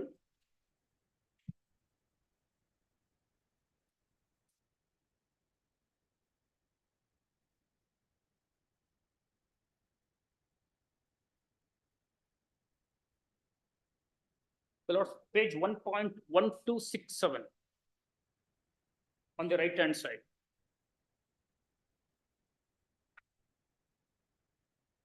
Section 245I. Every order of settlement passed under subsection 4 shall be conclusive as to the matter stated therein, and no matter covered by such order shall, save as otherwise provided in this chapter, be reopened in any proceeding under this act or under any other law for time being in force. I am not even suggesting that this would bar my lords from interfering with it. But this is the intention of law, that the settlement will have to be considered as conclusive, because it is not an assessment order of adjudication. It's a settlement. Now, my lords. So like the Lok Adalat orders. Exactly, my lords. Now, my lords, whether an aggrieved party can go to the settlement commission by way of a writ. This, my lords, came up before the Honorable Supreme Court, which is also part of my learned friends compilation, which, my lord, says Jyotendra Sinhaji versus S.I. Tripathi. My lords, may kindly go back to that paper book, which we had given a little ago, my lords.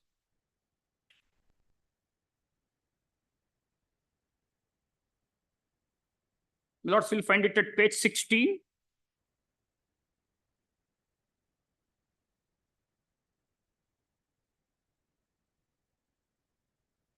This is the decision, my lords, of the Honorable Supreme Court, which is consistently followed even, my lords, in 2024, the Honorable Justice Nagaratna's decision in Kotak Mahindra's case, which I'll take my lords to a little later. In this decision, if my lords were to kindly go to para 21, page 21, my lords, page 21. Para? Page 21, my lords. Ink page 21, my lords. In that compilation, my lords may kindly go to ink page 21. Yes.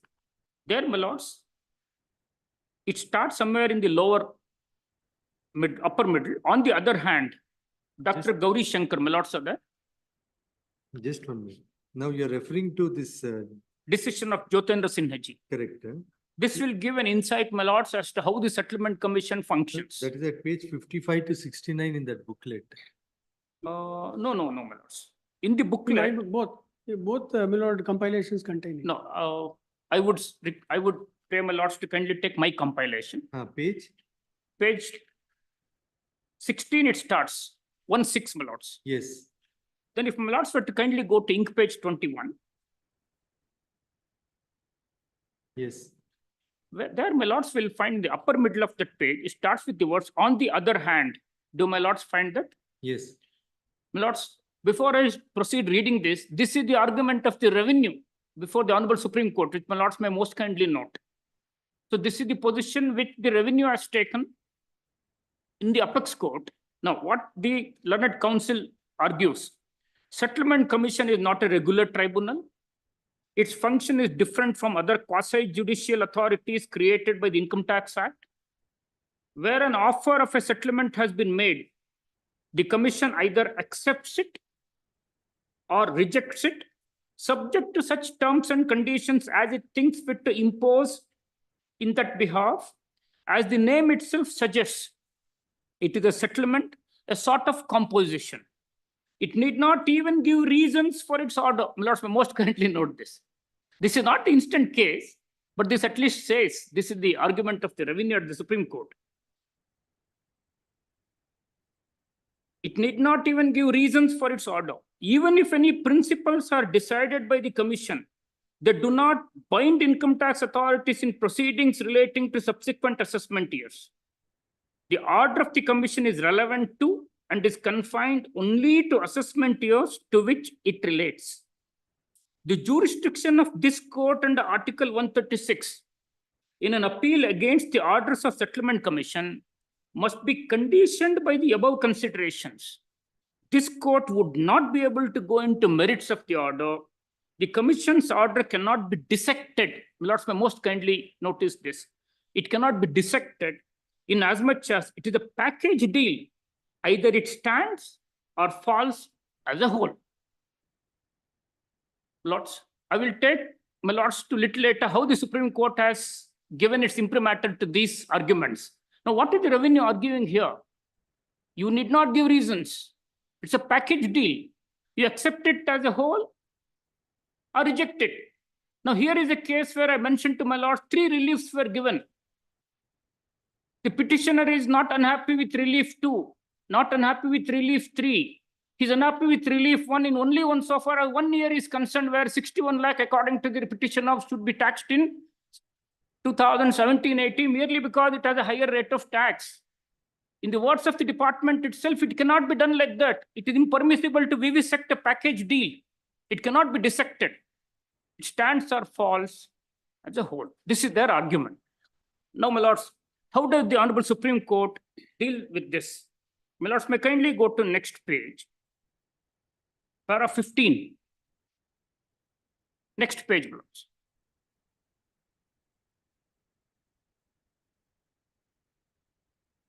Yes.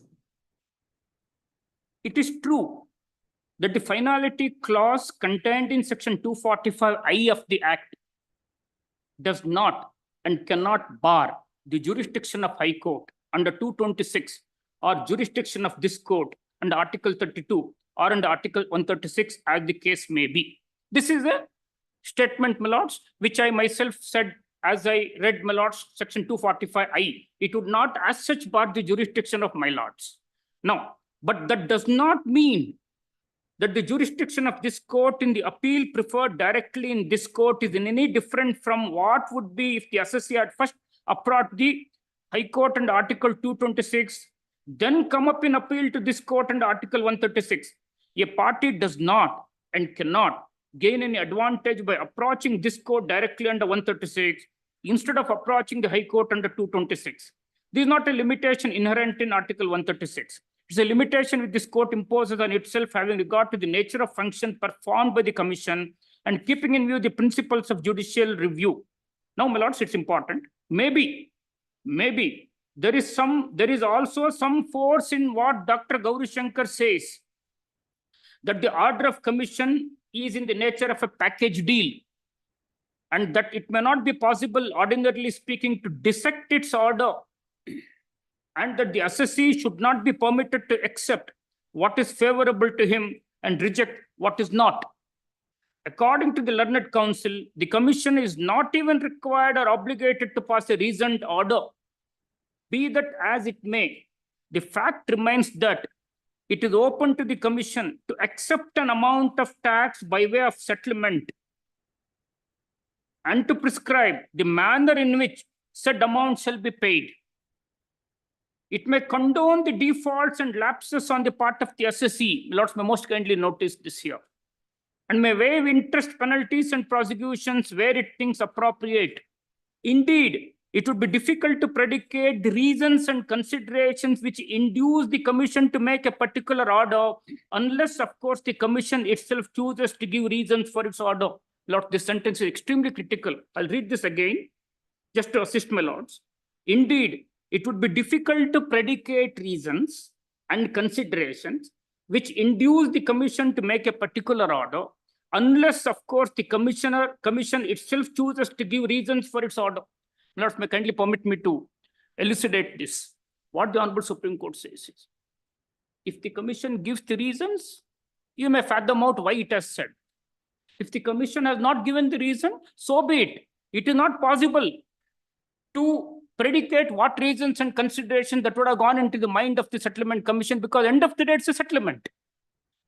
So therefore, my lords, now, the Honorable Supreme Court further goes on to say, even if it gives reasons in a given case, that means, my lords, giving reasons is not mandatory. Even if it gives reasons in a given case, the scope of inquiry and appeal remains the same as indicated above, whether it is contrary to any provisions of the Act.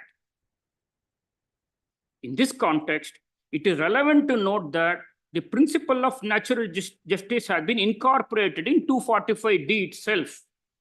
The sole overall limitation upon the commission thus appears to be that it should act in accordance with the provisions of the Act.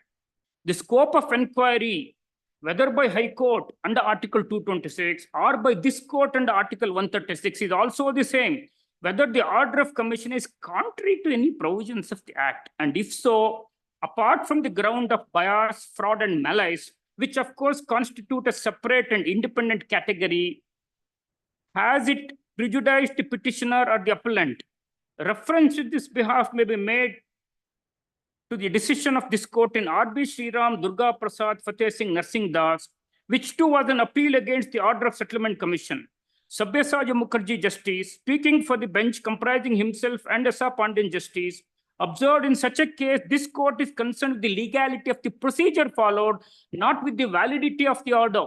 The learned judge added, judicial review is concerned not with the decision, but with the decision-making process. Reliance was placed upon the decision of House of Lords and so and so. Thus, the appellate power under 136 was equated to power of judicial review, where the appeal is directed against the orders of settlement commission. For all the above reasons, we are of the opinion that the only ground upon which this court can interfere in these appeals is that the order of settlement commission is contrary to provisions of the Act, and such contravention has prejudiced the appellant. My lords, the sum and substance, my lords, is that there has to be a provision of Act which has been contravened by the Settlement Commission. And it is important for the petitioner to point out which provision of the Act has been contravened. Petitioner cannot come before my lord just because petitioner is not happy with the decision taken by the Settlement Commission. My learned friend says section 68, 69. In fact, my learned friend's petition doesn't even say which section applies. It says 68 to 69D, which is a batch of sections which will operate in different fields. They're not even pointed out which section applies.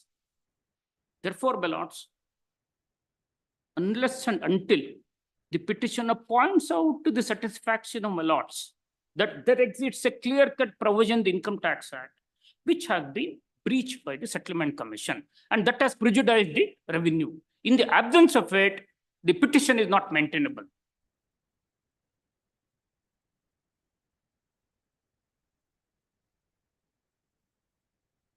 Nowhere in the petition, my lords, a particular provision of the law is brought out, let alone demonstrating how such provision has been breached by the Settlement Commission. My learned friend was mentioning about the trinity of factors like identity, creditworthiness, etc. Where are they found in the statute? It is not there, which also will demonstrate, my lords, by taking my lord to the relevant sections.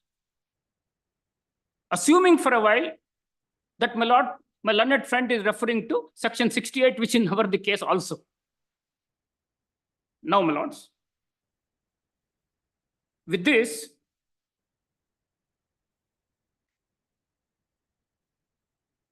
my lord, this is, I will not burden my lords with many more decisions on this, except, my lords. You are saying that like a compromise, you have to, the court only has to examine whether the compromise is against any law. That's all. You cannot enter into the correctness of whatever they have agreed, as long as it is legal. What my lords has said is echoed in the constitution by decision of the Supreme Court in Anjum Gasawala, 252 ITR, page 1 and para 21 and 24, my lords. The Honorable Supreme Court says that the Settlement Commission cannot do anything contrary to law. There was a question of waiver of interest. Does the Settlement Commission have the power to waive interest under 234 ABC of the Income Tax Act? Answer is no. And therefore, the Settlement Commission cannot have, does not have power to waive. So wherever, my lords, the Settlement Commission acts contrary to law, provided it is brought to my lord's attention, which provision, how, in what manner it is contravened. Merely because petitioner is unhappy with the settlement, he cannot come because, my lords, the finality is extremely important in the Settlement Commission. Now, my lords, two more decisions on this as to why it is not maintainable. One is, my lords, the decision of Honorable Karnataka High Court. My lords may kindly take the same compilation page 10, my lords. This is the decision of N. Krishnan versus Settlement Commission. Para 15, my lords. Para 15. In the compilation, my lords, page 10. That is relevant portion of this decision, operating part. My lords are there? No, same compilation. Page 10. Page 10, para 15. Have my lords found that? Here, my lords, third line of para 15, the settlement commission was to be constituted for settling the complicated claims of chronic tax evaders as an extraordinary measure for saving an opportunity to such persons to make true confession and to have matters settled once for all and on peace of mind. It is a forum for self-surrender and seeking relief and not a forum for challenging the legality of the assessment order. You're reading at page? Page 10, my lords. Paragraph? Para 15, my lords. Yes. Are my lords there? Third line, my lords, in para 15. I may be permitted to read this, my lords. Yes. As observed by us earlier, the settlement commission was to be constituted for settling the complicated claims of chronic tax evaders as an extraordinary measure for saving an opportunity for such persons to make true confession and to have the matter settled once for all and on peace of mind. It's a forum for self-surrender and seeking relief and not a forum for challenging the legality of the assessment order or orders passed in any other proceeding. This is not only evident from the provision of the act which prevents the application made from being withdrawn, as also the provision which makes the decision of the settlement commission final and conclusive both on question of law and of fact. The power conferred by the settlement commission is so wide that it can take any view on any question of law which it considers appropriate, having regard to facts and circumstances of the case, which would be applicable only to that case, and it has the power to give immunity against prosecution or imposition of penalty. It is in this background we should find out the answer to the second question, namely the scope of interference against the decision of settlement commission in a petition under Article 226. The provision for settlement would show that it is in the nature of a statutory arbitration, which my lords little ago pointed out, to which a person may submit himself voluntarily. Therefore, it appears to us that the scope is much more restricted than the power of the court to interfere with arbitration award. Regarding jurisdiction of civil court to deal with an arbitration award, the Supreme Court refers to so-and-so case. My lords, may kindly skip that and go down, my lords, after the extracted portion of the said judgment. In our opinion, it starts with these words. Are my lords there? In our opinion, many of the grounds on which the arbitration award could be set aside could not be available in view of the nature and jurisdiction of the settlement commission. We are of the view that a decision of settlement commission could be interfered with only three gateways. Gateway number one, if grave procedural defect, such as violation of the mandatory procedural requirements of the provision in Chapter 19A and /R, violation of rules of natural justice is made out. Lords, in the entire petition, there is no such averment or allegation. Only grievance is you have accepted the affidavit of the respondent, you have accepted him to spread it from 1213 to 1617. You could not have accepted the affidavit. Now, my lords, two, if it is found that there is no nexus between reasons given and the decision taken by the settlement commission, this also is not the case. Third, this court cannot interfere, my lord, this is extremely important, with an error of fact or error of law alleged to have been committed by the settlement commission. Lords, acting contrary to law is different from error of law. Acting contrary to law is there is a law, one chooses not to follow. Error of law is in its interpretation, there is an error that has taken place, which according to one party, aggrieved party, there is an error. Even error of law cannot be questioned, let alone error of fact. Now, my lords, there are many decisions. I will not burden my lords, except taking my lords to the decision of the Honorable Supreme Court in my lords, Kotak Mahindra, which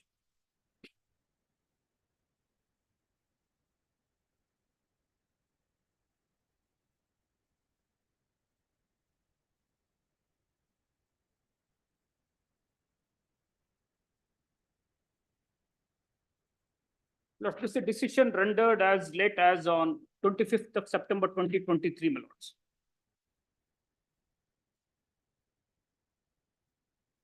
My lords, may kindly go to para 10 here.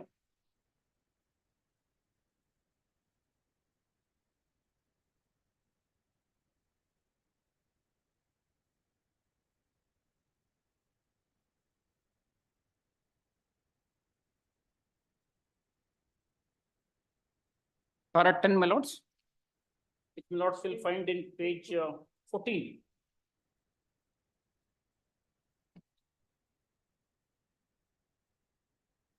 Are my lords there? Para 10.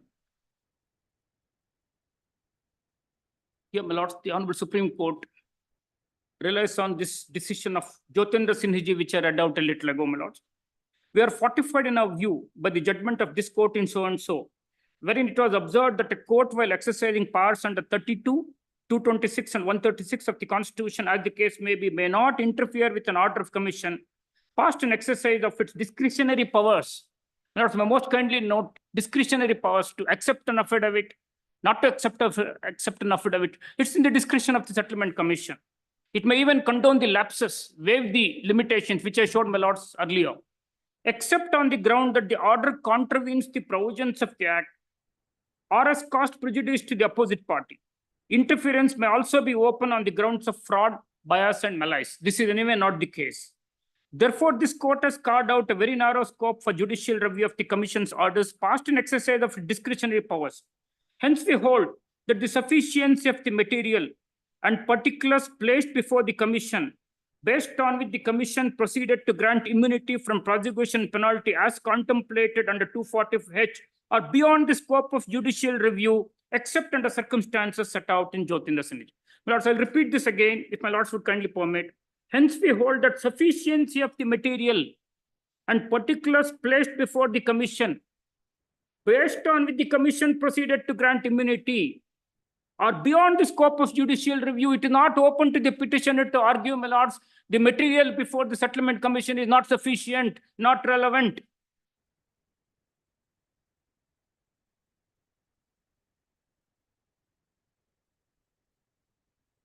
Some more particulars should have been furnished. My learned friend was arguing some more particulars should have been sought.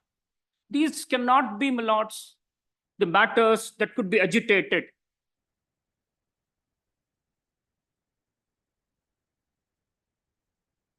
Now, my lords, para 13, little down.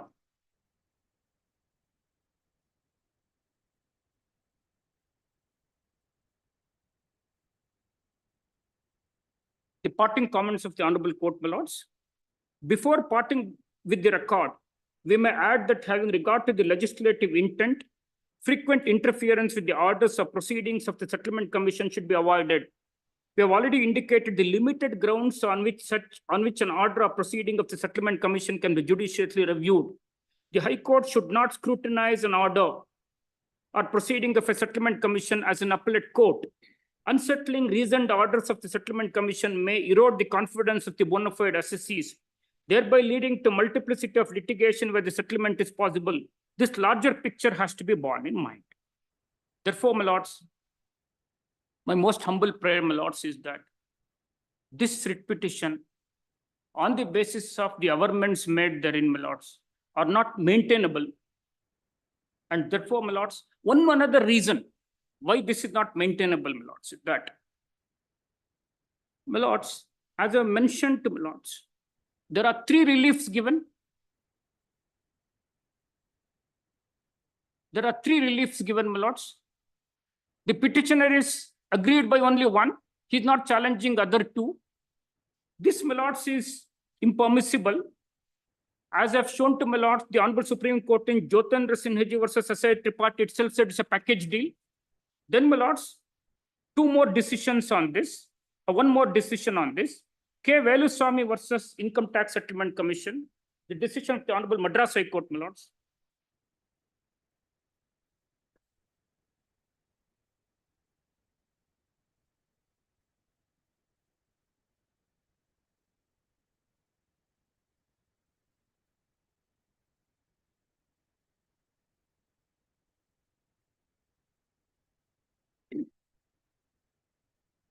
para 9, my lords. At page 4.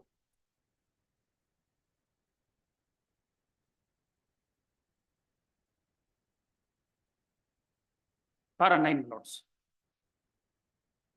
Are my lords there? In our considered view, a truncated challenge to the orders of the ITSC, either at the instance of the SSC or at the instance of revenue, cannot be maintained. Now here is a truncated challenge.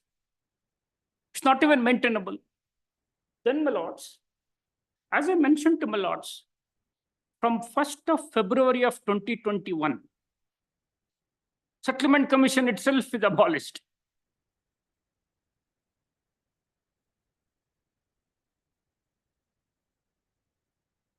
From? From 1st of February of 2021. My lords, the stake involved in this case, assuming that 61 lakh has to suffer tax at 60%, because that is all would happen if this petition is allowed. 60% of 61 lakh is about maximum 40 lakh of rupees, which will mean reversal of taxes paid in the earlier years, and interest also will have to be refunded. That will reduce it further down. In the light of the fact that there is enough and more of litigation, lords, with the revenue will have to expend its resources on, should this petition be maintainable at all or not, is another point which my lords may most kindly consider. In this regard, my lords, the Honorable Supreme Court, in a decision called Action Global, my lords,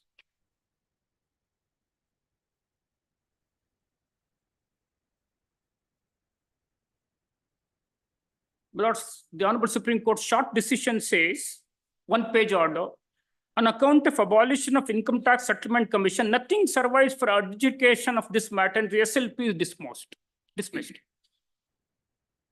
So this is also another reason why, my lords, this petition is not to be maintained. One last reason, my lords, why this is not to be maintained is national litigation policy, my lords. There is something called national litigation policy, which applies to the government of India. My lords, will find that in the decision of this honorable court, which is in the compilation, my lords may most kindly go back to that compilation. Ranka and Ranka, this honorable high court, my lords, had an occasion to consider the national litigation policy. It starts from page 52, my lords, in my compilation.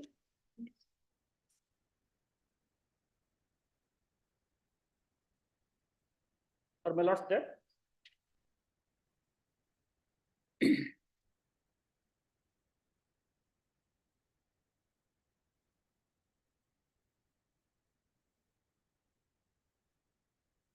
My lords, para 21, my lords, may most kindly, which my lords will find it in ink page 59.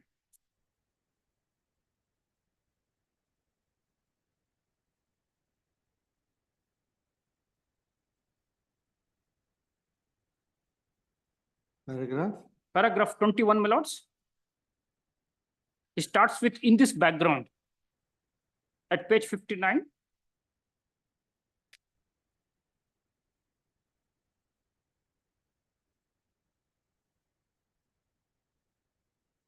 Yes.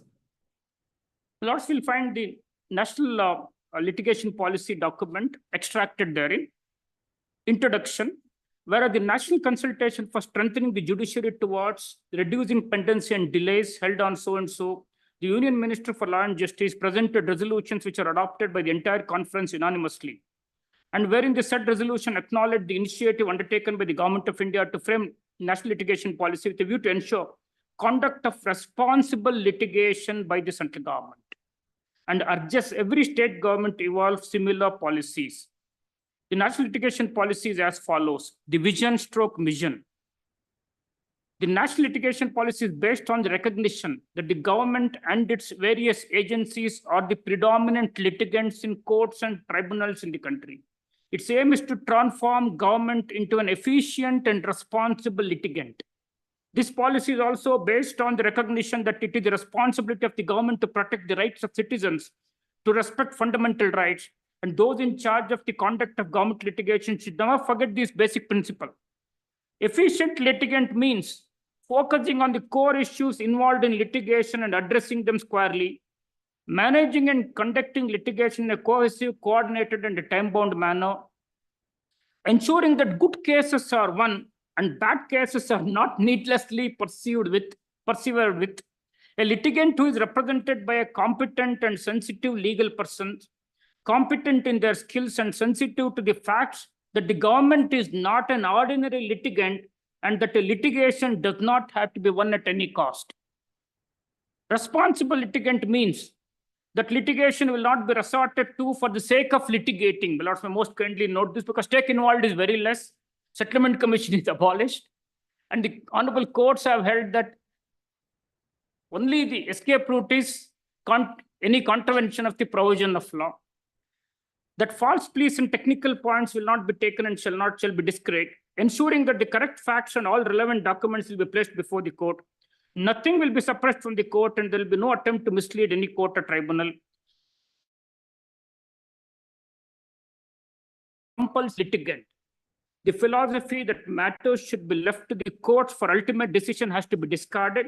The easy approach, let the court decide, must be eschewed and condemned.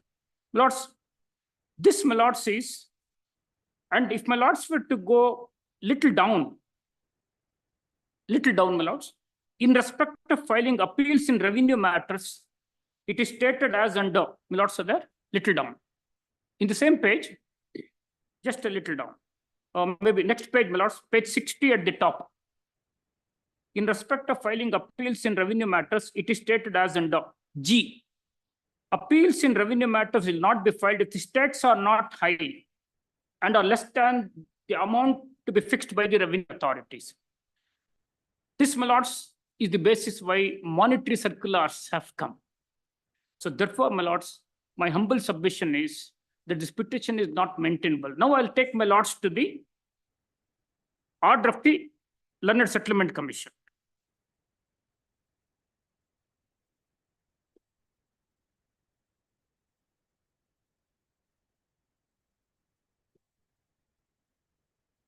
My lords will find that in Annexure D at page 66.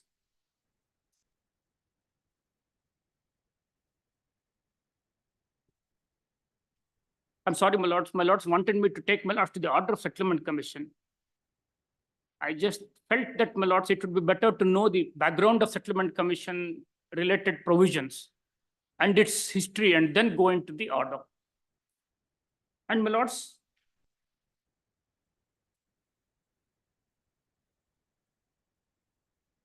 I would take, lords, the initial paragraphs are introductory paragraphs, which essentially state the facts. And the application made, if my lords were to go to para 3, my lords, in the table, in column 4, which I was trying to tell my lords, that 2.2 crores is offered by the respondent, how it had spread 2.2 crores over a period of 1213 to 1670. Then, my lords, para 4 reports. In fact, the Settlement Commission sought a report from the Principal Commissioner. His report is considered. Copy was given to the respondent who filed a rejoinder. Now, arguments are captured in para 5 on various things. Now, my lords may kindly see para 6, unaccounted cash payment in purchase of jewelry, where the argument is captured. I will not trouble my lords going through the whole lot of that. Para 6, para 7 are all the arguments of the assessee, my lords.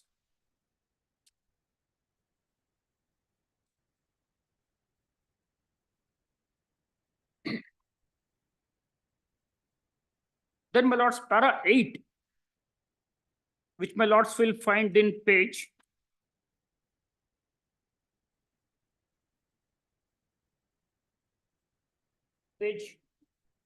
69.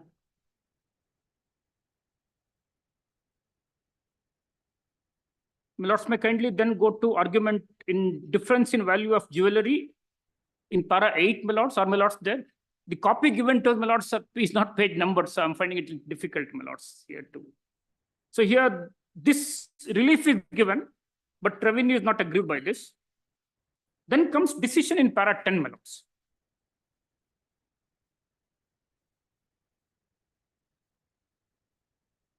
Which I may be permitted to read, my lords. We have carefully considered the submissions of the CIT-DR and the AR and perused the materials brought on record by both sides in support of the respective contentions. The PCIT has sought that the difference of 79,40,086 on account of valuation of jewelry should be added to the income disclosed in the application. We find no dispute that the applicant had furnished invoices of purchase of jewelry which were subjected to valuation. We also find no dispute that no material was found during such, my lords may most kindly note this, or in post such inquiries to show that the appellant had made cash payment over and above the consideration shown in the invoices of purchase. The contention of the department is based only the valuation report, which cannot be accepted unless the same is supported by evidence that actual consideration passed was more than the consideration shown in the invoices. Since no such evidence has been shown or brought to our attention, we reject the plea of PCIT of making addition of 79 lakh to the income disclosed in the application. This relief is not challenged in the petition. Let me most kindly note this. Next, which is the subject of challenge. Para 12, department next sought to dismiss the claim of the applicant of receipt of cash gifts totaling to 2.2 crores and their application by way of unaccounted cash payment of 2 crores 16 lakh in purchase of jewelry. Consequently, department has sought that the entire cash payment may be treated as unexplained investment under section 69 of the Act and taxed at special rates prescribed under 115 BBE. We find no substance in the stand of the department and reject the same for the reasons as follows. Lords, they give reasons contrary to what my learned friend has stated.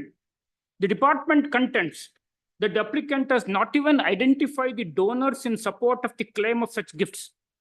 It further contends that the applicant has not disclosed the cash gifts, if actually received, as cash in hand in the wealth tax returns filed for the relevant years. The applicant has disclosed income of 2.2 crores represented by cash gift from non-relatives and friends in the settlement application. She has filed an affidavit in support of receipt of gifts. She has sourced the cash payment of 2.16 crores from the cash gifts. Next is most important, my lords.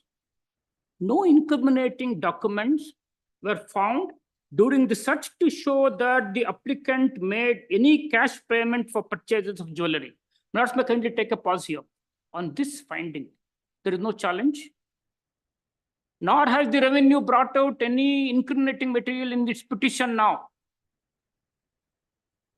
In fact, the applicant has voluntarily admitted in the statement recorded in the 132(4) that she made such cash payments and submitted the details of invoices, payment through bank, and in cash to the such party. It is notable that Rule 8 of the Income Tax Settlement Commission Procedure Rules prescribes that where a fact which is not borne out by or is contrary to the record relating to the case is alleged in the settlement application, including the annexure and the statement or other document accompanying such annexure, it shall be stated clearly and concisely and supported by a duly sworn affidavit.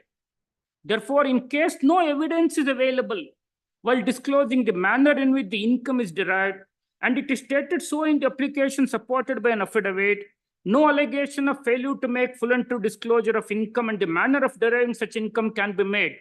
Accordingly, in the absence of materials to the contrary, it cannot be concluded that appellant did not receive cash gifts amounting to 2.2 crores, which has been declared as income not disclosed by the assessing officer. The source of making payment in cash of 2.16 crores in the purchase of jewelry is cash gifts. In that situation, it cannot be alleged that the applicant has no explanation about the nature and source of investment of 2.16 crores so as to attract the provisions of section 69. Lords, may kindly notice here, all along it has been the contention of revenue that it is the case of under section 69. In the petition, 68 to 69D, a batch of sections is mentioned. And the factors like, my lords, identity, genuineness, creditworthiness, These are all the factors which are alien to section 69, which my learned friend argued yesterday. They are only germane to section 68, which anyway is not applicable here. Therefore, we reject the plea of the PCIT to tax the sum of 61 lakh paid in cash during 17-18 at special rate of 60% plus surcharge of 25% as prescribed under 115 BB. These are all the grievance, my lords, of the revenue. The 61 lakh should go to 17-18. Why it should go to 17-18? Because in that year, tax rate is increased to 60%. We make it clear that for the conclusions we have reached, we have not gone into whether provisions of 115 BB apply at all to the settlement of the cases under chapter 19A of the Act. Now, my lords, para 12.3, department has taken an alternative plea. Even alternative plea is also considered by the Honorable Settlement Commission, not that it passed a cryptic order without reason. 12.3, the department has taken an alternative plea that the claim of cash gift requires to be rejected also on the ground that the applicant has failed to disclose them if actually received as cash in hand in the wealth tax returns filed for the relevant year. We only point out that if the applicant had disclosed the cash gifts as cash in hand in the wealth tax returns, the entire alleged unaccounted cash payment would have stood explained before the search party, and there would have been no occasion for the applicant to disclose the same as undisclosed income in the Settlement Commission. Lords, what in just the revenue argued there is, if he claims to have received so much of cash, he should have put it in the wealth tax returns. No, my lords, the revenue's argument misses the point that you can go to Settlement Commission to disclose what you have not disclosed before the authorities. If I disclosed that before the authorities, the question of me going to Settlement Commission would not arise. So I can only go to Settlement Commission if I have anything else to say, not what I have stated before the tax authorities. Therefore, we reject the plea of the department as well. Para 13, having regard to the facts and circumstances of the case, and in view of the absence of any evidence to the contrary placed on record, brought to our notice, we consider additional income offered in statement of settlement application of 2.2 is fair and reasonable. Therefore, we settle the case of the applicant for assessment as 1213 to 1928 additional income of 2.2 crores as declared in the application. Then, my lords, prayers. Then further down, para 16, immunity from penalty and prosecution. Little down.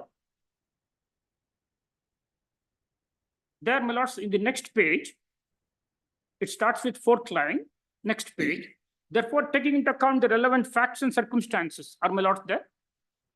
And also taking an overall view of the matter, we are of the considered view that it's a fit case for granting immunity from penalty and prosecution under the Income Tax Act for the assessment at 1213 to 1920, which is settled by this order. We order accordingly. Immunity granted to the applicant by this order may be withdrawn for failure of the applicant to pay tax and stroke interest, if any prescribed by the law. Immunity granted to the appellant may at any time be withdrawn if the commission is satisfied that the applicant had in the course of settlement proceedings concealed any particulars or materials to the settlement or had given false evidence, and thereupon applicant may be tried for any other offense. So this is when, my lords, if it is found that there is some sort of a fraud played by the applicant before the settlement commission may withdraw the immunity, which anyway is not the case of the revenue, my lords. Therefore, my lords, there is nothing here in the petition that survives. And before I would also conclude, my lords, now I'm not taking, my lords, to merit of section 68, 69, etc. For the reasons that, my lords, the Settlement Commission essentially passes an order of settlement. For me to justify the order of Settlement Commission under any particular section, my lords, it's for the revenue first to demonstrate which provision of the act that exists, which is contravened, and in what manner it is contravened. Then I would give, I may be permitted to reply how it is not a contravention. Then, my lords, just two more things. Lords, you just take me once again, my lords, to the provision conferring power on the Settlement Commission to settle the dispute. Yes, lords. I should thank my lords because I had mentioned to my lords that I will take my lords 245D, which I just missed.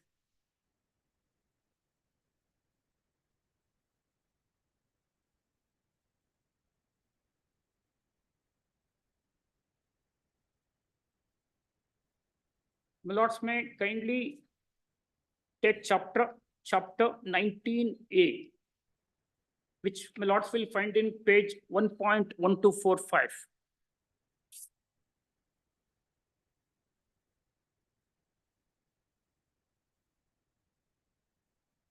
I'll just take my lords to the conspectus of this chapter very briefly. Page 1.1245. There, my lords, 245A, or my lords there, clause B. What is the meaning of a case which you can take? It has to be pending. Something which is already concluded cannot be taken. Then my lords may not much get into the definition section. Then my lords may kindly go to 245B, which my lords will find it at page 1.1248, just 2 pages thereof. 2 pages thereof. Are my lords there? Subsection 1, central government shall constitute a commission to be called the Income Tax Settlement Commission for the settlement of cases under this chapter. Proviso, provided that the Income Tax Settlement Commission so constituted shall cease to operate on or after 1st day of February 2021. So it doesn't even exist now, even my lords. Then my lords, section 245BA, jurisdiction and powers of the Settlement Commission, how they can function. They can constitute benches. And who are the authorities? Chairman, vice chairman. I will not trouble my lords with that. My lords may kindly go to 245C,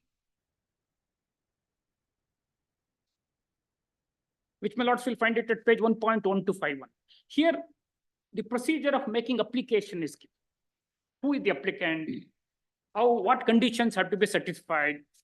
Here, my lords, subsection 1, an assessee may, at any stage of case relating to him, make an application in such form and in such manner as may be prescribed, and containing full and true disclosure of his income, which has not been disclosed before the assessing officer, the manner in which such income has been derived, the additional amount of income tax payable on such income, and such other particulars as may be prescribed to the Settlement Commission to have the case settled, and any such application shall be disposed of in the manner hereinafter provided. So there are some conditions, my lords, some minimum tax, etc., which anyway is not the point of challenge. They are not on admissibility of the settlement application. Now, my lords, may kindly go to 245D, page 1.1255. This is the procedure. And before I take my lords to this procedure, my lords may kindly permit me to jump to one section called 245F.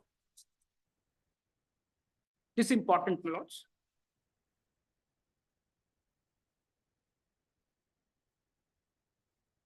This is important. At page 1.1262, subsection 1, in addition to the powers conferred on the Settlement Commission under this chapter, it shall have all the powers which are vested in an income tax authority under this act. Lords, I would want to submit from Lord's kind consideration here is that whatever power the assessing officer has, Settlement Commission also has.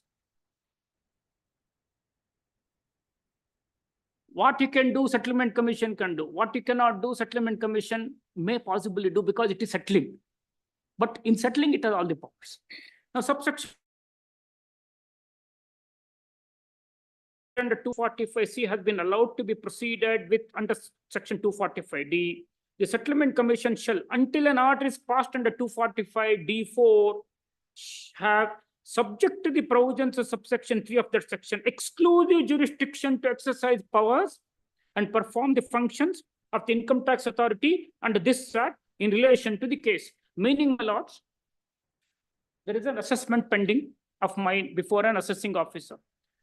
I will, as it is pending, it becomes a case, I'll take it to the Settlement Commission. Once the Settlement Commission allows that application to be proceeded with, till it passes the order of settlement, it will only have exclusive jurisdiction. It denudes the assessing officer of his powers. And he is bound by the order of the settlement commission. So meaning the settlement commission virtually acts as an assessing officer and much more. And it goes to settle. Now, my lords, may most kindly come back to 245D with these two provisions in mind.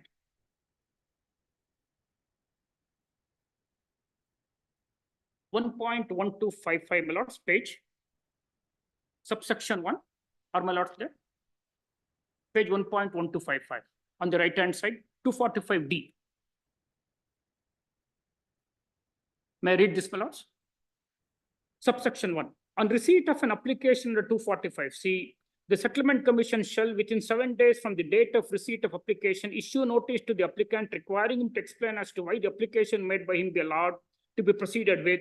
And on hearing the applicant, the settlement commission shall, within a period of 14 days from the date of application, by an order in writing, reject the application or allow the application to be proceeded with. This is the first stage, which is not in challenge, my lords.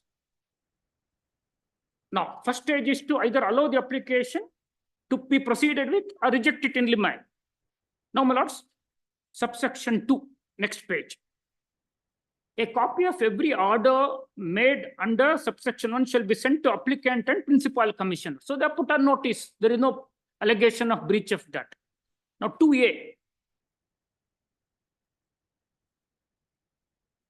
2A may not be considered, my lords, not necessary, because this deemed to have been.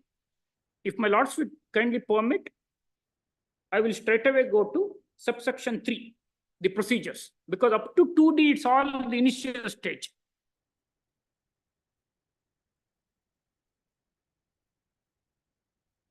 Subsection 3, my lords.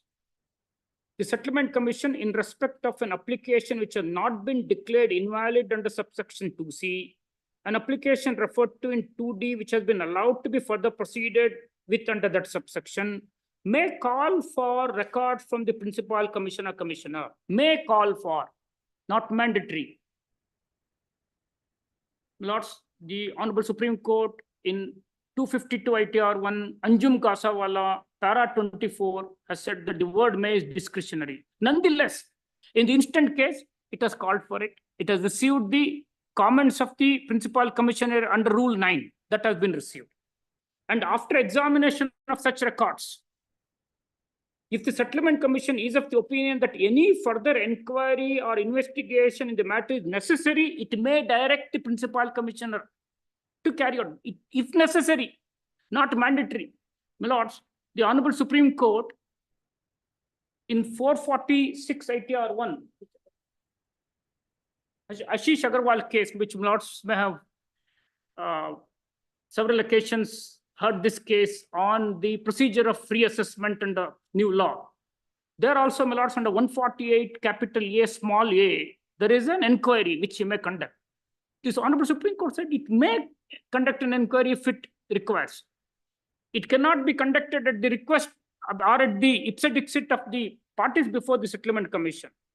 In fact, my learned friend was yesterday arguing before my lord that they should have made an inquiry. It is their call. In the course of settlement, if they choose to make further inquiry, they may direct.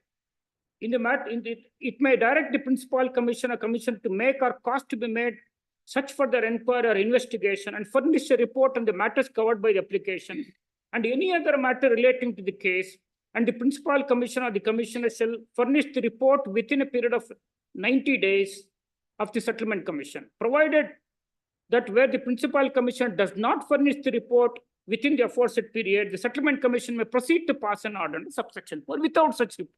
In fact, even if the settlement commission, my lords, if it considers that any further inquiry has to be made, if it chooses to tell the principal commission to make the inquiry, even though he shall make an inquiry and furnish the report, he need not. If he does not do it within 90 days, the settlement commission may proceed without it.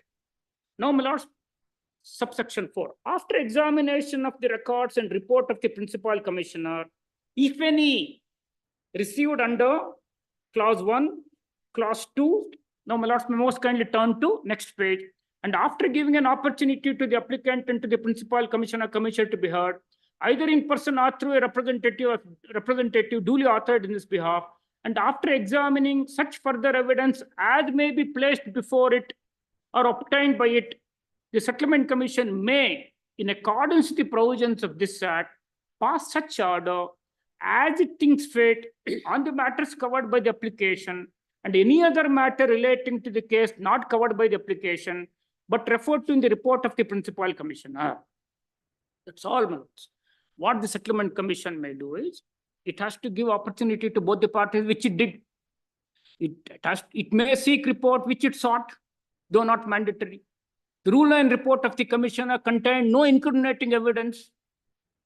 When no evidence is forthcoming from the department, either at the premises of the respondent or at the premises of Nirav Modi, what further inquiry? It's an inquiry into nothing. If at all department furnished any evidence, then possibly the settlement commission could have looked at that evidence. So go and examine this. Where is the evidence? Then nothing. On the finding of the settlement commission that no incriminating evidence found, they are not come in challenge. They are not challenged the perversity of the settlement commission on its finding. So therefore, nothing else could have been done by the settlement commission except to settle it in the manner as it thought fit in the circumstance of the case. And in accordance with law, Lord, the gifts are chargeable to tax under 56(2)(10). So it accepted the offer of 2.2 crores to be charged to tax under section 56(2)(10), and it did not accept the submission of the revenue that it is a case of section 69.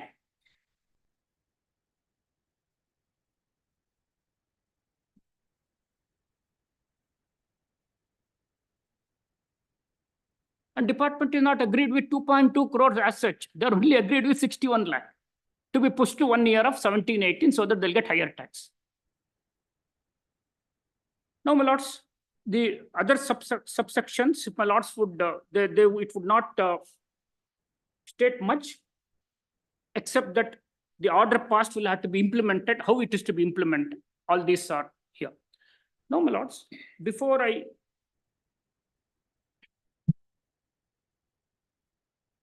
my lords, may kindly permit me to state two more aspects here. One, my lords, is that Just 1 minute.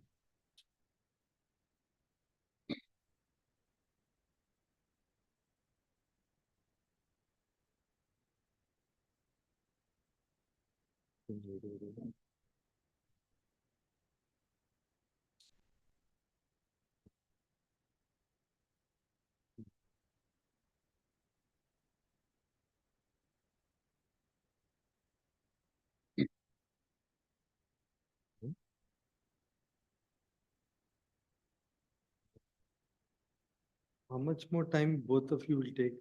Lords, if my lords are convinced on the admissibility, that's the end of the matter. I just have to, I'll need another 5 minutes to conclude on that portion. And I'll conclude. I think I'll take another 10 minutes, 10, 15 minutes.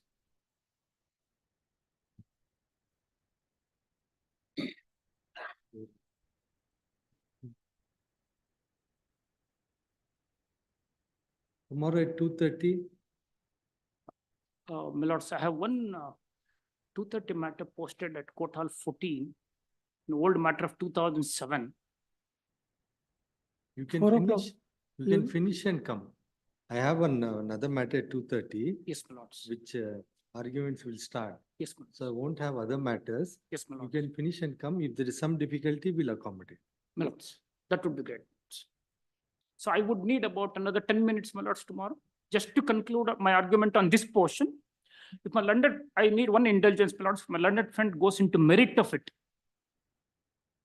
merit of the decision of on merits, then I may be permitted to argue. The scope of. My lord, I'll try to convince my lord why section 69 is applicable. Let Why us it- see. how- Now, the words used as settlement commission may, in accordance with the provisions of this act, pass such order. Now, though the words used in accordance with the provisions of this act, basically it may refer to 245 chapter this. So it must be in accordance with this chapter. If such power is exercised, then if you are saying it is wrong, then you must show how it violates any of this provision. Exactly. Number one. Number two, my lords, as the Honorable Supreme Court said, it is not even possible for us to, or not necessary for us to get into the reasons as to why settlement commission settled it in a particular manner. If they give reasons, we will look at the reasons. If they don't give the reasons, so be it. Unless it's against the provisions. Exactly, unless it is contrary to the provisions. And provisions of this act has to refer to this chapter. This chapter. My lord, it is like saying, my lord, Either way, there are two ways of looking at it. One version, my lord, says that the provisions have to be confined to this chapter. Even if, for whatever reason, it is to be extended to the rest of the Income Tax Act, there has to be pleading which provision, my lords, is contravened and in what manner it is contravened. So when the words used are in accordance with the provisions of this act, it must be shown that it's not in contravention of any provision. Exactly. That's how it has to be. Exactly. interpreted. Exactly. That's your content. That is my contention.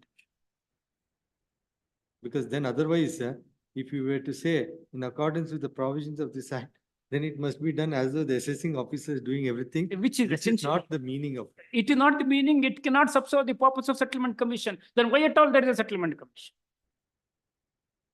And that is settlement. It is in the spirit of settlement that a settlement is made. It's not an assessment. It's not an adjudication. It is hearing parties and a give and take. Just close it and finish it once for all. Package D, as the Honorable Supreme Court put it.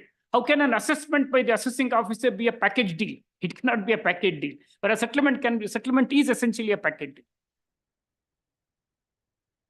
On the admissibility, my lords, the truncated challenge is impermissible. It's a package deal. Revenue has not challenged the order in entirety. On that ground itself, the petition is liable to be dismissed.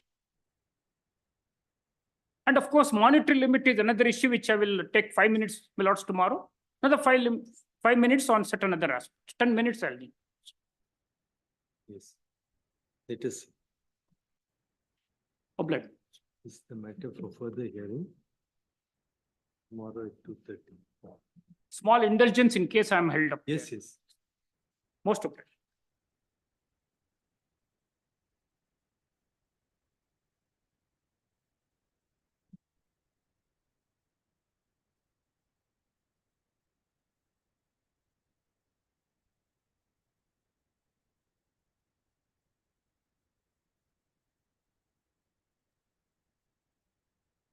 But just examine one point, in case of a compromise entered into, it's under order 23. It says it should not be contrary to law. Just examine the language of order 23 settlement. But here the words used are in accordance with the provisions of the act. So is it that deliberately a different language is used, or it should be given the same meaning, because finally it's only a settlement. And what must be seen is whether the settlement is against the law, which is a common notion under civil law. But whether this requires a different meaning or it should be the same meaning, examine order 23. The Quashing committee provides sufficient material on this, upon which basis the chapter 19A has been brought up. It is just a settlement. So it cannot be seen, as you have said, Lords, it's a package deal. If everything has to be in accordance with law, it cannot be a package deal. Therefore, my lords, what is in accordance with law will have to be understood, keeping in mind that it's a package deal. Like an assessment order cannot be a package deal. It has to be strictly in accordance. That would possibly answer my lord's question. I will anyway examine my lord that question. Order. My lord, can I make one submission, my lord? 63, my lord. Serial number Date may be given, my lord. It is covered. 63, my lords. It is covered by your lordship's, my lord, order rendered earlier. 63, my lords.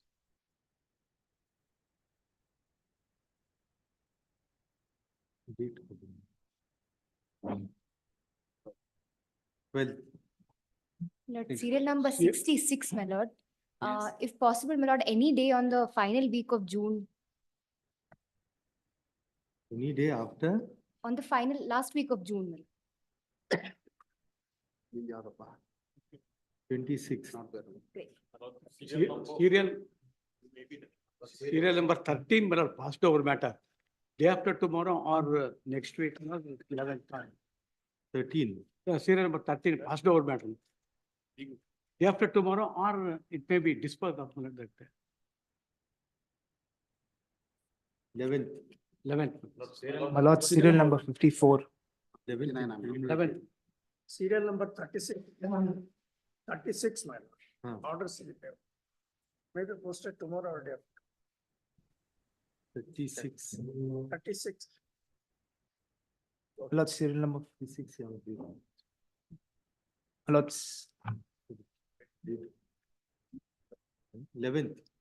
11. Serial My lord, serial number Serial number 4, my lord. Order challenging 129 clause 3, has been challenging. There be a notice, ma'am. Notice to state of the book. Let notice go. Yes, ma'am. He's Hem number Kumar, your central. 4. Commissioner of Commercial Taxes. Hem Kumar or Samantha, I think. Council Hem Kumar is directed to accept notice for the respondents. 18th, my lord. IA 1 of 24 is allowed in petitioner's dispensable production of certified copy of annexures mentioned therein, subject to production of certified copy in due course. Please, Lord, serial number Lord, 44. Kindly on 18th, my lord. 18th. 19. 19. Please. 19. my lords, 44. Passed over. Lordship, I have it tomorrow, my lord. At school matter.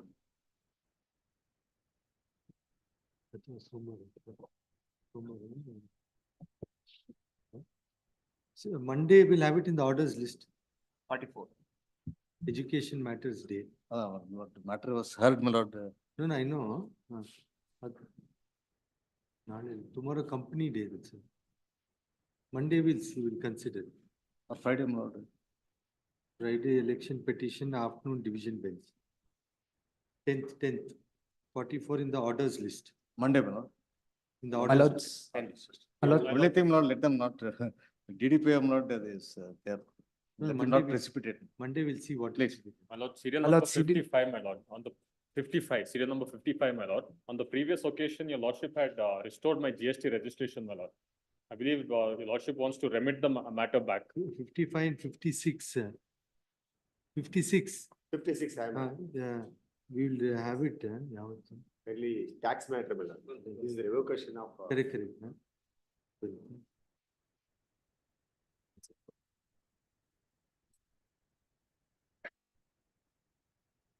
We'll have it on 12th in the orders list. Let it come up in the orders list. 56, 12th, my lord. Both 55 and 56. Both similar questions. Yes, Similar. Set some order of the Supreme yes, Court. revocation of the. So list the matter in the orders list on 12th. Much. my lords, 54, serial number 54. 54, my lord. Can it be posted on Tuesday? The bank attached GST matter, madam. GST matter, provisional bank attachment has been done, which does not have DIN and other grounds. I had submitted Tuesday, my 11th. lord. 11-6. Lordships Much number obliged. 59, your lordships. 54, 11-6. Serial number 65, my lord. I have filed an IA and order 6 rule 17 for amendment of the petition, my lord. It may be taken up day after tomorrow as well. No, amendment may be allowed and then let them file a revised amended petition. No, but where is the IA put up? IA is not put up. IA doesn't appear to be. I filed IA. Let us. It may be put up along with the IA, my lord, tomorrow. Council for petitioner submits, IA for amendment has been filed. List the matter on 12th. 12th. Lordship, serial number Friday, my lord, 64. there is urgency, my lord. 12th we'll have it. 11th, my lord, 11th, Monday or Tuesday, my lord, at least on. 11th. 11th. Your lordship, serial number 64, your lordship. I request your lordship to kindly list the matter on 4th of July, your lordship. Department is yet to file their objections. I request your lordship to kindly post on 4th of July. 64. We'll have it on 3rd. Lord, 64. Limited. 3rd You- of July. Lordships. Your lordship, then 8th of July, if it is convenient, your lordship. Third, my lord. Next week. Third. Which next? 10th. 10th July. 10th. 12th, your lordship, I apologize, your Because I lordship. have to if get 12th is- it's in Hyderabad and various other places. Your lordship, if 12th is possible, your lordship. No, no. 12th of July.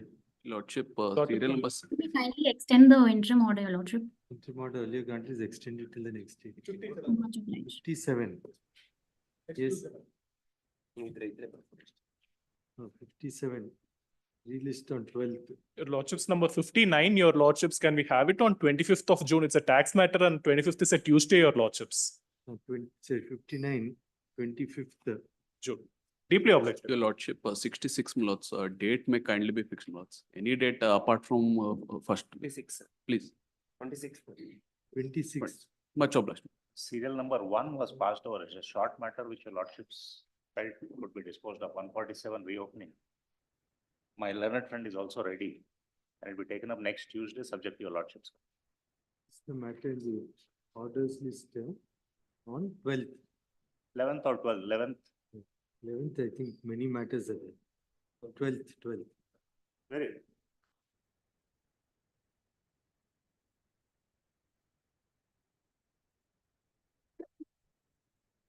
Earlier it was 66. Hello, 66.